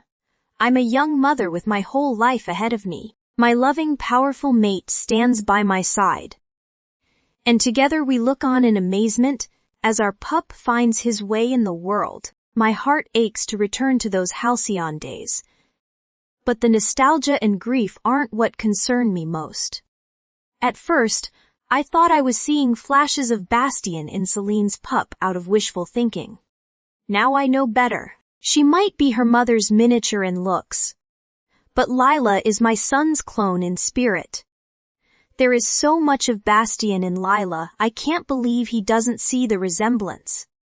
I suppose it's difficult to recognize one's own mannerisms and expressions in another person, but I would recognize them anywhere. A mother never forgets. And it's not Celine's baby I'm seeing in front of me. Sign. It's mine, no matter what the DNA tests say. It's become painfully obvious that Lila is Bastien's child. The clues go far beyond the pup's looks or personality. As soon as I acknowledged the possibility, the puzzle pieces started falling in place. Celine was sick as a dog in the weeks before her supposed death. Not to mention the mood swings and exhaustion. I should have recognized it at the time, boo. But I was admittedly distracted. I don't know Celine's motivations for lying, or how those results came back negative, but I intend to find out. I won't repeat Bastian's mistake and go behind her back. I plan on confronting Celine directly. I'll find some time for us to be alone together and ask her what's going on. I understand the pressures, fears, and stresses of motherhood in a way my son and his betas never will. I know how strong the instincts are to protect our young Thuven, how primal. I'm not going to jump to any conclusions. If it turns out that Celine is keeping this secret for compelling reasons, I may even be convinced to stay quiet. Knowing my daughter-in-law, I suspect there must be a good reason for hiding the pup's identity. However, if I'm wrong, if it turns out she's lying for the sake of silly insecurities or spite thundas, I won't hesitate to tell Bastian. The fact remains that Lila is both a Vallana wolf and an Alpha's pup. I won't stand for my grandchild being denied the privileges and protections her birthrights demand, unless I can be convinced deception is the safer option. Sighing and shaking my head, I continue to follow the movements of Lila's tiny body with my eyes. She's wearing a bright red sundress, though the garment is little more than a blur the way she's zooming around the park. Movement flashes in my periphery, and a familiar scent fills my nose. I turn to greet Drake's mother, Diana. She and I are old friends, bonded through the shared experience of being mated to alphas and raising their heirs. I immediately fold her into a hug. Diana, it's been too long. I know, she commiserates. You'd think Joseph retiring would give us more time to travel, but no, she quips, referring to her husband. All he wants to do is lock himself in his study and read. You could travel without him, I suggest, knowing it's a fruitless idea. Joseph may be Diana's second husband and merely a chosen mate, but he's still an alpha. They don't like to let their wives out of their sight. I wish, she mutters. I'd love to come stay with you in Elysium for a while. Well, you're welcome any time, I assure her, reaching out to squeeze her palm. Diana grins and returns the squeeze. Thank you. She glances around at the playground, catching sight of Lila. I take it you're on babysitting duty? I follow her gaze, curiosity welling inside my chest. Lila does not seem to be aware that Diana has arrived, or if she is, she doesn't care. Similarly, Diana does not seem overly interested in the pup's odd behavior, considering she is supposed to be her grandmother. Tell me, I ask. Do you see Drake in her? Diana blinks, understanding flashing across her sharp features quickly. No, she answers honestly. And you? She reminds me so much of Bastian. It's uncanny, I share. Diana nods pensively. We've been friends for a very long time, Odette. She broaches gently. Longer than our pups understand. And our friendship means more to me than whatever games they're playing. She continues. Drake has claimed Lila as his pubdi fethin publicly. I can't pretend I know what's going on with him and Celine. I can't pretend I understand all the stakes. But I know this, Diana confides. Celine gave birth 6 months after arriving in Asphodel. And the baby? I press. Full term. Diana confirms. She was small though, but not premature. I nod. This new information providing yet another clue to the larger picture. Thank you for telling me. Of course. She sighs.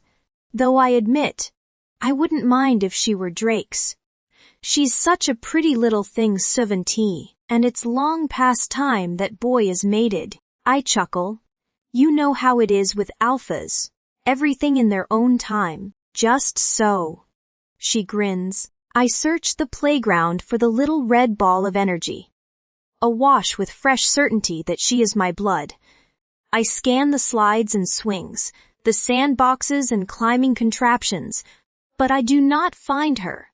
My brow furrows. Where did she go? I step forward, an eerie sense of unease raising my hackles. I scan the playground again and again, searching every corner and crevice for signs of Lila. When I come up empty, I scent the air, alarm jolting through my system. When I find only slight traces of the toddler, I reach out for Diana, steadying myself on her arm. Diana, what's wrong? She questions sharply, reading my panic. Do you see Lila? Do you smell her? I ask hoarsely. My friend's expression slowly transforms from placation to puzzlement to concern. Number, she breathes anxiously. Odette, I think. I don't need her to finish the sentence. She's gone. And why? Bastian's point of view. Celine is tempting me to no end. Ever since I denied her this morning, she's been torturing me, trying to provoke me into mating her while simultaneously punishing me. She started by donning the most scandalous lingerie she could find and parading around her rooms pretending to deliberate what to wear for the day. After sorting through her wardrobe and dropping a suspicious number of items on the floor throughout the process, all of which she very slowly and deliberately bent over to retrieve, wagging her round bottom in the air, all the while City. She finally settled on a dress that necessitated going braless. After stripping off the silky garment and sliding the dress over her head, she made sure to strut past me at a pace that set her pert breasts to bouncing. Before donning heels that made her slender legs look a mile long, none of it was necessary. The scent of her arousal and irresistible pull of her wolf was enticement enough. If I had my way, we never would have left the bedroom. But we are not young wolves without responsibilities. Celine is a mother, and I am an alpha fine phi. We cannot let our lust control us. I suppose it's easier for me. I've experienced many ruts in my life, but this is Celine's first heat. For all intents and purposes, she's like an untried virgin, overwhelmed by the powerful sensations taking over her body. It doesn't bother me to be responsible for both of us. To take control when she cannot TD7, but she doesn't have to make it so damn difficult. After our breakfast with Lila, Celine went to talk with Drake while I met with my betas and called home to the council. I've already been away from Elysium too long, and my work is piling up steady. But I won't leave without Celine. We got through lunch and a few strategy sessions about the bounty. Without further incident, trusting my mother to babysit Lila. Now we're finally back in Celine's rooms, and we have about a half hour before Mom and Lila return from the park. I don't plan on wasting a single moment. I've been planning out my revenge for Celine's antics all morning, and while half an hour isn't nearly enough time to accomplish everything I hope, it's certainly a start. Celine is currently eyeing me like the naughty little mate she is, with hunger, anticipation, and guilt. She knows she's been bad, and she's so sweet I could gobble her up in one bite. I start walking towards her across the suite, Axel rising close to the surface as the scent of her arousal fills my senses. I've been waiting for this all day, and I can't wait to claim Celine again. Just then, my mother Diana Kavanaugh and Donovan burst into the room unannounced. Mom looks white as a sheet, tears shining in her eyes. It takes me all of 1 second to realize Lila isn't with them, and the pit falls out of my stomach. I know what she's going to say before the words leave her mouth. But I pray I'm wrong. I'm not. Lila's been taken. This isn't happening. It can't be real. I'm frozen in place, staring at Odette as if she's a ghost. I must have misheard her, but if that's the case, why does she look so distraught? Why are there tears in her eyes? And where is my pup? I swing my gaze from her to Bastian, whose hands are locked in white-knuckled fists at his sides. He's breathing heavily, his eyes glowing and fangs extended. My first reaction was disbelief. His apparently farty was fury. Bastian's gaze descends on me, and I feel my lower lip begin to tremble uncontrollably. It's not real, I think desperately. Luna is frantic, lashing out our heightened senses to every corner of the room in search of Lila and coming up empty. What do you mean she was taken? I choke. How could that happen? Weren't you watching her? I'm so sorry, Celine. Odette professes sincerely. I turned my back for one moment and she was gone. What? I can't help blaming Odette a little when I realize Bastien is crossing the room towards me, a determined look in his molten eyes. I back away from him, shaking my head in denial and trying to stay out of his reach, even as his muscular arms extend towards me. No. I insist, swatting at his hands.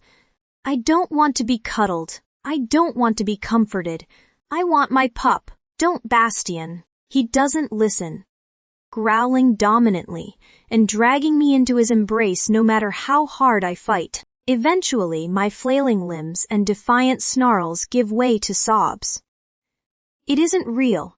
I think again. She isn't gone. My hands go from pushing my mate away to trying to climb completely into his arms. He lets me, lifting me off the ground and rocking me gently back and forth. Gentle, soothing purrs vibrate against my cheek and soft lips press to my hair. Shit, little wolf, Bastien croons. We'll find her, he promises, an edge of steel in his deep voice. You have my word, Sivan. If it's the last thing I do, I will bring her home. Hey, Diane Tout. Sophie's point of view. I think I've made a terrible mistake. It all made sense when Martin was spelling out the plan. He was so convincing. All I needed was a little leverage to hold against Celine in order to convince her to leave Drake, and her pup would certainly provide the motivation. It's not even really a kidnapping FUD. Lila knows me, and I have no intention of hurting her at all. I just want to talk with Celine to make sure she isn't a threat to me. However, the more time that passes, the more I start to imagine how Celine and Drake must be feeling now that the pup has disappeared, and Martin's plan doesn't seem so great after all. They must be out of their minds with worry, and I highly doubt they'll be forgiving when the truth comes out. What was I thinking? How could I be so foolish? Has my love for Drake really blinded me so much that I would steal an innocent child from her mother? That I would hold her hostage in exchange for staying away from the alpha? I've always liked Celine. I've always liked Lila. I don't want to cause them pain. I'm not a mother.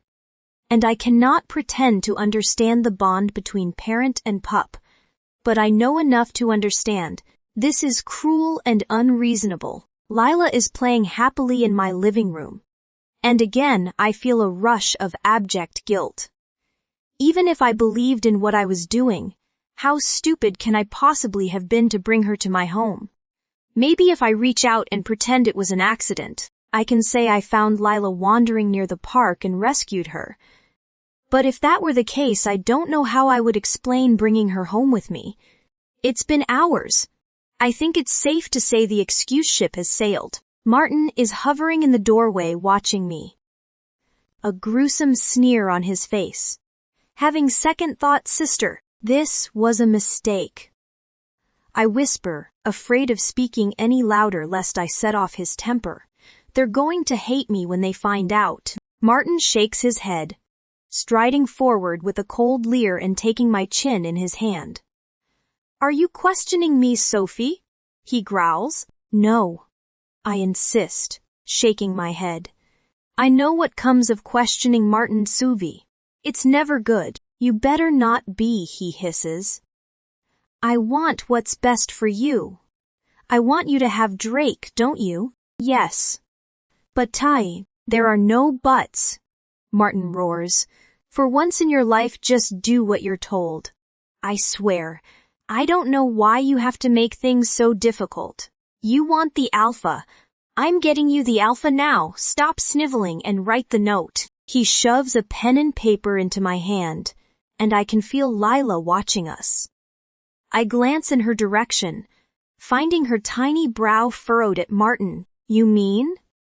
The pup accuses. Oh, goddess. This isn't good. Martin approaches Lila, his ruthless temper flushing his ruddy face. "What did you say?" I jump to my feet, running to put myself between the two of them. "She's just a pup," I insist. She doesn't know what she's saying. Glancing over my shoulder, I see Lila still glaring. Shame writhes in my belly. Apparently even toddlers are braver than I am. "Then, you can take her punishment," Martin answers gruffly, lashing out with the back of his hand and smashing it across my cheek. I yelp and hit the floor. Stars swirling in my vision. I don't have any time to get my bearings before he's grasping me by my shirt collar and dragging me back to the desk where the unwritten ransom note waits. "Get on with it, you worthless bitch," licking my lips and tasting the coppery taste of blood.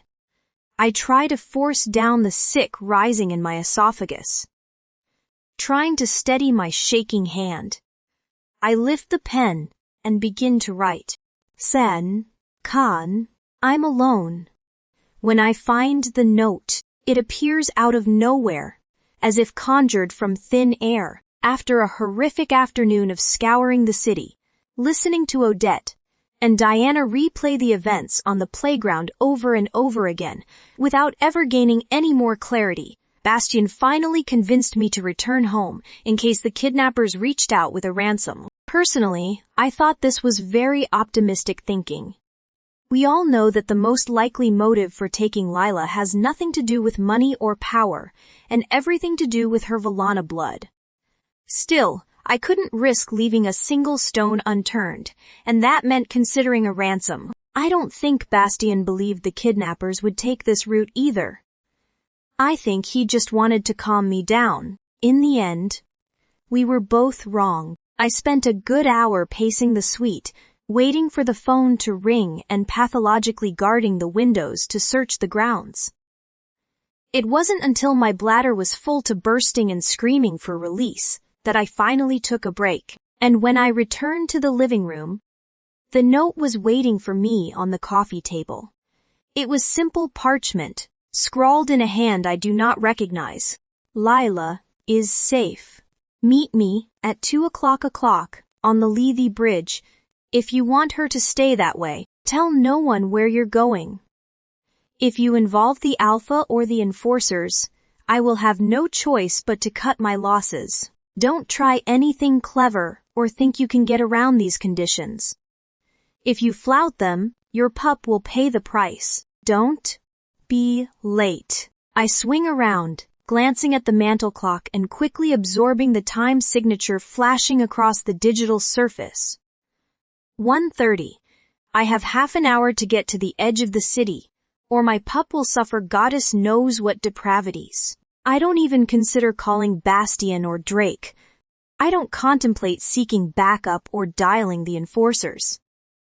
Lila needs me, and there is not a single thing I would do to risk her life. I depart the house on my own, and set off to meet my daughter's kidnapper without pause. I may be alone, but any woman can tell you that hell hath a mother scorned. Whatever is to come, I'm ready to meet it. The Lethe Bridge is suspended over the turquoise waters of the lagoon, its silver cables and solid deck reflected in the crystalline surface. A few meandering shifters and workers on late lunch breaks are scattered along the length of the bridge, none of whom look anything like the rogues I imagined. Unease seethes in my belly. This feels wrong. Granted, I've experienced nothing but pure anguish since Lila was taken. But this is different. Something about this meeting seems off. Though I can't put my finger on any one thing in particular, it's partly the lack of visible suspects. But I also can't believe the kidnapper asked for a meeting in such a public place, and in broad daylight too. And why wasn't there a ransom? Why did they only ask for a meeting? I'm still standing at the mouth of the bridge, scanning the long structure for likely suspects, but finding none. Suddenly a soft voice sounds behind me, and a familiar scent ripples through the air. "Celine!" I whip around, my heart skipping a beat as I lay eyes on the speaker. My brow furrows. This isn't what I expected. I'd recognize the lovely hazel eyes and strawberry blonde hair anywhere, but they are terribly out of place in this moment. Sophie, her eyes are red-rimmed, and a dark bruise is blooming over her high cheekbone. My first instinct is worry, but then I smell Lila. Sophie smells like my pup Thevan, and that can only mean one thing. My disquiet flourishes into fresh anger, and my eyes narrow to slits. She immediately begins shaking her head. I'm sorry. I'm so sorry. Tears well in her eyes. I don't know what happened. I don't know what I was thinking. Where is my daughter? I hiss. She's safe. Sophie promises with a hiccup. I only wanted to talk to you, to convince you to leave Drake. Fire explodes from deep within, and Luna begins clawing to get out. The instinct to shifty to attack Thais is almost undeniable. You kidnapped my daughter because of a silly crush, I thunder. I didn't. I don't. She sobs helplessly, unable to conjure an explanation for her insane plan. I've known how Sophie feels about Drake for a long time, and until now she's had my sympathy. If anyone understands unrequited love, it's me. However, this is too far, much too far. Splitting us up won't make him love you, Sophie. I snap harshly. We're not even together. I saw you kissing. She bursts out, looking as if she wants the ground to open up and swallow her whole. I breathe in a heavy sigh, trying to find patience. I'm no longer terrified for my pup's life, but I won't relax until I have her back. I ducked his kiss, and it will never happen. I share brushing my hair back to expose Bastian's mark. I already have a mate. I don't need another. Sophie's eyes widen in horror. But Lila, it's all over the pack that she's his. Suddenly I realize my blunder. I can't keep up the lie about Lila's paternity, and also maintain that Drake and I have never been together, but my daughter's safety comes first. She isn't, I announce coolly. The other woman's lip is trembling fiercely, and she's slowly folding in on herself. I've been so stupid. She shudders, as if invoking the name of a demon. Martin, he said. The fine hairs on the back of my neck stand on end. Sophie, how did you get that bruise on your cheek? I interrupt. A sickening feeling in my stomach. I've only met Martin twice, but I've never liked him. As I look at Sophie now, the clues begin to fall into place. A suspicious number of injuries over the years, her skittishness, and discomfort around any men but Drake. Sophie averts her eyes and shakes her head, looking so utterly defeated that my heart opens for her. Sendy. Just a crack. I've been a man's prisoner. I know exactly how horrifically they can twist your thoughts and feelings. My fury ebbs slightly, followed instantly by a great resurgence of terror. I take Sophie by the shoulders, giving her a little jerk and pulling her eyes up to mine. I need you to tell me where my daughter is. I insist, right now. My heart stops beating as the other woman begins to reply. The very last words I wanted to hear already on her lips. Martin, I should have known you'd bungle this.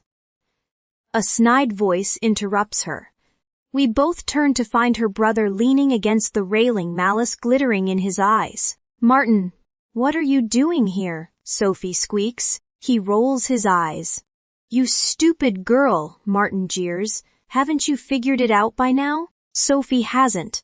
But I have. You didn't bring me here for any promise, I assert hoarsely. You left that note to get me away from the alphas. A cruel laugh leaves his lips as he strides forward. Very good. He taunts, the humor vanishing from his features so quickly I have whiplash. And now, you're coming with me, both of you. Way? Ni. Bastian's point of view. I know something is wrong. The moment we return to the pack house. Now that I've marked Celine, I can feel when she's close by Thodi and she isn't. I cannot smell her or sense her presence, and Axel immediately goes into protector mode. They've taken her too. He growls in my head. We shouldn't ever have let her out of my sight. We don't know that for sure. I try to reason, but my heart is pounding frantically in my chest. I run up to Celine's suite, blood rushing in my ears. I can hear Aiden and Donovan calling out after me. Their footsteps pounding up the stairs at my back, but I ignore them. I don't have time to explain, crashing in so violently that the door comes off its hinges. I scour the set of familiar rooms, scenting the air for traces of shifters who do not belong. I catch only the tiniest hint of an unfamiliar wolf. The aroma is completely separate from my mates, and I don't think they were actually near each other. There are no signs of a struggle, no knocked over furniture or broken vases. Everything is as it should be, appearing exactly as we left it. Everything except for a single piece of parchment on the coffee table. I lunge for the page, trying to block out Axel's bloodthirsty tirade against the people responsible for stealing our females. I'll rip out their throats one by one. I'll skin them alive and use their bones as toothpicks. My eyes fly across the page, once, twice, 3 times. Just to be sure I understand. Surely Celine didn't go to meet the kidnappers alone. She wouldn't ever do anything so foolish, would she? Goddess, it's probably a trap. Otherwise they would have demanded money or some other sort of ransom, immediately pulling out my phone to check the time. I let off a volley of curses. It's 2 o'clock already. I turn on my heel and storm out of the room as swiftly as I came, shoving the note into Drake's chest when we nearly collide on the landing. Behind me I can hear the crinkling of paper as he unfurls it, then the shouted commands and charging feet of at least a dozen guards. Drake falls into sync with Aiden, Donovan, and I, catching up more quickly than I expected. Why would she go alone? He asks, voice thick with worry. Her pup's life is on the line. Donovan grumbles on my left. Do you really believe she wouldn't risk her own neck to save her? But now they're going to get both of them. Aiden exclaims, not if we get there first. I growl, finally exiting the oversized mansion and shifting mid-step. With Axel in control, I race to the lagoon as fast as I can, only deferring to Drake for navigation assistance. The inhabitants of Asphodel scatter as we come barreling along the docks, jumping out of the way when we pass and hiding in their doorways. It's a rare thing to see so many powerful shifters in wolf form within city limits, especially 2 alphas side by side. By the time we reach the lagoon, news has spread through town that a hunting party is out for blood. I don't know how word beat us there, but the bridge is empty and the surrounding area positively deserted. No Celine, and no Lila. The remnants of her presence remain, and I follow her scent to the edge of the water, where a boat was recently tied. She's not alone.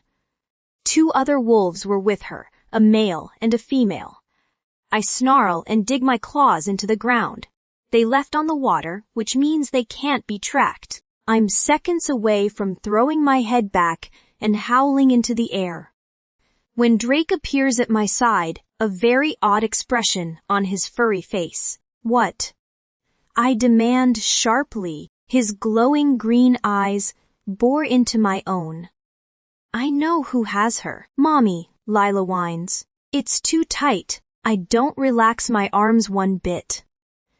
As long as my baby is still breathing, I'm going to hold her as tightly as I possibly can. For as long as I possibly can. Martin brought us to a ramshackle hut in the woods just outside the city. We had to drive for about 20 minutes after docking the boat, and once we arrived the big bully forced us into the odd little shack. Sophie is locked in the basement with Lila and I, both prisoner and accomplice to our predicament. When Martin appeared and announced his intentions, I hoped he would take me back to his house. Drake will recognize his scent and go straight there, but apparently the foul wolf is smarter than I credited him. We traveled over the lagoon, and unless Bastian and Drake find the boat, they won't have any idea we left the city. My only hope is that Martin is the caller who reported Lila and I to the tip line. If he is, then he'll be in for quite the surprise when he tries to deliver us to my mate. If, on the other hand, he wants us for some other reason or knows about Blaze Dennison's real bounty, well, we're in very big trouble. There's no way to know which possibility is correct. So once I've sufficiently snuggled my pup, my first task is to try to plan an escape. I'm strangely proud of how well I'm keeping it together. If it weren't for Lila, I would probably be having a full-blown PTSD episode. But my daughter is keeping my head on my shoulders. Maternal instincts really are the most powerful forces I've ever encountered. Far more magical than those of mere shifters. For all the similarities of Martin and Garrick's prisons, I've managed to shut off my memory and emotions, focusing only on the here and now. Have you ever been here before? I ask Sophie, adjusting Lila on my lap. She's been very calm ever since I arrived, and I don't know whether she's in shock or simply too young to realize the gravity of our situation. No. The other woman frowns apologetically. I've hardly ever been out of the marsh. I didn't know Martin had property anywhere else. Did he tell you what he's planning? I press. Do you know why he took us? Sophie looks like she's about to burst into a fresh wave of tears. Number, she says again. He kept saying it was for me. I don't know why I believed him. She swipes at a rogue tear sliding down her cheek. He's never done anything for me. But his mind is so twisted, I didn't put it past him to think he was doing me some big favor. Shaking her head forlornly, she drops it into her small hands. I'm so stupid. You're not stupid, Sophie. I answer sternly, letting go of Lila only long enough to squeeze her shoulder. Martin only says you are so that you won't fight back. It's how his kind control their victims. I grumble. They say whatever they have to in order to break your spirit and make you believe you're powerless. But you're not. I'm so sorry. She says for the 1,000th time. I just lost it when I saw you with Drake. I know, Sophie. I interject. I can't say I forgive you, but I understand. I press my lips to Lila's hair, breathing in her pure, perfect scent. We have to move past that. We have to focus on getting out of here. Lila snuggles deeper into my arms, content to let me smother her with affection now that she can breathe again. Let's dig tunnels, she suggests. I don't know how I find the will to laugh, but I do. I suppose my extraordinary relief at finding my baby safe and unharmed has made me a bit delirious. That might take a bit too long, Lila Bean. Sophie's shaking her head, and I can see my little pep talk didn't land. There's no use, she says despondent. He's bigger and stronger than all three of us combined. Her next words are so quiet I almost miss them. We're never getting out of here. 10. Drake's point of view. It doesn't make any sense. I've known Sophie my whole life. I can't believe she was involved in this. We're in the apartment she shares with her brother Martin. He's been her guardian ever since their parents died 10 years ago. And while I can't imagine Sophie harming a fly, I'm not so certain about Martin. There's always been something about the wolf I don't like. On the surface, he's as personable as anyone. But I've always sensed a cold cunning underneath, a shifty demeanor I can't bring myself to trust. They aren't here. Hugo announces unhelpfully, obviously not. Bastian grouses derisively, but Lila was. We all smelled the pup the moment we entered the house. It was a comfort not to find any cages or rooms that resembled a prison cell, but then again, they probably didn't need them. Lila knows Sophie, and she hasn't been separated from her parents for more than a day. It probably seems no different than an unconventional babysitting adventure. I can only pray that Celine and Lila are back together, because Goddess help us. I don't know where to even begin looking. When I express this to Bastian, he veritably explodes. "This is your city," he roars. "If you don't know where to find its underbelly, then you aren't worth anything as an alpha." For a moment I fear he'll throw something, and you know them. Use your fucking head and think what? What do you know about them? How do they think? Where would they go? Don't speak to me that way. I snap. I'm just as worried as you are. Your temper isn't helping anything. Before I know what's happened, the Nova Alpha has one massive hand around my throat, and my feet leave the ground. I'm choking and gasping for air, clawing at the hand wrapped around my windpipe. You could never be as worried as I am. Bastian claims ferociously, his claws digging into my skin. Celine is my mate, and Lila is my pup. I force the lie out through clenched teeth. It's the only thing I can hold over this overbearing alpha's head, and I don't care that it isn't true. It's enough to see the rage on Bastian's face. The other man looks ready to snap my neck, and for a moment real fear stabs through my consciousness. Luckily, cooler heads remain with us. "Stop it!" Donovan orders, grasping Bastian's shoulder. "This isn't helping anyone, 2&D, especially not Celine and Lila." My feet return to the ground, and I rub my throat with agitation, massaging the sore tissues as I gaze around the apartment once more. "All right, we know they left in a boat, and we know they didn't come here," I croak. "But I don't think they own property anywhere else. If they had any brains at all, they'll have left the city." Aiden contributes, shuffling through a stack of documents on Martin's desk. "I think we're going about this the wrong way." Donovan chimes in. "We're focused on the what, not the why. Why did they take them? What's the motive? I still can't believe Sophie had anything to do with this." I insist. The little wolf is one of the kindest people I've ever met.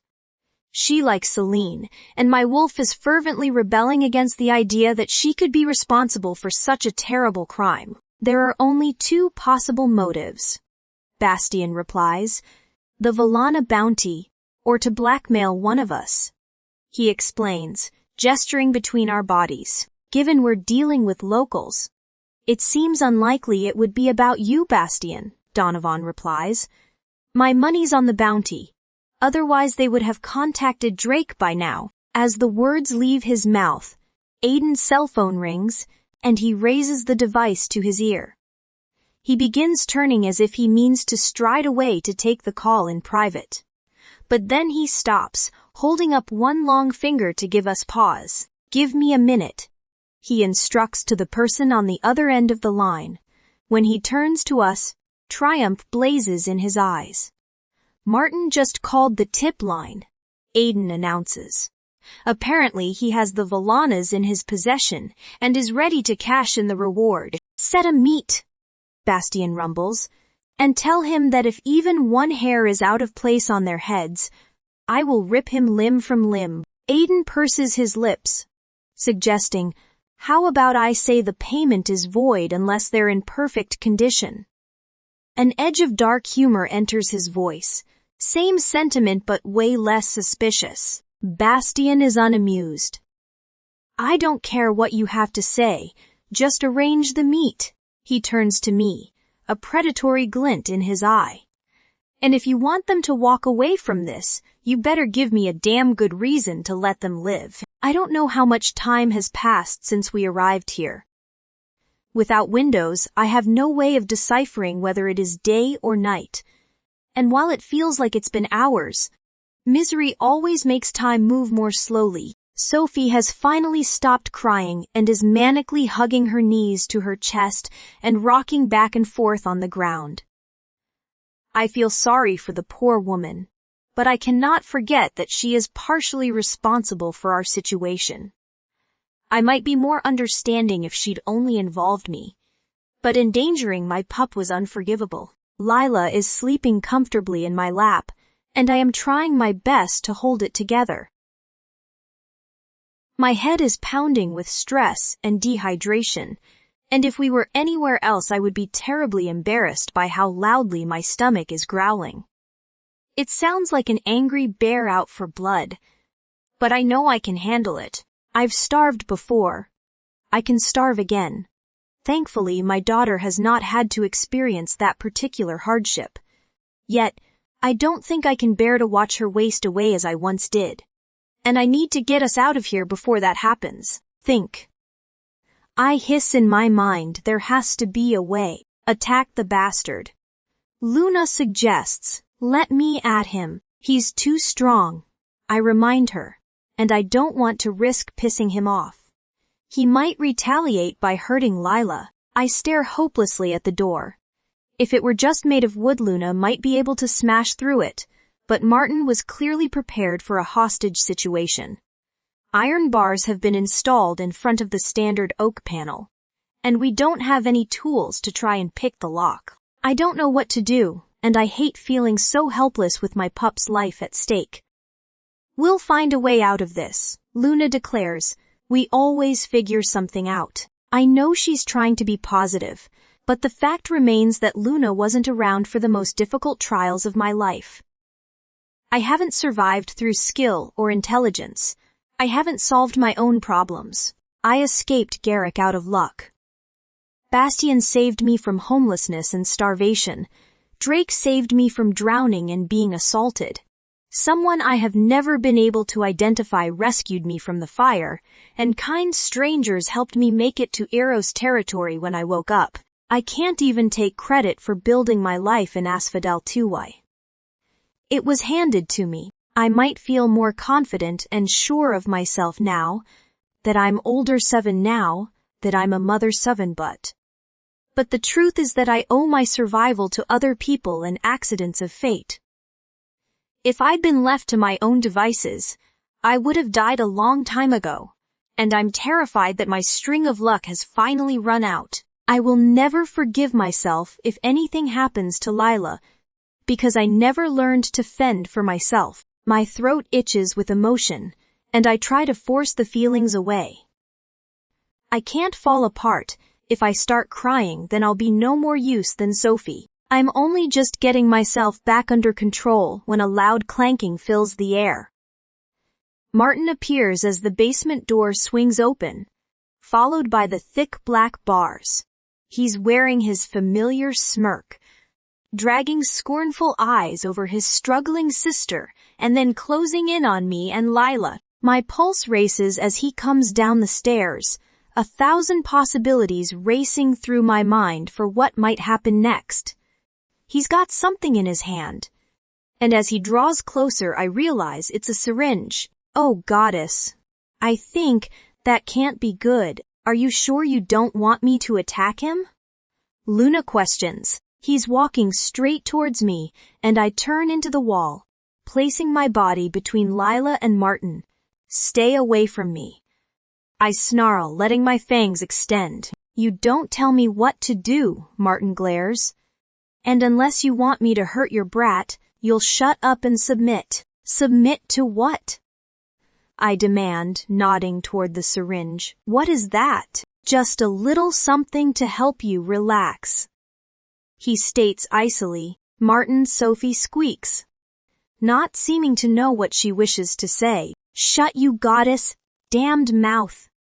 Martin thunders, his temper detonating from a single word. He begins moving towards me again, and I shake my head frantically.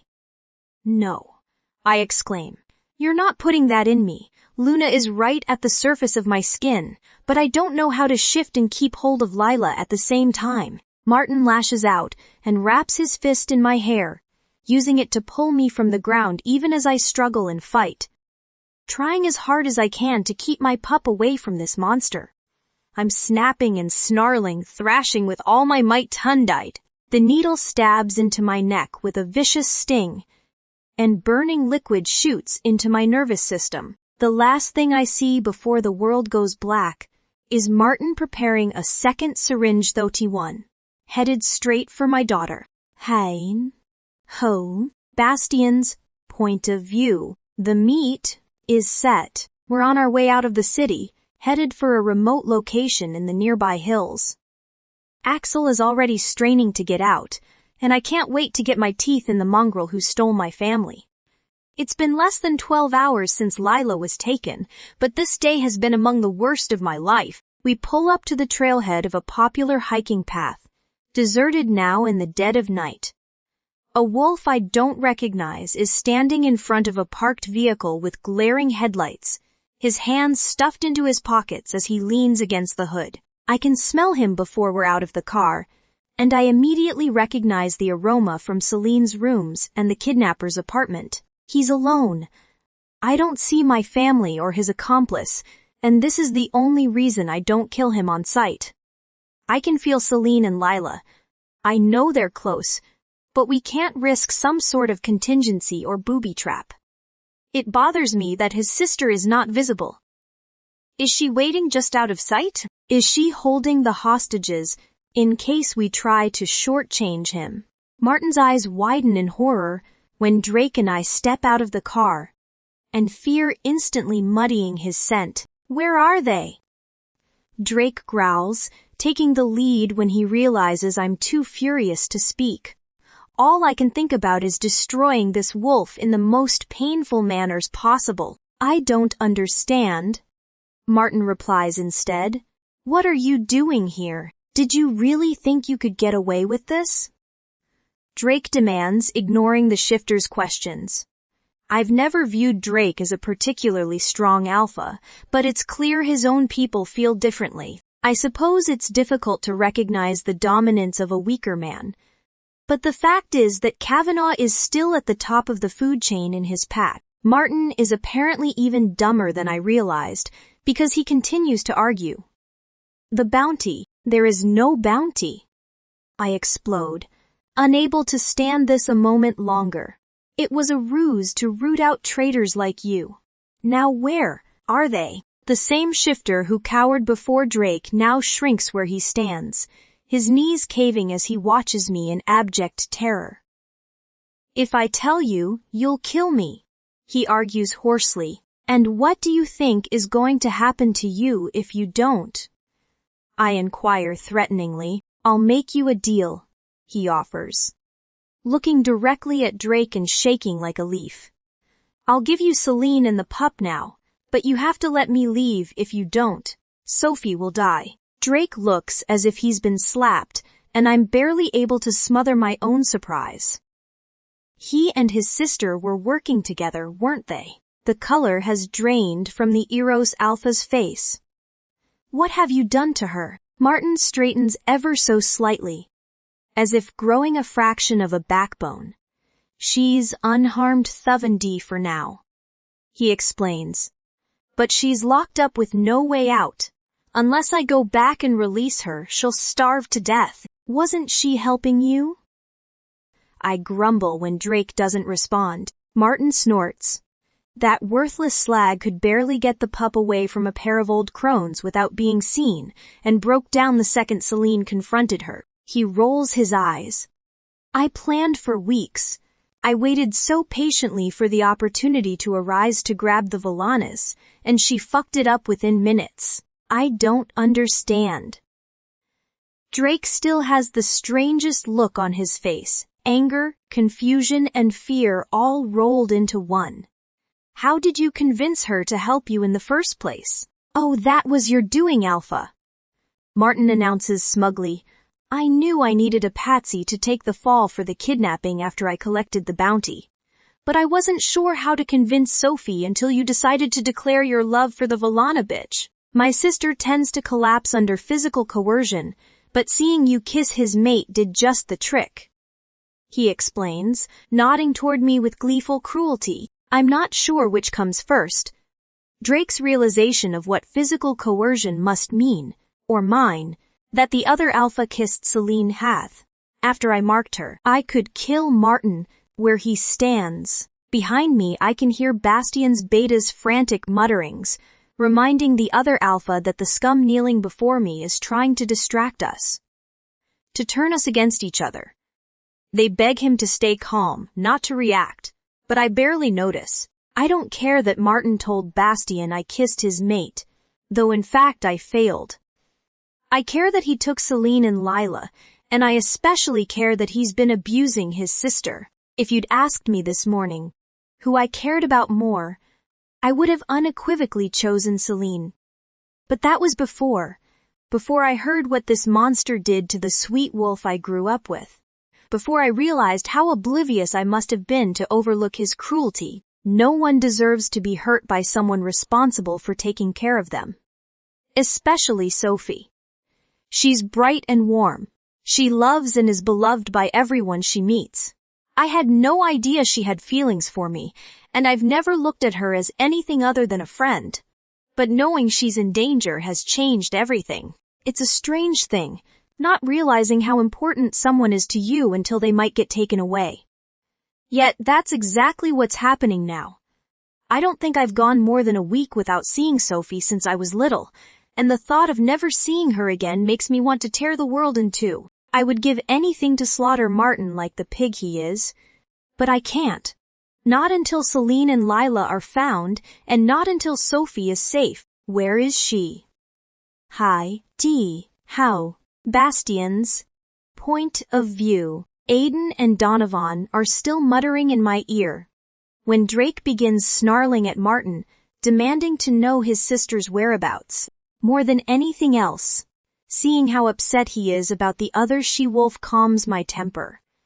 When this is all over, I intend on having words with both him and my mate about the incident. But now is not the time. I'll tell you once I'm safely out of the territory. Martin suggests, "You'll tell me now." Drake commands, more powerfully than I've ever witnessed before. "It's Sophie or the Valanas." Martin counters maliciously, "You choose who comes first." Drake looks to me with rage and desperation, and I try to send him a silent message using eye contact alone.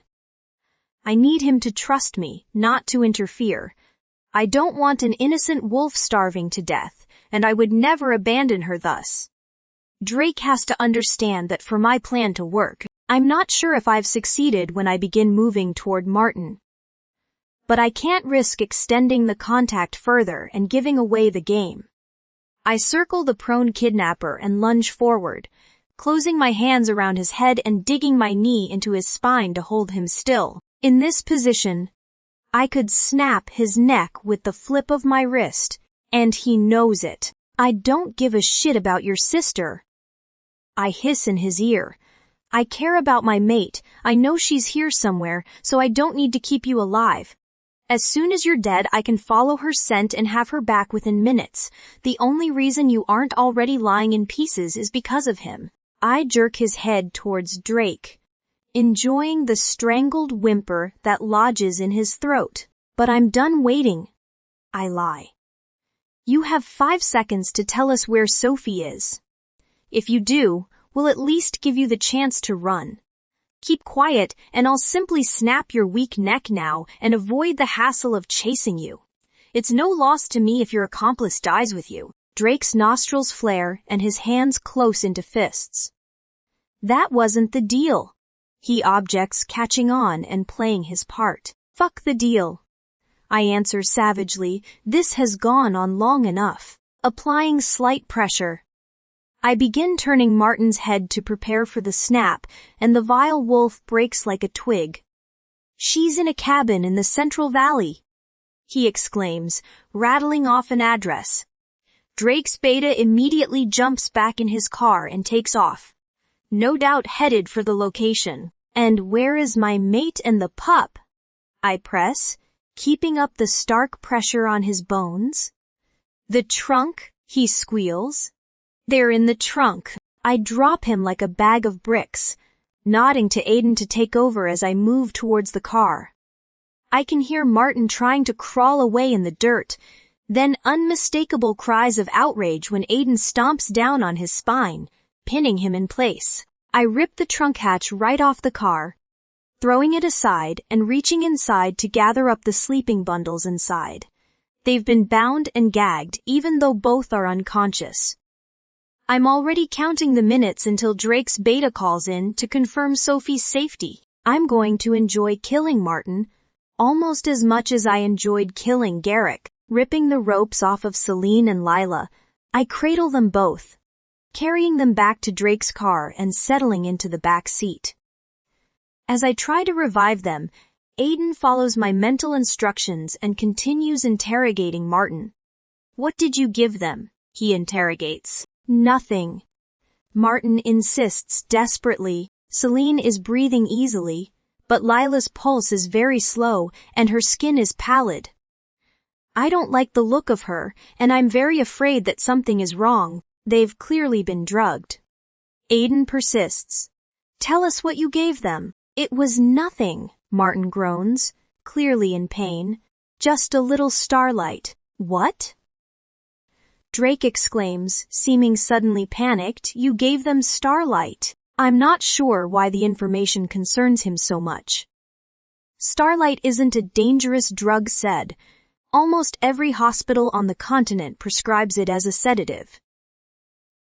Nonetheless, another glance at Lila makes my heart plunge below my navel. She's at least 2 shades paler than Celine, and a sheen of sweat has formed on her forehead. Yes, Martin wheezes, equally confused. They'll wake up soon. Bastien.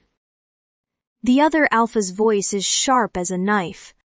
I jerk my head up, pausing my attentions. Lila is allergic to starlight. How allergic? I immediately clarify. It's a stupid question. I can already see the damage the drug is doing to the tiny pup. Very. He answers gravely. We need to get her to a hospital right now. I'm already moving. Adjusting the she-wolves in my lap, and pulling the car door shut as Drake returns to the driver's seat. Does Hugo have Sophie? He just got there. Drake nods, turning the key in the ignition. Martin was telling the truth. I'd planned on killing Martin myself, but Lila comes first. As we pull out of the trailhead, I issue my orders to Aiden through our link. Kill him someday and make it hurt. Martin's screams follow us as we race off into the night, and I don't regret delegating the job. The sound of his torment is satisfying enough. I can only pray that we reach help in time. 10:1 Celine's point of view. I'm in Bastien's arms. When I wake, I don't know how he found us. The last thing I remember was Martin stabbing me with the syringe. It seems impossible that we're safe.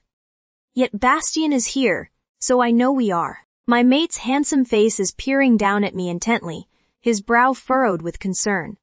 His features soften briefly when he sees my eyes open. But even as he welcomes me back to the waking world, the tension doesn't leave his body. Hello, little wolf. What happened? I ask hoarsely. Where's Lila? Belatedly I realize we're moving. Bundled into the back of a car with the world whizzing by at dizzying speed. Bastien is frowning deeply. Martin was the tipster.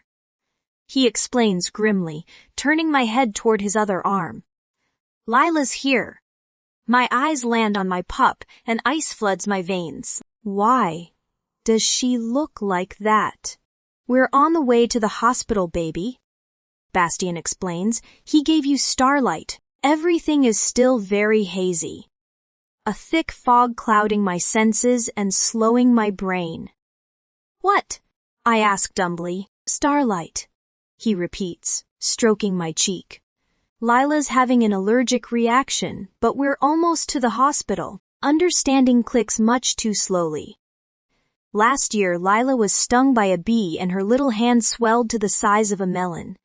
It took a massive dose of steroids to counteract the reaction, and I decided to have her tested for other allergies. Other than bees and wasps, there was only one other substance that returned a positive result on the test. Starlight. The doctors told Drake and I that if she ever injected the drug, it could kill her. Number. I whisper frantically, trying to move and realizing that my body is still too deeply under the influence of the drug. I can't make my limbs work. Give her to me. I beg, tears welling in my eyes. Bastien does so immediately, settling her on my chest and holding her steady. It's all right, sweetheart. We're going to get her help. I stare down at her sweet little face, fear unlike anything I've yet experienced consuming me.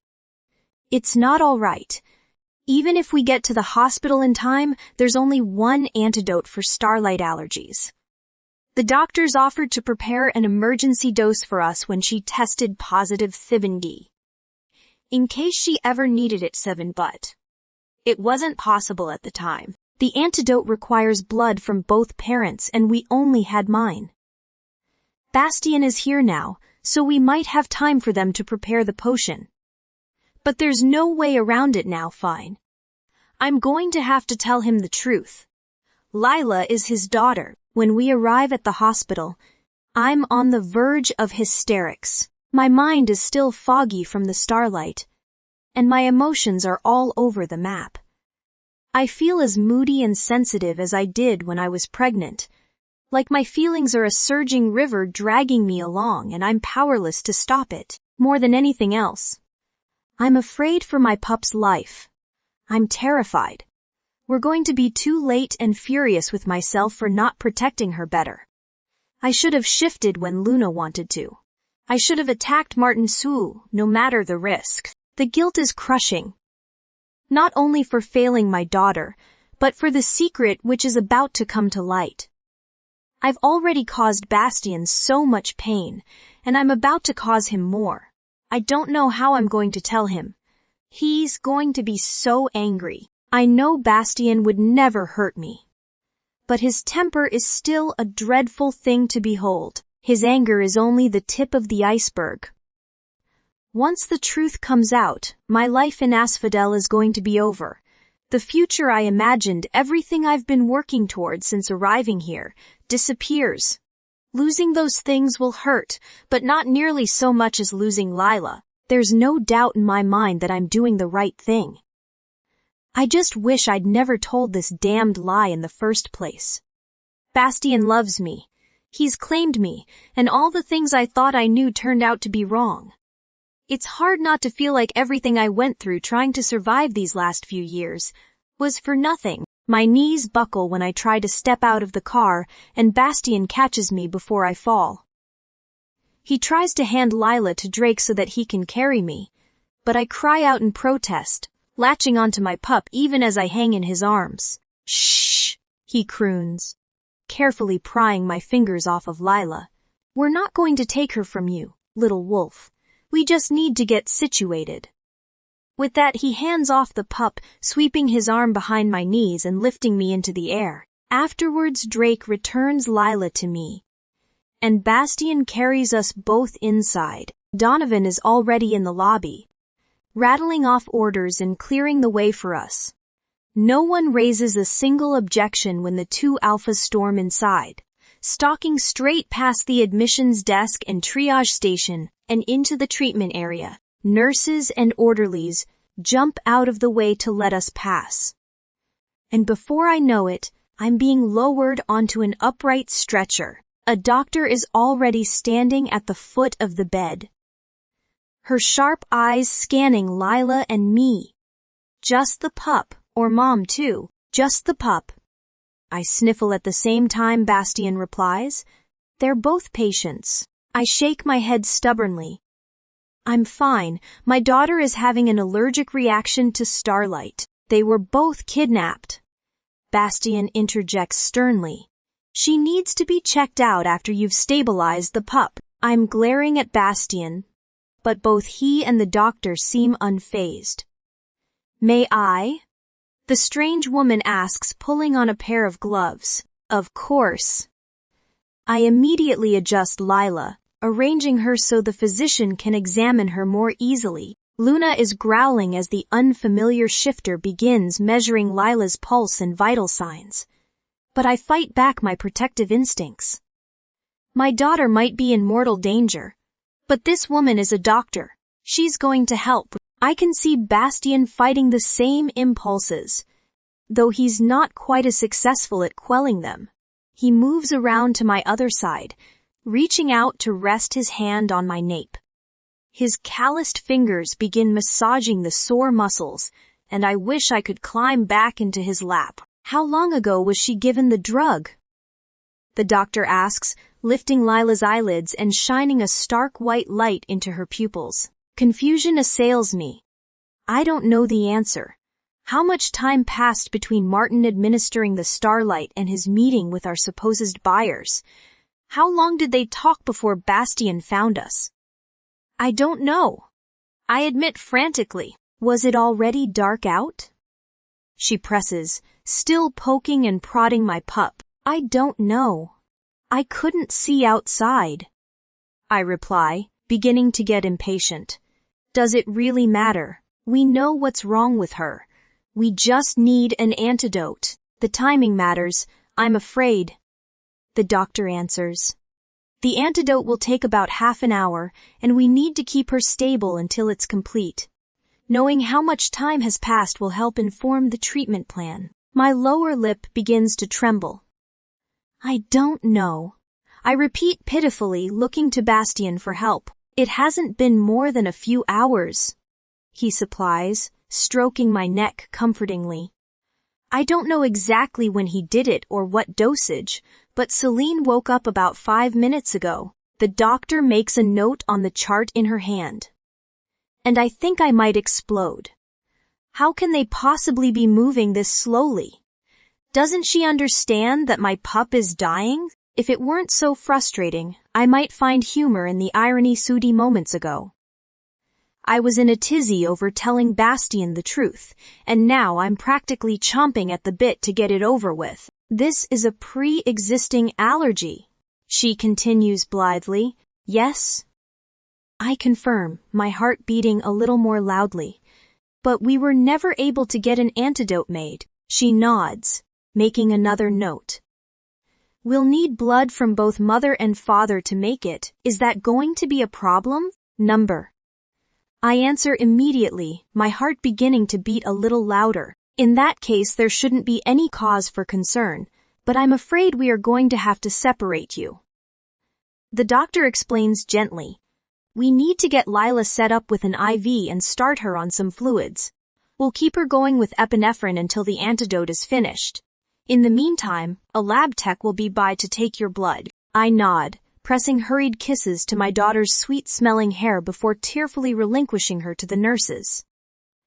Bastien too leans over to kiss her soft cheek before they take her away, and I feel a deep pang of longing and remorse. He doesn't even know she's his, and already he loves her like a daughter. The doctor helps me lean back against the flimsy pillow. Your pup is in good hands, Celine. We have every reason to be optimistic. Thank you. I hiccup, jolting slightly when she reaches for my wrist. Easy now, we need to have a look at you too. I'm fine. I say again, feebly resisting her. Bastien is back by my side, fingers twitching like they watch to reach for me, but he holds himself back. When I continue squirming, he growls gently, encouraging me to behave. But Luna rears up, snarling right back. One thick brow arches, his silver eyes hard as steel, and I suddenly feel very small indeed. I lower my gaze and sullenly settle, submitting to the examination. The lab tech arrives just as the doctor is trying to convince me to be admitted overnight for observation. She's already set a nurse upon me with an IV bag and is wielding a horrid hospital gown.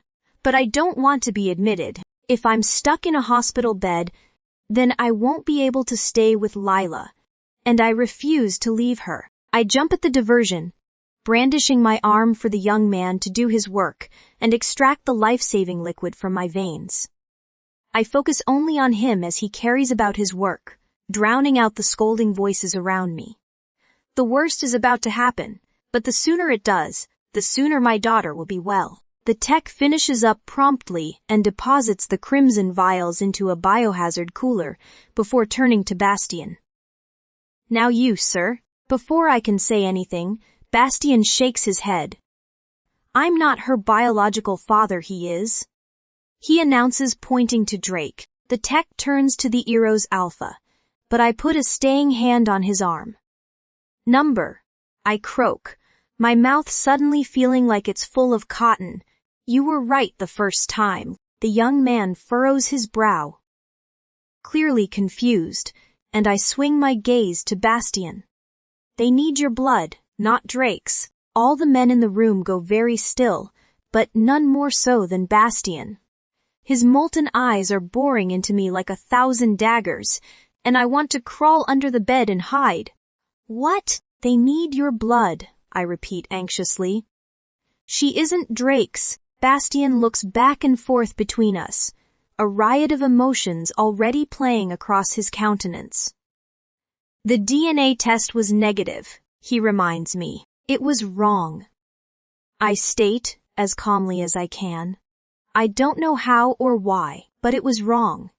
Lila is yours. I've never been with anyone else. Sucking in a deep breath, I share the final damning details before I can lose my nerve. I was already pregnant when I met Drake. Sade, way, shock, fury, and betrayal war for dominance in Bastian's imposing features. He's looking at me the same way he did when he first discovered I was alive, as if he's realizing he doesn't recognize me at all. Tears have been rolling down my cheeks since I woke, but a fresh surge rushes forth as I wilt beneath his scrutiny. Bastian. They need it now, Drake interjects. As if in a trance, Bastian shoves out his arm toward the lab tech.